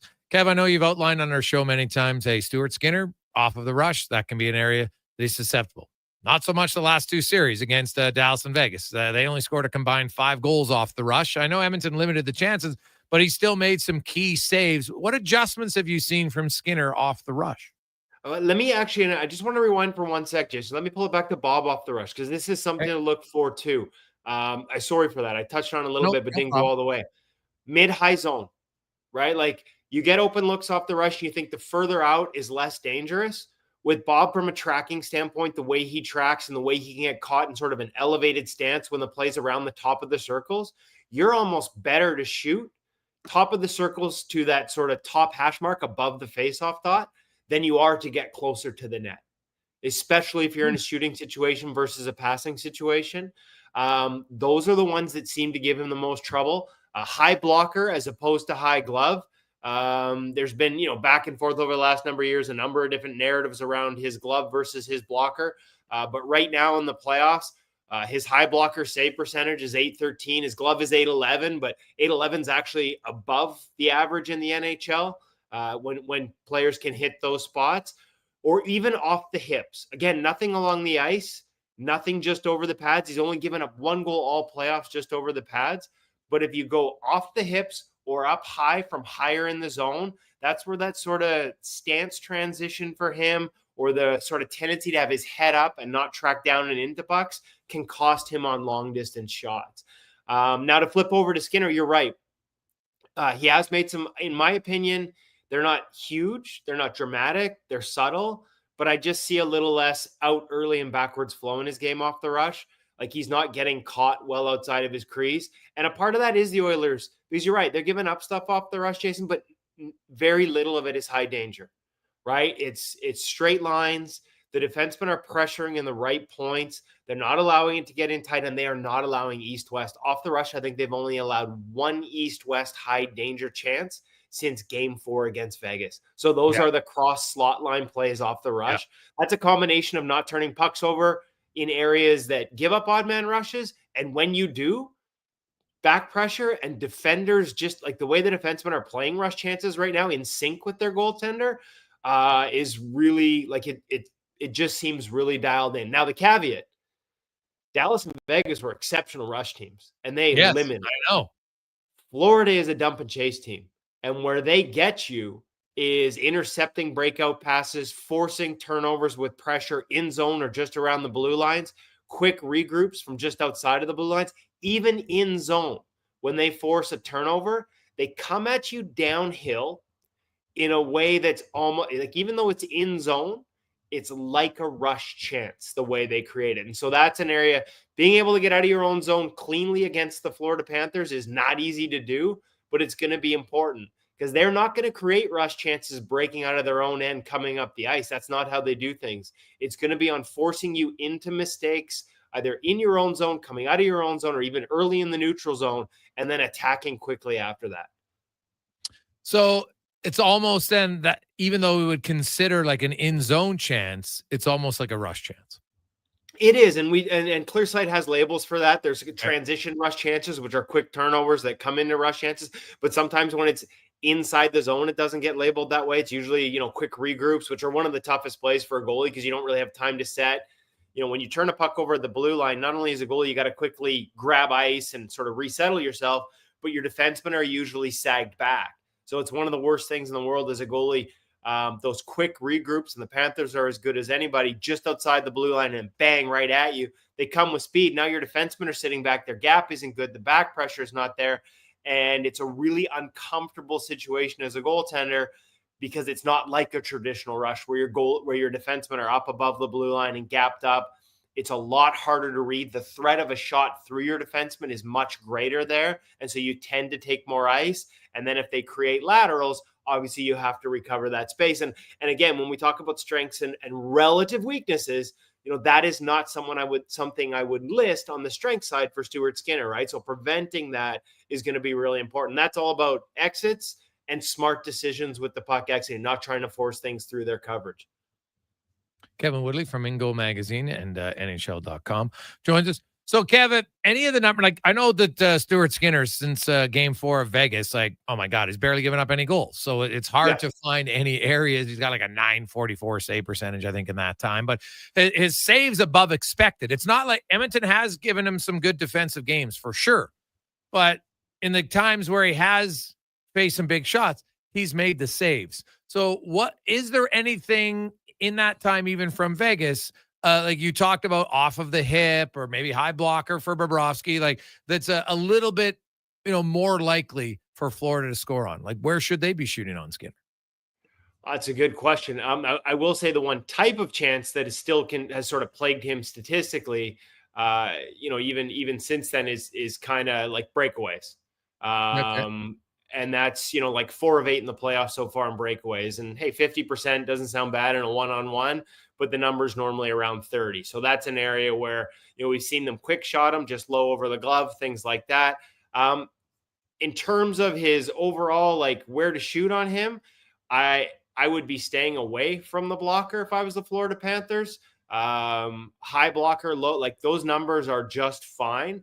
High glove, and so much of this is situational, but high glove is at 806, which again is above the league average. I know people will find that hard to believe, but that's where the majority of strong chances go to. Yes. And so that's an area with him where a lot of times it's when he's moving. Like again, when Bob moves, he sometimes maintains active hands, certainly above the pads. When Stu's moving, or when you get him in a screen and you put him in a blocking position where he has to slide across with his hands across, just trying to take up space, or shifting off of a screen, the glove goes down and that opens up access there. So, it'd be interesting to see whether they go after it. In terms of have teams been targeting it? Not by the numbers. No. 31 shots, high glove, 33 high blocker on Stuart Skinner for the playoffs so far. 23 low glove, 16 low blocker. So overall glove side, high, low combined, you've got 54 chances versus 49 on the blocker side. Not a huge discrepancy there, Jason. Not enough for me to sit there and go, oh man, teams are really going after his glove right now. I actually think he's done a really nice job of sort of keeping it up, not dropping it as early as he might have in the past. And he's made some nice clean glove saves, again, on easy looks, like open looks. But he's not defaulting into that block. He's keeping that glove up high, and he's controlling play by killing those ones that he can see with clean catches. Yeah. Well, I think we've seen that. Like, he's looked very comfortable in it. So you're saying he's kept his glove hand a little bit higher than normal. And I don't mean that higher relative to his past. He's always been a fingers up glove guy. I just mean he's holding it there. He's not dropping early and putting it into down on his hip in a block situation, which tells me he's seeing the release. He's trusting his stance, his posture, and he's trusting that not going early, quote unquote, which to me is before the puck's off the blade, not allowing yourself the time to read the release and just trying to block. And that is when you see the hands come down prematurely. He's done a nice job of staying patient overall. And I think if people are looking for signs of that, it manifests itself in that glove just basically holding in place on high shots, not dropping early and then having to come back up. Okay. What about, so Bobrovsky, we know how good he is on his pads down low. Yeah. Does that, like when he moves across though, does the 5-hole open up, or is the because I had a goalie guy, I think it was Steve Valiquette when we had him on, he's talking about the worst place to shoot is really either side of the 5-hole because it's so small that you can come in there, and if you don't hit it, then you just hit the guy in the pad and people are like, oh, it's a terrible shot. So is Bobrovsky's quickness, does that make his 5-hole even less likely to score on? Well, it's funny because we saw some clean looks go in 5-hole. And I thought in the Toronto series in particular, we saw, I think it was Max Domi and I just reviewed these goals. Austin Matthews both beat him clean with shots from distance along the ice. And a lot of the chatter and a lot of the talk in that series, and obviously the focus there was much like you'll find in a cup final, like it's hard to avoid it even as the athletes themselves. Like it was a lot of talk about high shots. And it looked almost like he was getting caught trying to make sure he didn't commit too early, and then pucks beat him through the wickets. I'm with Valiquette, though. as much as those two jump out in the playoffs, and then Sebastian Aho on a distance shot from breakaway and a distance shot through a screen, one under, shoot right off the hips, one under the blocker, one under the arm. Statistically speaking, Bob's 5-hole is just fine, especially on clean looks. I certainly would, it's almost a cat and mouse. Like, if you see him, your goalie coach, I mean, a guy like Dustin Schwartz is watching this, I'd almost be between periods. Like, if you see him holding edges to a point where it's not just patience, it looks like he's purposely trying to make sure he doesn't commit early, I'd waste one low off the rush. I'd put that in his head and get him down early a little bit. But other than that, from a shoot to score standpoint, unless you see that and think you can take advantage of it, I still think you're better going off the hips. I still think you're better going high. And ultimately, no matter where it comes from, you're better going high in the zone, as absurd as people will think that sounds. Again, from that top hash of the faceoff dot to the top of the circles, if you're coming down the wing off the rush, that's where you can catch him moving in transition from a high, narrow stance to a lower, wider stance. And pucks tend to either filter over him or go through him a little more often, whether it's 5-hole or just off the hips in both situations. Whereas 5-hole becomes more vulnerable is in the scrambles in front of the net and sometimes through traffic. He will hold edges. Again, we saw this in the Toronto series on a dead angle goal from Nylander, where he's trying to look behind the traffic, but he doesn't commit down and he just stays up and the puck goes right underneath him. So he tends to, almost Vasilevsky-esque, he'll look up and over traffic, he'll be in that narrow stance. If you can get a release off that he doesn't see quick and low, it will beat him every once in a while, 5-hole. And again, that plants the seeds of doubt. So, but it's more screens and scrambles on broken plays. When he starts moving back and forth, he doesn't have the longest legs, as powerful and as athletic as they are. His limitations for pad length because of that are, and he actually has gone below his limitations in years past, although I think they've bumped him up in the last couple of years. So a smaller, not as tall pad. So that gap as you're moving back and forth, and you think of it like the wickets, and to move to my left, I got to lift my right knee. To move to my left or right, I got to move my left knee. Every time they open up to make a small movement, that gap is there, 5-hole. That's, to me, where you try and target it, not so much off clean shots. Kev, great stuff. Give me your thoughts. Who do you like in the series?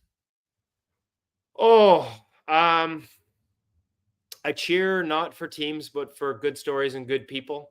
The Panthers got theirs. It was hard. I'm a Roberto Luongo guy. You can see the jersey over my shoulder. Got to know him here in Vancouver and was very happy to see him hoist a Stanley Cup. I feel the same way about the people I know and have met and have gotten to build a relationship with Edmonton getting their turn this year. I think they learned their lessons in terms of how you need to operate to have a chance against Bobrovsky. I don't think they'll waste the chances like they did in the first couple games and allow him to build that type of momentum and confidence. And for those reasons, at the risk of jinxing anything for the fans there in Edmonton, I really like the Oilers' chances in this series. It won't be easy. It could be as much about who can dictate their will style-wise as it will be the goaltenders. But I like the way things shape up in this one on the rematch. Kev, great stuff, buddy. We love the rundown. We will chat with you again later throughout the series, man. Appreciate it. Yeah, here if you need me even between games, if things change, Jason, I love doing this, and I appreciate you having me on. Buddy, we always love having you. That's awesome. That is Kevin Woodley from In Goal Magazine and NHL.com. There's not many better insights from Woodley when it comes to goaltending. Jason Gregor, Connor Halley with you. Quick break. We'll come back with 5 questions on the Gregor Show, presented by PlayAlberta.ca. Hey, Alberta. The all-new Play Alberta app is here. Casino, sports betting, lottery, all in one app right on your phone. And because it's Play Alberta, you know it's safe, secure, and reliable. Download it now and play over 500 online casino games, live dealer tables, and unique games you'll love. Plus, bet on sports from anywhere in the province. You in? Download Play Alberta now from your phone's app store and deposit using promo code OIL for a $100 casino bonus on the house. That's promo code OIL for a $100 casino bonus. Legacy Heating and Cooling jingle auditions take one for Gene Principe. Hey, thanks for being on time. I'm always punctual. Now, how about some cool beats while I drop the heat? Ready when you are. Tall legacy, tall legacy. Nice. Boom! I'm a musical genius. Legacy's going to love this for AC season. What's not to love with no interest and no Principe payments for 1 year? Are you always like this? Yep. Unlike Legacy, I never know when to cool it. Legacy Heating and Cooling. This time, Woodley, how you doing? Woodley, their massive selection Woodley, of how you doing? compact tractors has something for everyone, whether you're tackling small tasks or big projects. And right now, take advantage of 0% financing for up to 72 months. It's never been easier to get the power and reliability you need. Come down to Edmonton Kubota today and drive away with the tractor that's just right for you. Edmonton Kubota, where your perfect tractor awaits. At Fountain Tire, we're all about one thing, taking care of your vehicle. Oh, and your wallet.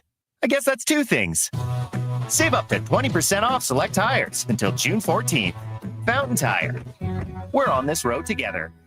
Frost Force, Andro Force, and Stress Force are part of the Prairie Naturals family of men's health products, as recommended by pro hockey great Trevor Linden. Find them at Vitality Health Foods, where customer appreciation is the first Tuesday and Wednesday of every month.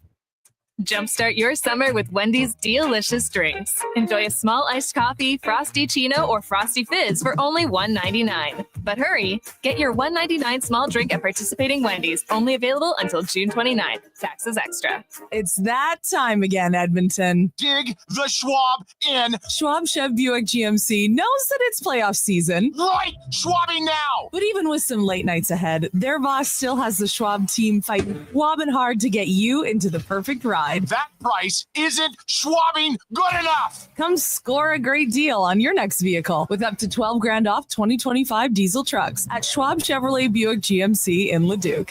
Dig the Schwab in.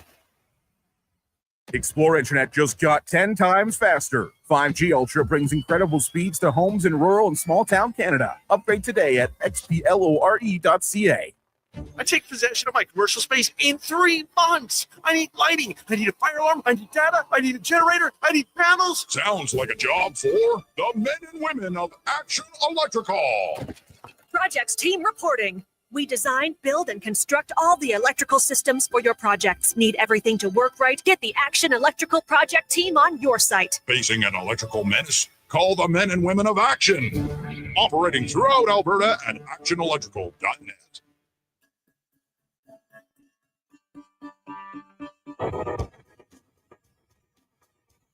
Oh.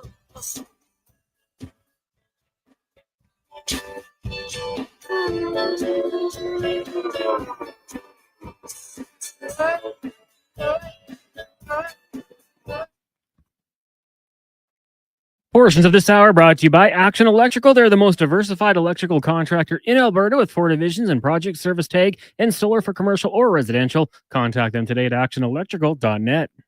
The Jason Gregor Show, the best of Edmonton sports talk and beyond. This is Sports 1440. Presented by PlayAlberta.ca, Alberta's only regulated online gambling website.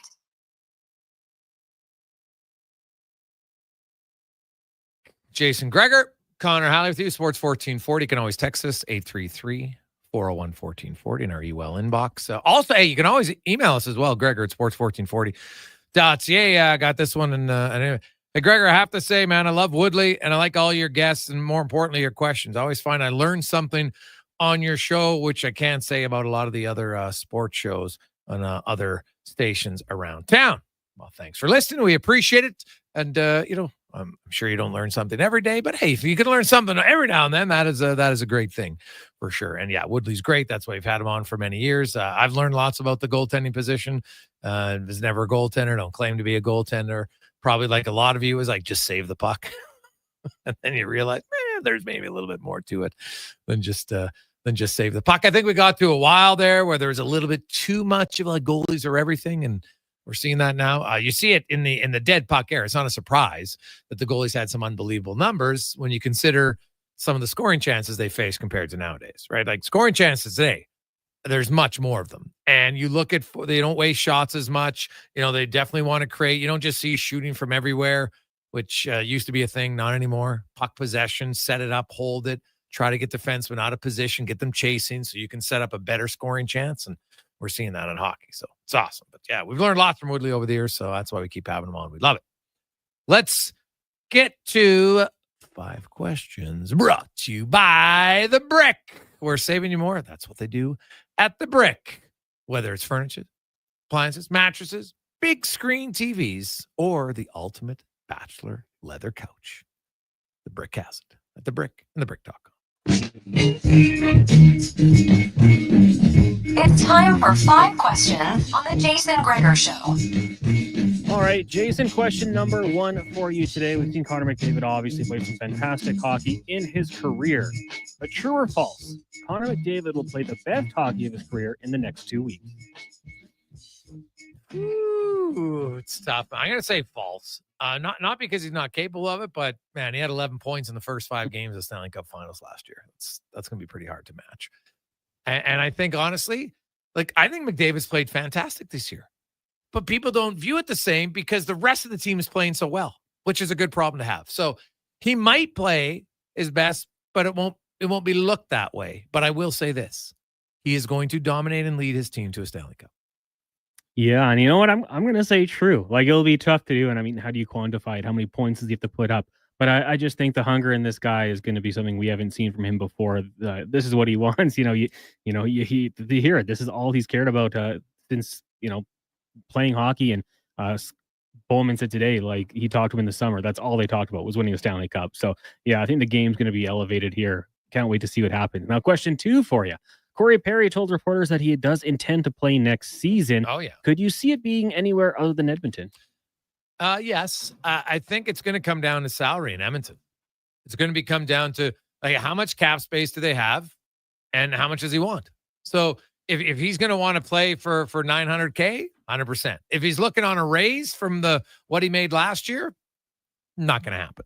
So just because they don't have a ton of cap space. Right? Bouchard's going to get a new contract. Draisaitl's getting a new contract.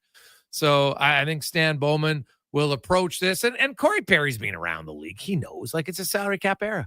Right? And, hey, man, Cory Perry's played unreal. I think his kids love it here. His kids get to see Draisaitl. And there's lots of things. Cory Perry doesn't need any more money.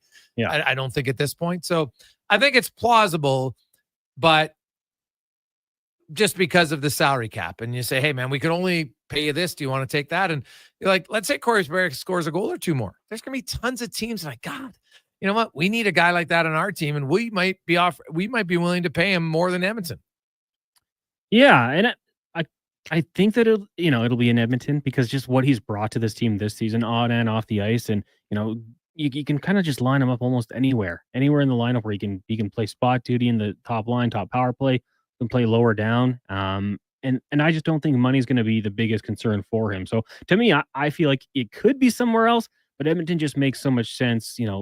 Doesn't really matter to me what happens in the next, up to 7 games here. They win or lose. I think there's a reason for him to want to come back to Edmonton. And here's the thing. What if they lose? And that means he's lost 5 straight Stanley Cups. Do you just say, you know what? We're superstitious. We're not doing it. They move on from him. Be something. Question number 3 for you. Of course, we have coaching legend Scotty Bowman on the show today. So I want to ask you this. In the current NHL coaches power rankings, where does Chris Knoblauch rank? Ooh, that's a really good question. So, you know what? John Cooper is going to be right up there. I think you have, obviously, Paul Maurice is going to be up there. Sullivan in Vegas. Not Sullivan in Vegas, sorry. Sullivan's not in Vegas. Sullivan just got moved. But Cassidy in Vegas. I would say if he wins, Jared Bednar's got a cup, but you would launch him into definitely the top 10. And considering he's won 2 in a row, now some would say, oh, you got McDavid and Draisaitl, sure. But the Oilers have played different than when they had McDavid and Draisaitl beforehand, right? They had McDavid and Draisaitl win the conference final, didn't win a game. They've added some new players, no question. But I think he would definitely vaunt into, he's only 2 years in the league, but he would vaunt into the top 10 for sure in my books. Yeah, I mean, I might even have him higher, like top 7. And some people might say, well, you have McDavid and Draisaitl. Yeah, that expectations goes up with that too. There's pressure. Yeah. And, he's knocked it out of the park the last 2 years, getting them to the Stanley Cup final. And how many times have we said here and he makes that decision and we're unsure of it, and then it pays off, whether it's, tinkering in mid-game or, making an adjustment to the lineup going into another game. It just tends to work out for him. So I really like, and, I think that shows the team buys in to what he's saying. So yeah, I'm going to have him top 7 probably for me personally. Question number 4 for you. Rafael Nadal turning 39 years old today. So in honor of that, who are your top 3 tennis players of all time? Oh. Oh, man. Like, my favorites are who I think are the best. I'll let you say who you think are the best. But, I mean, it might be different because maybe you didn't see, certain players play. Well, I would go with Rafael Nadal. And in no order, Rafael Nadal, Serena Williams, and the Joker.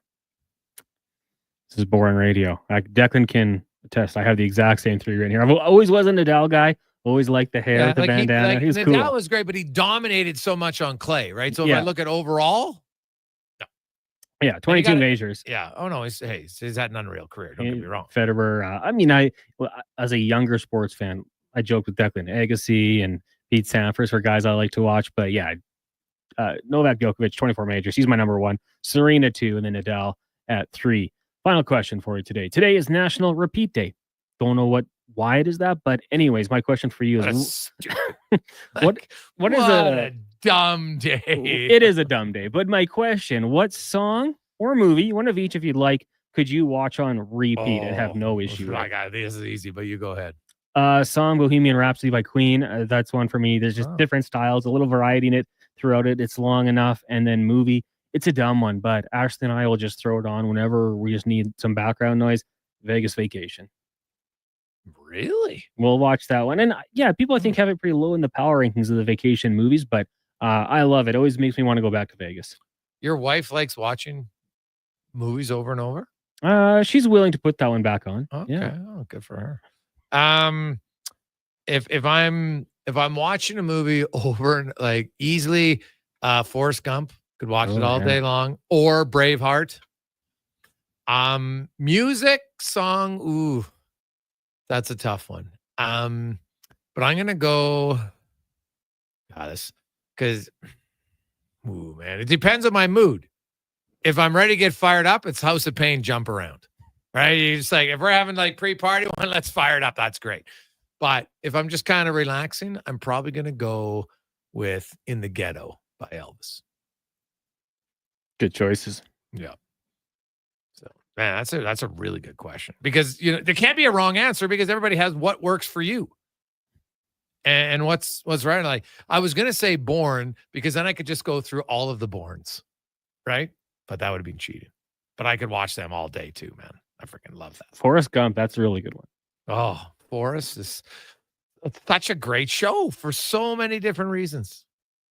Like it's upbeat. Forrest was a really good guy, right? Like you don't see a lot of characters like that. Like he always wanted to do the right thing, right? Like stood up for Jenny when she's getting beaten, and then he was very apologetic. Sorry for breaking up the Black Panther party. Like he was a classic. Like God, right? And hey, what about you know what? He makes it big with Bubblegum Shrimp. Sticks to his word. Gives the mom all the money. She's like, what? So yeah. He was saw the best in everybody. He did, man. He was good. And seriously, when he figures out the young Force is his son, like, come on. Any dad out there, you're watching that scene, you're just like, whew, got the blinkers on high after that one. So it's classic. Great movie. Got it. I have to watch it. I can't, you know what? I haven't watched that with my son, but I'm gonna have to pull it out here soon. So that is a must watch for me. I don't see how you can be in a bad mood after you watch Forrest Gump. It's kind of inspiring, especially in today's day and age where there's lots of less than inspiring folks in positions of power, which is a pretty sad reflection, in my opinion, on how low we have sunk to on what we deem acceptable for people in positions of power. Just remember that, folks. Let's get to the con man and a sports 1440 update brought to you by Fountain Tire. The last thing you need. It's summertime. You're on the road. You got a golf trip. You got a boys trip. You got a girls trip. Car breaks down. The worst. So before you hit the road, hit Fountain Tire. Brakes, oil change, alignment. They'll do it all. Make sure you are smooth sailing. FountainTire.com. This is the Sports 1440 update. Game day in our fine city. The Edmonton Riverhawks kicking off their season down at Remax Field with the Victoria Harbor Cats in town. First pitch set for 7:05. Philadelphia Flyers have signed forward Noah Cates to a 4-year contract extension worth $16 million. And HC Sochi of the KHL hiring former Red Wing Slava Kozlov is the next head coach. Kozlov played 18 seasons in the NHL with the Wings, Sabres, and Thrashers, winning the Stanley Cup twice with Detroit. In the association, the New York Knicks firing head coach Tom Thibodeau today, just days after their first trip to the Eastern Conference Finals in 25 years. He had a record of 226 and 174, fourth most wins in New York Knicks franchise history. Major League Baseball today, the Jays a few minutes away from first pitch as they take on the Phillies. You'll have the Yankees and Guardians, and games underway right now. Rockies, Marlins scoreless, as are the Pirates and Astros. In the second, the Nationals lead the Cubbies 1-0. Coming up in hour 4 of the Jason Gregor Show, we'll be joined by Mark Spector of Rogers Sportsnet, as well as Maddie Murdoch from the Edmonton Riverhawks. I'm Connor Halley. This has been a Sports 1440 update. Sports 1440 in West Edmonton Mall and Wetaskiwin. CKJR is a Stingray radio station. Download the free radio player app and listen wherever you go. I'm Ryan Nugent-Hopkins. And I'm Zach Hyman. And when we're not making juicy, sweet passes, or having my goals disallowed, we're working for Legacy Heating and Cooling. You know, guys used to call me a plumber. And now they call you an AC repairman. Nice. Hey, guys, you're not here to fix air conditioners. You're here to sing the jingle. Oh. Well, okay. Call Legacy, call Legacy. No payments and no interest for 1 year from qualified installers. Legacy Heating and Cooling. Silent Rides is one of Alberta's premier bus charter companies. With state-of-the-art motor coaches, we provide our customers with the safest and most reliable ground transportation. Our seatbelt-equipped buses have become the preferred carrier for many local sports teams, tours, corporate outings, and other various travel across Western Canada. For more information and to request a quote, call 1-877-748-0991 or visit silentrides.ca. It's been a long 35 years since we last hoisted the cup. Sports 1440 has the finals covered with Carius, Low Tide, Gregor. And be sure to check out the pre- and post-game shows with Andrew Walker. Sports 1440 is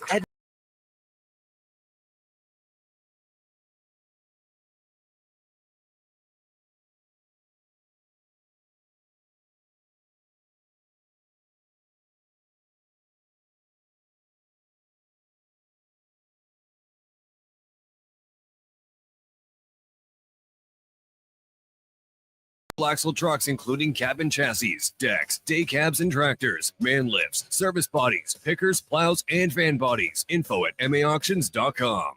I've been married to my husband for a long time. I want to be with him forever. So every year, I remind him to call his doctor for a prostate checkup. With early detection, the prostate cancer survival rate is extremely high. Nearly 1 in 8 men will develop this deadly disease, the most commonly diagnosed cancer in Canadian men. So if your guy's over 40 like mine, make sure he gets his PSA blood test. A reminder from the Edmonton Motorcycle Ride for Dad, Saturday, June 14th, in support of the Prostate Cancer Fight Foundation. RideForDad.ca. Mission Rail and Auctions Public Unreserved Equipment Auction is this Friday at 9 a.m. featuring backhoes, excavators, graders, material handler, man lifts, platform lifts, skid steers, drum and padfoot packers, paver, turf mowers, wheel loaders, plus commercial trailers. Info at maauctions.com.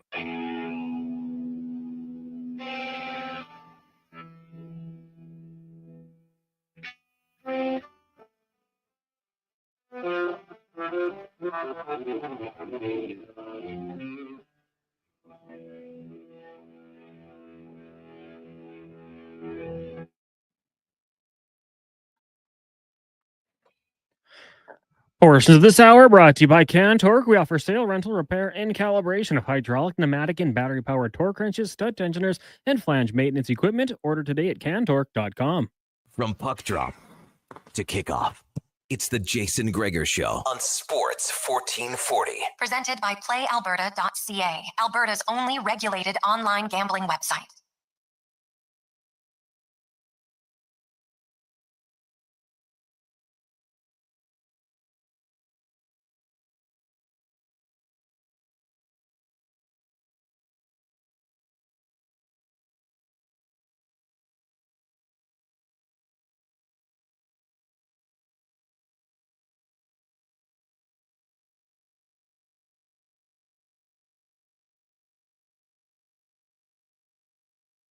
Good tune, Cons. Who is that? Woo. Now you know who it is, right? Okay, now I know who it is. The intro kind of caught me off. Okay, now I know who it is. We might have to mix that one in a little bit more. Woo. I like it.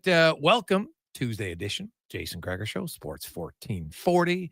Sports1440.ca is always presented by PlayAlberta.ca. Get in the game. It is Tuesday. Lotto Max. $20 million. Get your tickets. PlayAlberta.ca. Where the Oilers and the Panthers, we are inching closer. 25 hours and about 15 minutes from puck drop, game 1 tomorrow night, and all the talking will be done, and now we can get some action. I know you're all waiting for it. You're all waiting for it. It should be fun. We look forward to it. As mentioned, we'll have a little interaction time. Many of you superstitious fans like, Gregor, you've done it the last 2 series. So we'll do it again tomorrow in the 3 o'clock hour for a little chatter with the listeners on the lines, 833-401-1440. Meanwhile, let's get to the spec report brought to you by GS Construction. They specialize in underground infrastructure. They make your life more enjoyable with running water, indoor plumbing. They are the grinders of construction at GS Construction. Is Mark Spector from Rogers Sportsnet. Joins us. Spec, good afternoon. How you doing, my man? Doing awesome, man. What's going on? Oh, there's a few things here. The Stanley Cup. I have to say, today I probably stood as close to the Stanley Cup as I ever have. Oh, is that right? I've never really gone up and inspected the Stanley Cup, to be honest. But when I walked in the media working area, which is the community rink now, it was just there. So I took a photo of it, and then I took a few minutes just kind of going over, looking at it, and it's, it was all shined up. I'll say that. That was ready to go. And I took a picture. It was interesting. I posted it, and how many people said they had zoomed in to see different teams. And so I probably should have taken more of it the other side, because then you would have seen some other teams. But, people zooming in, hey, it's on my uncle, my neighbor, blah, blah, blah, which is kind of cool. It's a trophy that gets people pretty fired up. None more than the players who were situated at different pods at the other end of the arena tonight. Yeah, I think if you're a player, you're not allowed to go inspect it at this point because it's not cool. But Darnell Nurse did say he'd been to the Hockey Hall of Fame and saw the Stanley Cup. He said, I'm a hockey player, so I never touched it. But I did go there and look at it. So, it's like the forbidden fruit. I guess my question would be, once you, like, for instance, Florida's won it. Yeah. Couldn't they go over and look for their names on there? Like, they've won it already. There's no jinx going on anymore. There's no jinx. They totally could do it. 100%. Yeah. But the Oilers can't, right? The Oilers can't go near that thing. Well, although what if you're Cory Perry and you've already won it? Can you go? See? Can you go say his son was there and say, hey, here's dad's name? Yeah. Here's where it was. And this is, if we win, this is where it'd be again. Yeah, not in public you couldn't do it, but you couldn't do it in private. Yeah. Sure. And the held court today, Spec, a little bit more of a laid back. I really like the setup today. You go around, you get to talk to lots of different guys. It's rare you have that many at once, so I quite liked it. Anything stand out for you today? Oh gosh. Talked to so many guys, heard so many things. What stood out? I think one of the things that stands out, frankly, that I like is new perspective. All these new interviewers and reporters and TV people that come to town, and we ask the same guys the same questions, and they ask me the same. They give us the same answers. It's really great to hear what a guy who doesn't see the team, or a reporter from New York, asks. Different things, right? Hell, I gave Nurse. I said to Nurse today. I asked him a question the other day. I said, "Okay, so what are the things that makes your team different this year? Why is it going to end differently this year?" And his I don't know if you were there. His answer to me was, he said, "We'll wait and find out when we play the games." And he had a big laugh. Well, today, Danny Rosen from the NHL.com asked him the same question. He gives him this fulsome, awesome answer. Great quote. And afterwards, I said, "Hang on a second." I said, "I asked you that 2 days ago. You never answered me that good." And he laughed. He said, his question was better than yours. So the point is, fresh perspective. That's what I got today. There's some really good stuff from Stu Skinner. I thought Leon Draisaitl was excellent. And it's just nice to hear fresh perspective. I'm sick of all of nothing personal. All us Edmonton guys, we know all the story angles. It's cool to hear what other people think. Looking at the orders, and Panthers were there. Spec, I don't know. Did you interview the Panther guys later? Yeah, I was around there a little bit. Yep. What's the kind of the theme coming out of Florida?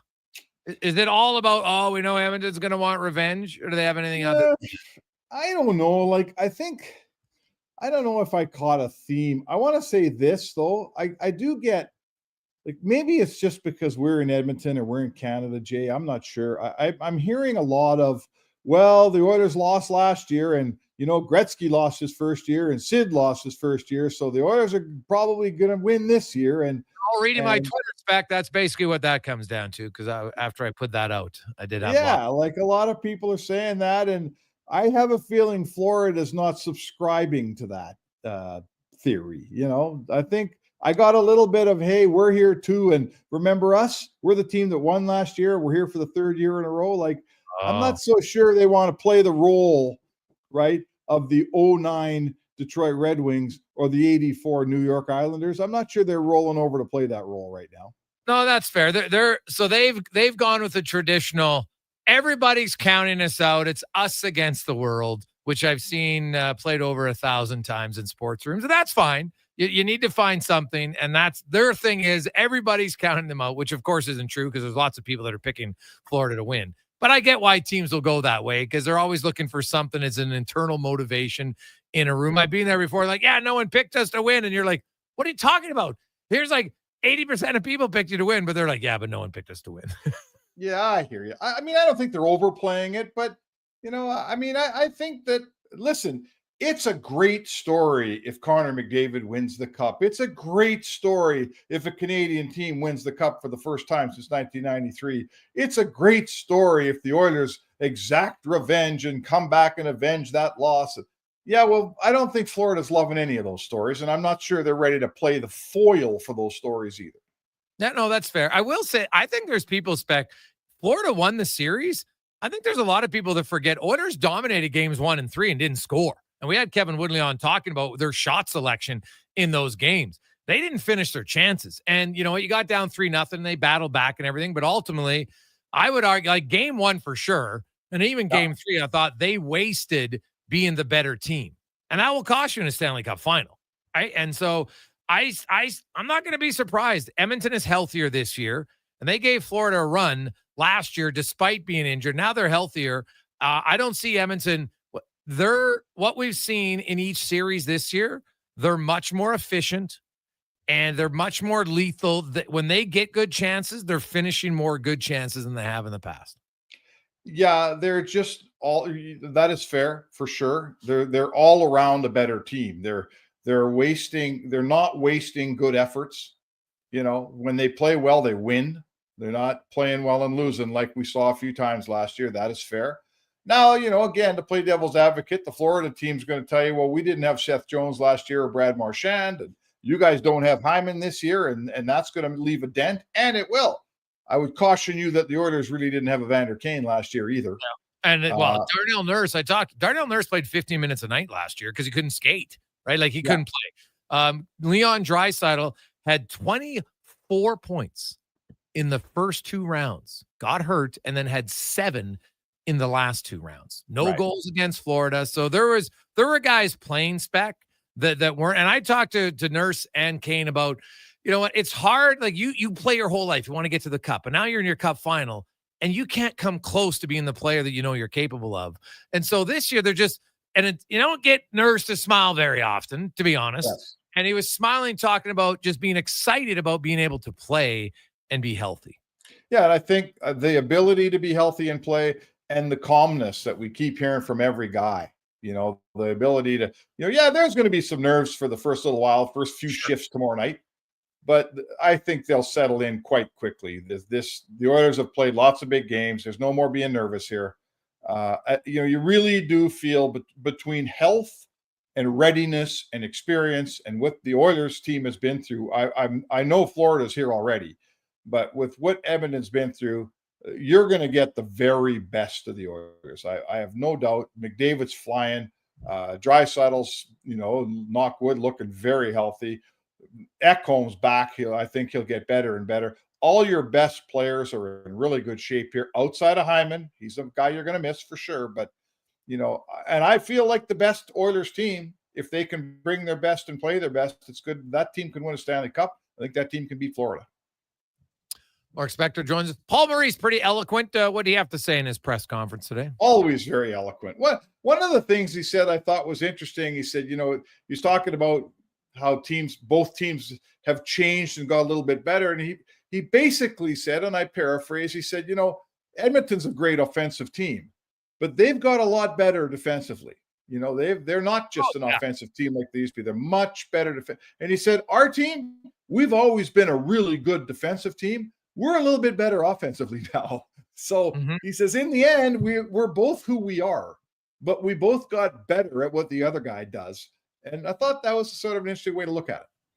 Yeah, and I think that's fair, right? Like their third line is producing so much, right? That you can run that line. Heck, they're almost outscoring their top two lines, for goodness sakes, if you look at it that way. Obviously, Sam Bennett's leading the NHL playoffs in goals with 10. And that's the matchup I want to get to, Spec. So it's game one. Knoblauch has last change. And it's not like he chases a ton of matchups, but he doesn't shy away from some. Do you think it's Barkov, McDavid, and Draisaitl and Bennett, or is it going to kind of be split 50-50? Well, I think that, I don't know. I feel like Draisaitl has taken on the role. The work he did against the Eichel line in the Vegas series was very impressive. Right? Eichel's their biggest threat, and he took them away. So who's the biggest threat on Florida? Is it not the Barkov line? Question. I don't know. I'm asking. Right? If I'm putting Draisaitl, if I feel like I guess my question becomes, if you play who's Draisaitl playing with tomorrow night? He's playing with Kane and who is his right winger? Who am I? I'm drawing a blank. Not Arvidsson. Kapanen. So, against Vegas, they played him with Podkolzin and Kapanen, and they really handled that Eichel line. Did a great job. I don't know. I guess I'm asking you. I'm not sure what Knoblauch will do, but if I'm going to deploy, I'm here to tell you, if I'm going to deploy Draisaitl's line in a defensive posture, if I'm going to ask them to shut somebody down, I'm not putting Kane on that line. I'm putting Podkolzin on that line, and I'm putting Kane on the line with a little more of an offensive bent, right? I wouldn't mind matching Kane up against the Bennett line. So, well, that's what I think. But the Bennett line still is a.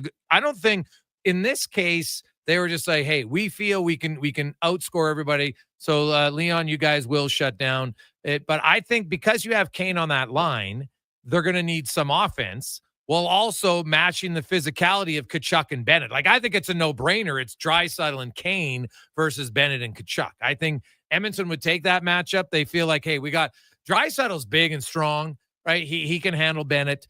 Kane obviously, can go up against Tkachuk, and then you got Carter Verhaeghe, who's pretty good. Kapanen's been really physical. He's a great skater. So to me, that's a fantastic matchup, right? And then you just say, okay, McDavid and Nugent Hopkins mix in with Perry, and then obviously Frederick will take some shifts there. Other guys will take shifts because we know Perry doesn't play everyone.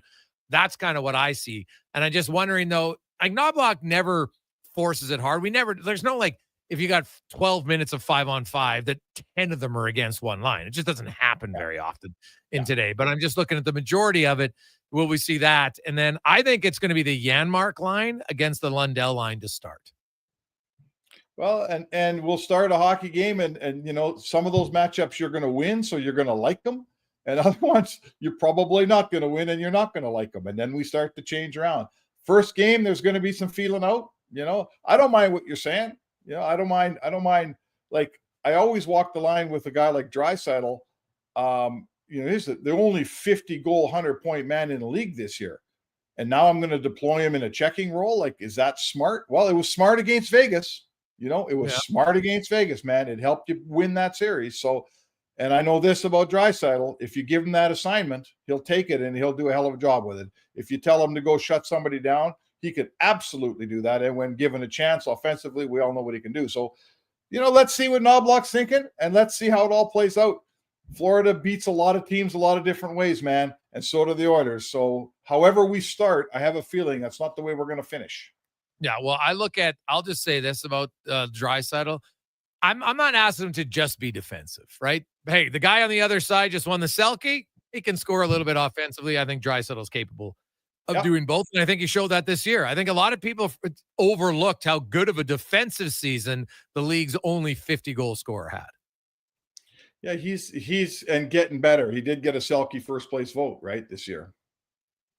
No, and he had a lot of votes. Man, he finished 6th. He had lots of seconds and thirds and fourths and fifths. So and well deserving. Draisaitl had an exceptional season in all ends of the ice for the Edmonton Oilers. And can't wait for the series to start, man. Have yourself a great day, Spec. We will see you at the rink tomorrow morning.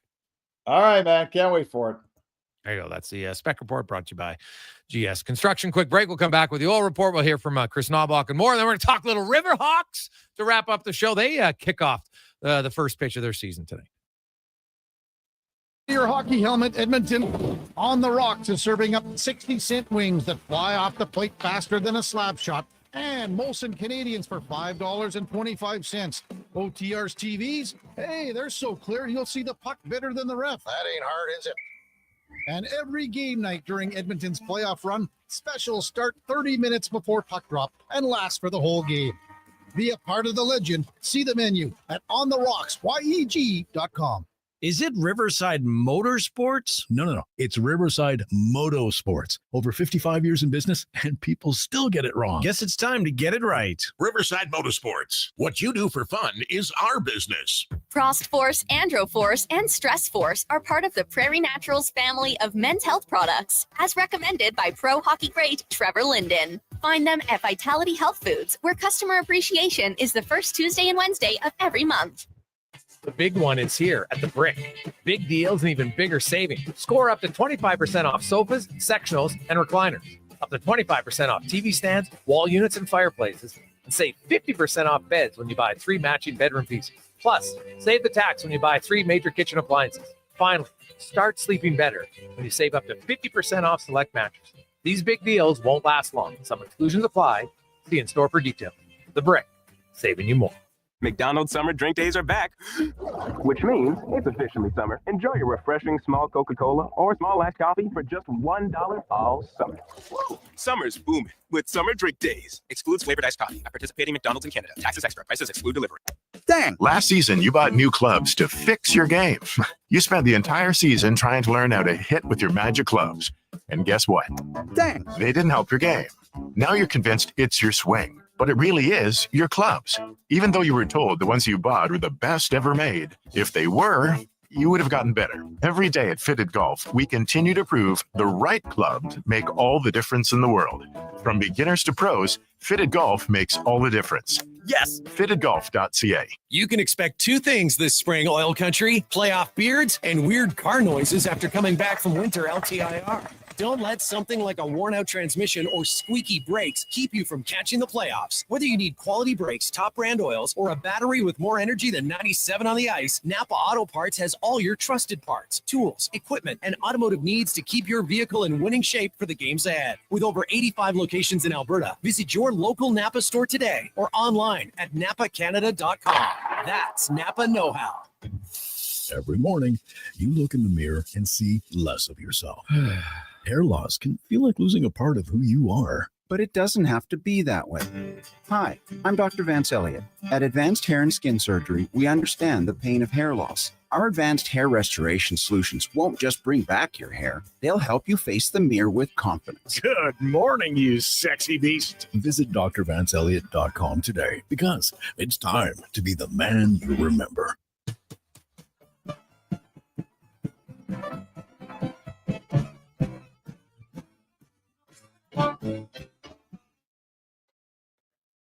Portions of this hour brought to you by Sherbrooke Liquor. Sherbrooke is a house of curiosities, a mom and pop, a curated experience that is equal parts wine tastings and 2-4s for May long. See more at SherbrookeLiquor.com. Hat tricks, touchdowns, and home runs. Get it all with the Jason Gregor Show on Sports 1440. Presented by PlayAlberta.ca, Alberta's only regulated online gambling website.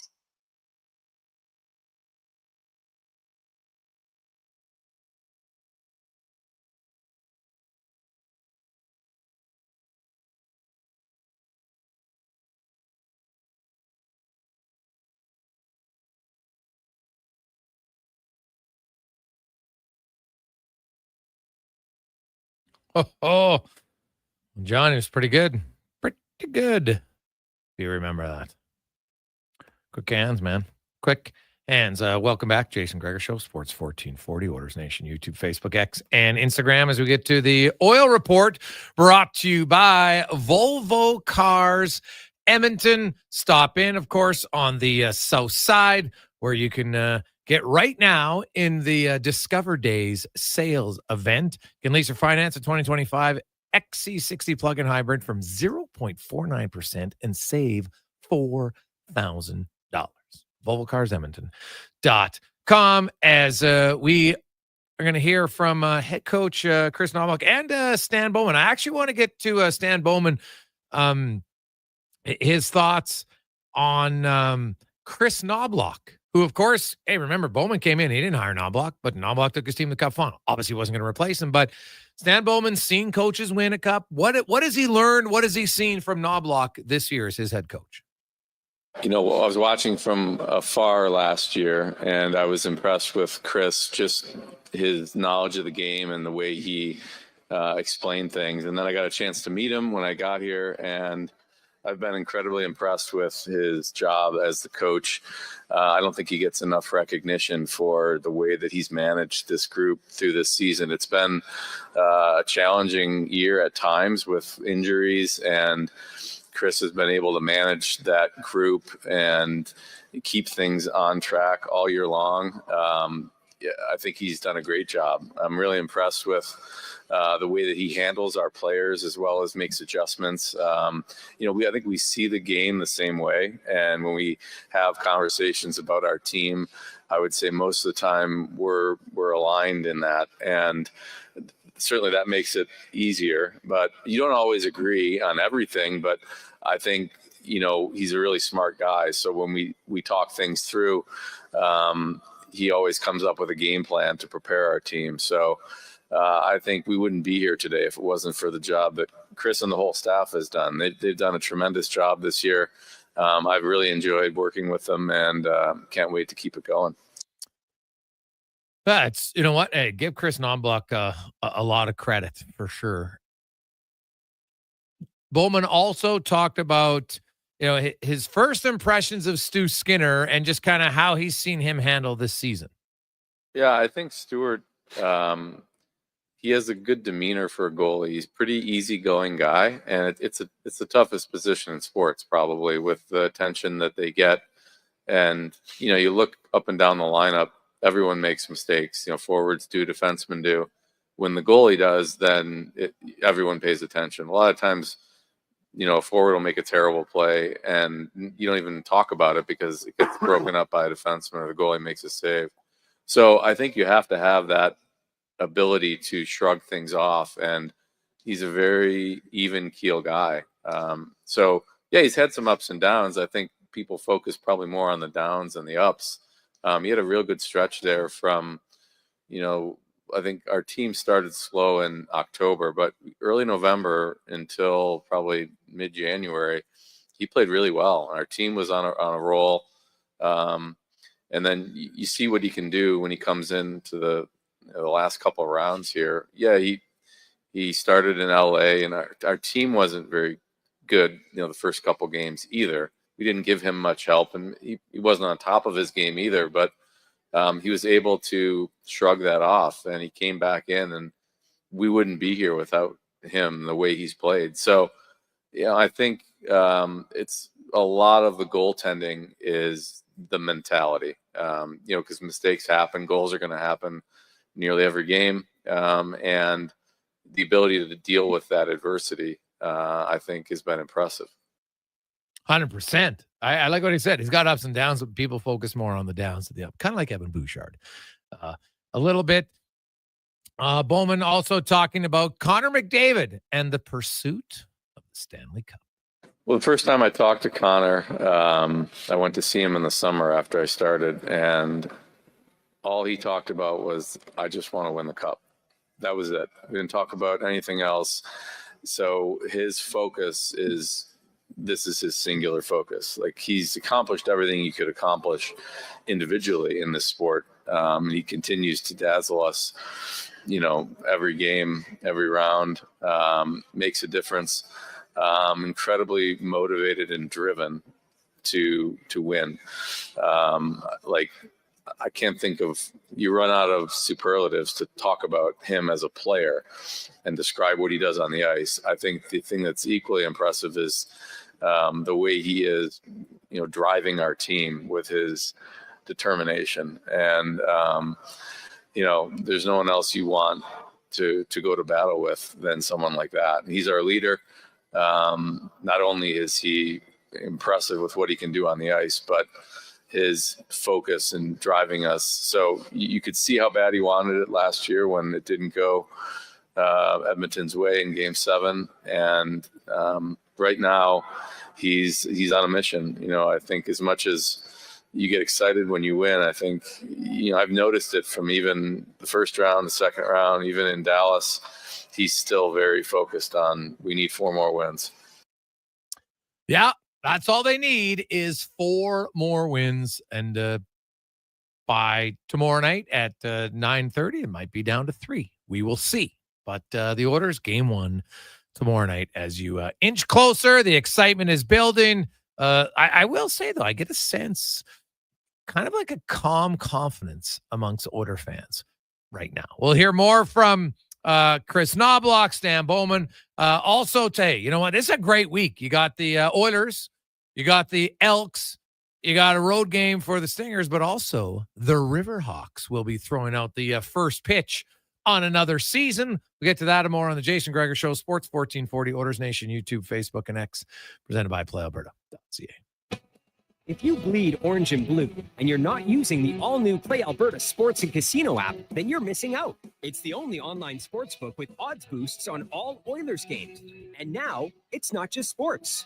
Play the slots, hit the tables, buy lottery tickets, all in one app, all across Alberta.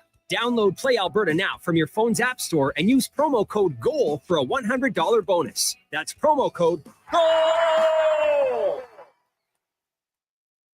What does excellence truly mean, and how does it guide your choices? At Volvo Cars Edmonton, excellence isn't just a goal, it's their standard. They shine in every aspect, from top-tier customer satisfaction in sales and service to impressive inventory, strong customer loyalty, and prices that are tough to match. Experience the dedication to quality firsthand at Volvo Cars Edmonton.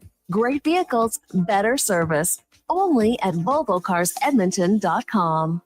New crust alert at Papa John's. Your favorite cheese meets your favorite pizza in the new cheddar crust pizza for only $17.99. Papa John's pizza makers created the perfect addition to their crust by melting garlic and herb seasoned cheddar cheese right on top of their fresh original dough that's made with 6 simple ingredients. Try a one-topping cheddar crust pizza today for only $17.99. You better hurry though, because it's only for a limited time. Better ingredients, better pizza. Papa John's, proudly locally owned and operated. Excavators, loaders, lifts, compaction equipment, and more. Find the XCMG construction equipment you need. Available for rental or sale at Japa Machinery Group. Japa, helping build Alberta from the ground up for 50 years. Visit japamachinery.com. Frost Force, Andro Force, and Stress Force are part of the Prairie Naturals family of men's health products, as recommended by pro hockey great Trevor Linden. Find them at Vitality Health Foods, where customer appreciation is the first Tuesday and Wednesday of every month. For a rock-solid start on all your spring and summer projects, Bashaw Concrete Products. From concrete to septic tanks, precast water pads to outhouses, plus aggregates, landscaping supplies, and more. Renos Construction. Start planning right now at BashawConcrete.com or call 780-372-3854. That's 780-372-3854. Family owned and operated, proudly serving Albertans since 1963. Bashaw Concrete Products. I'm Rick Showers from No Bull RV, and I know there's no such thing as a free lunch. But when you bring your used RV to No Bull, I'll give you a free roof assessment. Now, what do I mean by that? It means we'll climb up and take a real close look at all the joints and connections and seals on your roof, and give you a written report on what's going on up there. How often do people get up on the roof of their RV, Rick? Not often enough, Bob. You should do this twice a year. Would I know what to look for if I did it myself? Maybe. Depends on how experienced you are in RV maintenance. But remember, there's no free lunch. There's a 1 out of 10 chance I'm going to sell you something. But what I want to sell you is a small repair. The kind we catch before there's a lot of water damage, rather than the kind that costs you thousands once the leak is visible from the inside. And 9 times out of 10, the assessment is really free. And it's also free to know you'll be safe and dry this camping season. And that's no bull. NoBullRV.ca. Portions of this hour brought to you by Crystal Glass, your clear choice for residential windows, locally manufactured and installed. Crystal Glass provides a beautiful product and incredible customer services for all of your residential needs. Call 310 Glass or visit crystalglass.ca for a quote. The Jason Gregor Show, the best of Edmonton sports talk and beyond. This is Sports 1440. Presented by PlayAlberta.ca, Alberta's only regulated online gambling website.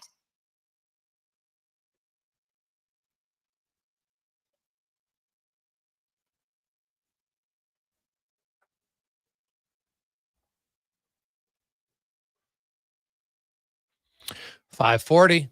Welcome back, Jason Gregor. Connor Halley, Sports 1440, Oilers Nation, YouTube, Facebook, X, and Instagram. As you make your way home today, enjoy it. Lots going on in the sports world. Of course, you got the NHL playoffs beginning, the Stanley Cup final tomorrow, NBA final on Thursday. You got the Elks season opener Saturday in BC. But tonight in Edmonton, it's the Edmonton Riverhawks, who had unbelievable attendance last year. It's if you haven't gone, you're missing out. It's a fantastic place to take the family, enjoy some great baseball. They have a wonderful game day presentation. The facility's fantastic, and the beer and food prices definitely don't hurt either. As we're going to talk a little Edmonton Riverhawks right now, as they are set to throw the pitch on their first season coming up just in a few hours. Maddie Murdoch joins us from the Riverhawks. Maddie, how you doing? Good. How are you? I'm excellent, Maddie. You look as an organization just to kind of build off of the excitement of last year. And a lot of that excitement was you had a competitive team. Yeah. A lot of it is what you do off the field to keep the fans engaged. What are some of the regular things you'll bring back and any new things you want to tease for this upcoming season? Yeah, for sure. Yeah, the team on the field's looking good this year, but our focus is always kind of on that fun fan experience. Like if people go home having fun, that's kind of the goal. So we're bringing back a lot of our kind of go-to theme nights and promotions. So every Friday is a fireworks show this year again. Every Sunday is a barking bleachers game, so you can bring your dog out to the ballpark to watch a game with you in the afternoon. We're going to bring back some of our favorite theme nights. This weekend, we have Paws in the Park. We're bringing back our wrestling day. We're bringing back Girls Pop Dance Party night. And then we've got some new fun twists this year as well. Star Wars night. We're doing a Sasky night on Saturday, June 7th. So we'll have some fun kind of poking fun at Saskatchewan a little bit. Okay. All kinds of stuff coming up this summer. So every single game has a theme and a different kind of entertainment twist to it. So now, is it true that Steve Hogel's going to be wearing an Ewok outfit on Star Wars night? Yeah, I'm trying to convince him to, for sure. That would be awesome. I know you have some school days as well, correct? You've got kids coming in from different schools. I think as early as tomorrow. It is, yeah. Tomorrow morning, 11 a.m. We've got about 8,000 kids coming from all across Edmonton for a field trip game. So it's one of our favorite days of the year. It's the loudest day of the year for sure because they're just screaming for 3 hours straight. But it's super fun. We have live science experiments on the field pregame. We've got about a dozen mascots from the area who will be here. And I don't think that ballpark gets any louder than when mascots go out on the field and they start screaming. So that's a fun one. The place will be packed. So looking forward to tomorrow morning for sure. The other thing that you guys have done, and you probably saw the success the Elks had, is allowing fans on the field after the game, right? Kids love to run the bases, but it's not even just running the bases. Like you have fun activities for anybody out there who's maybe hasn't gone to a Riverhawk game. Tell them what's available on the field for their kids after the game. Yeah, for sure. So everybody's welcome on the field to run bases, as you said. We have all of our players stick around for autographs. Some nights we have live bands out on the field. Some nights we have fireworks shows. Some nights we've got live DJs out there, air balloons, slip and slides, bouncy castles, like anything we can throw out there, we basically do throw out there. So it's fun to see people stick around for 40 minutes, an hour and a half after the game to hang out. So that's been awesome. I know last year because I took my son and you had them where he was riding like in a little wagon almost being pulled behind and he just thought that was the greatest thing ever. Yeah, for sure. I mean, and kids are kind of the main focus, right? Especially those Sunday afternoons. So we're out there on the field for 2 hours post game, sometimes giving kids rides in our ATV and just having fun with them. So 2 hours. Maybe that's aggressive, but like a long time for sure. Yeah. Well, that is pretty significant. Maddie Murdoch joins us, Director of Communications for the Edmonton Riverhawks. Of course, tonight is the season opener and the home opener for the Riverhawks. And of course, you got games at home. Like when you look at the schedule, Maddie, do you? I know this year it seems kind of like week off, week on the road, week back. Is that something that you guys want, or is that more the league saying, hey, this is what we think is best? Because I kind of like that idea. Yeah, I think it's definitely more of a league and a travel thing for sure. We're the only team in Alberta. Most other teams in our league are located in BC or on the west coast of Washington and Oregon and Portland. So it just also helps with travel. So we're not going back and forth there constantly every few days. But the 6-game homestands are fun because they really let us kind of get set up and get ready. But yeah, it's awesome, especially our weekend homestands. Like we see huge crowds here. So as long as the weather's good, those are always a blast. Well, it's pretty much a set schedule that you play Tuesday to Sunday, and then Monday's a travel day. Yeah, exactly. Pretty much, other than I think the August long weekend Monday, which would make sense. So you'd have a home game in that regard. Now, you mentioned the team. How many returning players? Not many, actually. I'm not on the baseball side of things, but if I had to count, I'd say maybe 5 or 6. We've got a pretty new crew this year. We've got some returning pitchers, which is awesome. Tate Deering's one of our big guys, so he's actually starting for us tonight on our home opener. So a couple big names like him are coming back, but overall, pretty fresh lineup, which is exciting. There's also guys from UBC again. That's a big school for us. So I think head coach Jake and all of them are looking forward to seeing what this new group kind of has to offer. So. Well, where you do have continuity is in the coaching staff, though, right? Almost virtually the entire coaching staff is back, so they know the league, they know the players, and I would assume from a recruiting standpoint, when you have as big a crowds as the Riverhawks have, that's got to be that's got to be one of the best recruiting pools and one of the best facilities in the entire league. Yeah, for sure. We always say that our players are kind of like our best salesmen in terms of recruiting because they're used to playing at university where they get 100, 200 fans in the stands. And they come here for the summer and get crowds of 5,000 up to 9,000, right? So to them, it's like a major league experience, and it's obviously used to be a major league ballpark. So I think it's an experience that is pretty cool. And I think in the college baseball world, it's kind of getting talked about a little bit more that if you want to go play summer ball, Edmonton's a great place to do that. So getting those big crowds and those fans involved definitely helps with that recruiting 100%. Now you have a home game on Canada Day. Yes. Are there tickets available or is it already sold out? Our premium areas are already sold out for that one. I don't know the exact number, but we probably have some grandstand seats left. We do expect it to sell out, though. We sold out last year, so. Well, yeah, no, that's kind of your marquee game, but you had quite a few of them. Like you came close to other sellouts last year. Yeah, for sure. Our playoff game last year, it was the first playoff game we've had as the Riverhawks. We had close to 9,000. I think it was 85, something like that. So it was packed on that day as well. Some of our big Friday nights, we get close to 8,000. So it's been awesome to see it kind of grow over the years, and we're grateful that people are enjoying it and keep coming back to watch more. So, well, Maddie, enjoy the season. We'll be talking to the Riverhawks throughout, and best of luck with the first pitch tonight. Awesome. Thank you guys so much. Hey, Maddie, one question for you. If we have a guy in the station that we want to get out for to throw out the ceremonial first pitch, how do we make that happen? That's a good question. I would look at our theme schedule, and if he wants to wear a costume for one of our theme nights, that might be a good way to convince us. All right. I might qualify as one of the worst pitches of all time, but he'll be dressed well, so that'll be good. Awesome. Okay, thank you. Thanks, Maddie. That is Maddie Murdoch joining us. Riverhawks, if you haven't gone, man, I highly recommend it. So they're going tonight. I know obviously Wednesday might be. Now, you know what? How smart are they? They're playing a Wednesday on game 1 of the Stanley Cup Finals. It's Wednesday at 11 a.m. Very smart. So you got 8,000 kids going to that game tomorrow. It's going to be loud. Then you got Thursday night. For many of you, it's going to be a beautiful night out. You want to check it out. Then, of course, Friday, Saturday, and Sunday. Then they head out for their first 6-game homestand of the season. Just go to riverhawksbaseball.com, and that's where you can get your tickets. Strongly recommended. It's a great place to watch the games. 5:48. We got a lot of text flying in. 833-401-1440. 833-401-1440. Hey, Greg's, if Florida wins, would they be considered a dynasty for you? Burrows to Chase? No.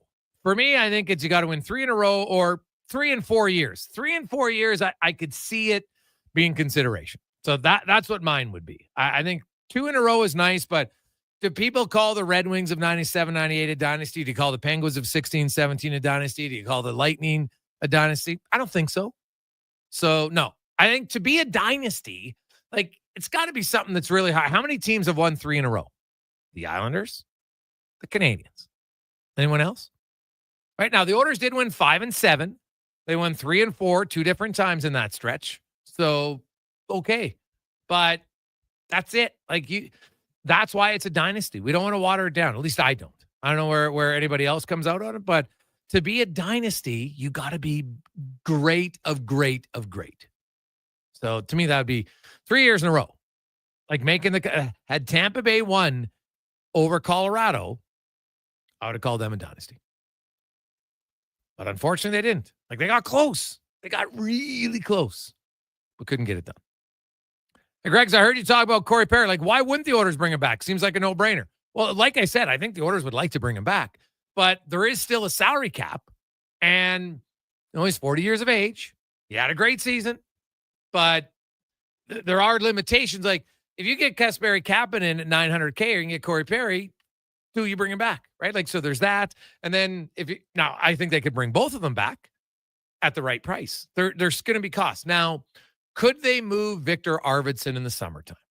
He has a no movement clause, but there are kind of two ways to look at it. So I think Victor Arvidsson, I know he would like, and he'd come back to Edmonton. He loves Edmonton, but he wants a little bit more of an opportunity. Although I can kind of say, dude, you got a lot of opportunity. You played with Leon Draisaitl this year.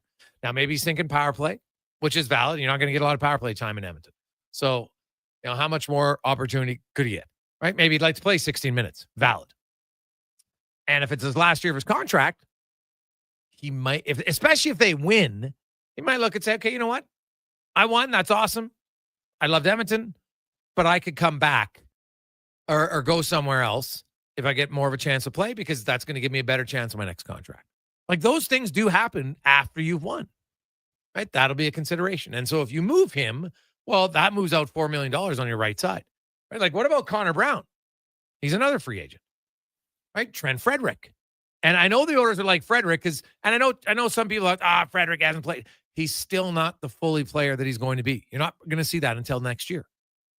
You're seeing gets slightly improving every time. But Connor Brown's another one. Like, what's Connor Brown? I think in Edmonton, you're like, hey, is he 2.25? Yeah, I think they'd sign him. But if you're Connor Brown, and let's say they win and Connor Brown has a good Stanley Cup final, well, what if he can get 3.5? Right? So there's wanting, it's got to be both sides. And then there's got to be a meeting of the salary cap. That's just how it goes. So 833-401-1440, 833-401-1440. You can text us tomorrow on the program. Gonzo, who'd you say we got at 4 o'clock tomorrow? So we'll have Rolston. We're going to have some caller time. Of course, I think we're going to have Sarah Valley on the show tomorrow. We'll hear from more of our conversation with Evan Bouchard, as well as Calvin Pickard, many others. So it's going to be wall-to-wall coverage tomorrow starting at 7 a.m. with Kevin Carius on Sports 1440. And then we're going to take it right to the pregame, postgame. It's going to be wall-to-wall coverage, baby. It's going to be awesome. Enjoy your last night before the Stanley Cup final. On behalf of Declan Cougar, Connor Halley, I'm Jason Gregor. If you missed any part of the show, download the podcast or go to jasongregor.com and get the interview. Scotty Bowman was fantastic. Struds and many others. Have yourselves a wonderful Tuesday evening. Let's get to Sports 1440 update brought to you by PlayAlberta.ca. Get in the game. It's Tuesday. And remember, Lotto Max, get your tickets, $20 million tonight. PlayAlberta.ca. This is a Sports 1440 update. Game day in the city. The Edmonton Riverhawks kicking off their season tonight down at Remax Field with the Victoria Harbor Cats in town. First pitch set for $7.05 in the NHL. The Flyers signing forward Noah Cates to a 4-year, $16 million contract extension. Cates, 26 years old, had 16 goals and 37 points in 78 games last season. HC Sochi of the KHL has hired former Red Wing Slava Kozlov as their next head coach. Kozlov played 18 seasons in the NHL with the Wings, Sabres, and Thrashers, winning 2 cups in Detroit and in the association. The New York Knicks firing coach Tom Thibodeau today, just days after their first trip to the Eastern Conference Finals in 25 years. Major League Baseball, not a great start for the Jays. Bottom of the second, they trail the Phillies 7-0. Elsewhere, Cubbies up on the Nationals 4-3, and the Rockies and Marlins tied at 2 apiece in the 5th. You got the Brewers on top of the Reds 2-0 in the 4th, and the Braves at home trail the Diamondbacks 4-0 in the bottom of the 3rd. Later tonight, Mariners, Orioles, Padres in San Fran, Athletics taking on the Twins, and it's the Mets in Los Angeles for a meeting with the Dodgers. That'll do it for us here on the Jason Gregor Show. Coming up next, we've got Fox Sports Radio all night. Live local coverage resumes tomorrow morning, 7 a.m. with Kevin Carius. I'm Connor Halley. This has been a Sports 1440 update. It's Sports 1440.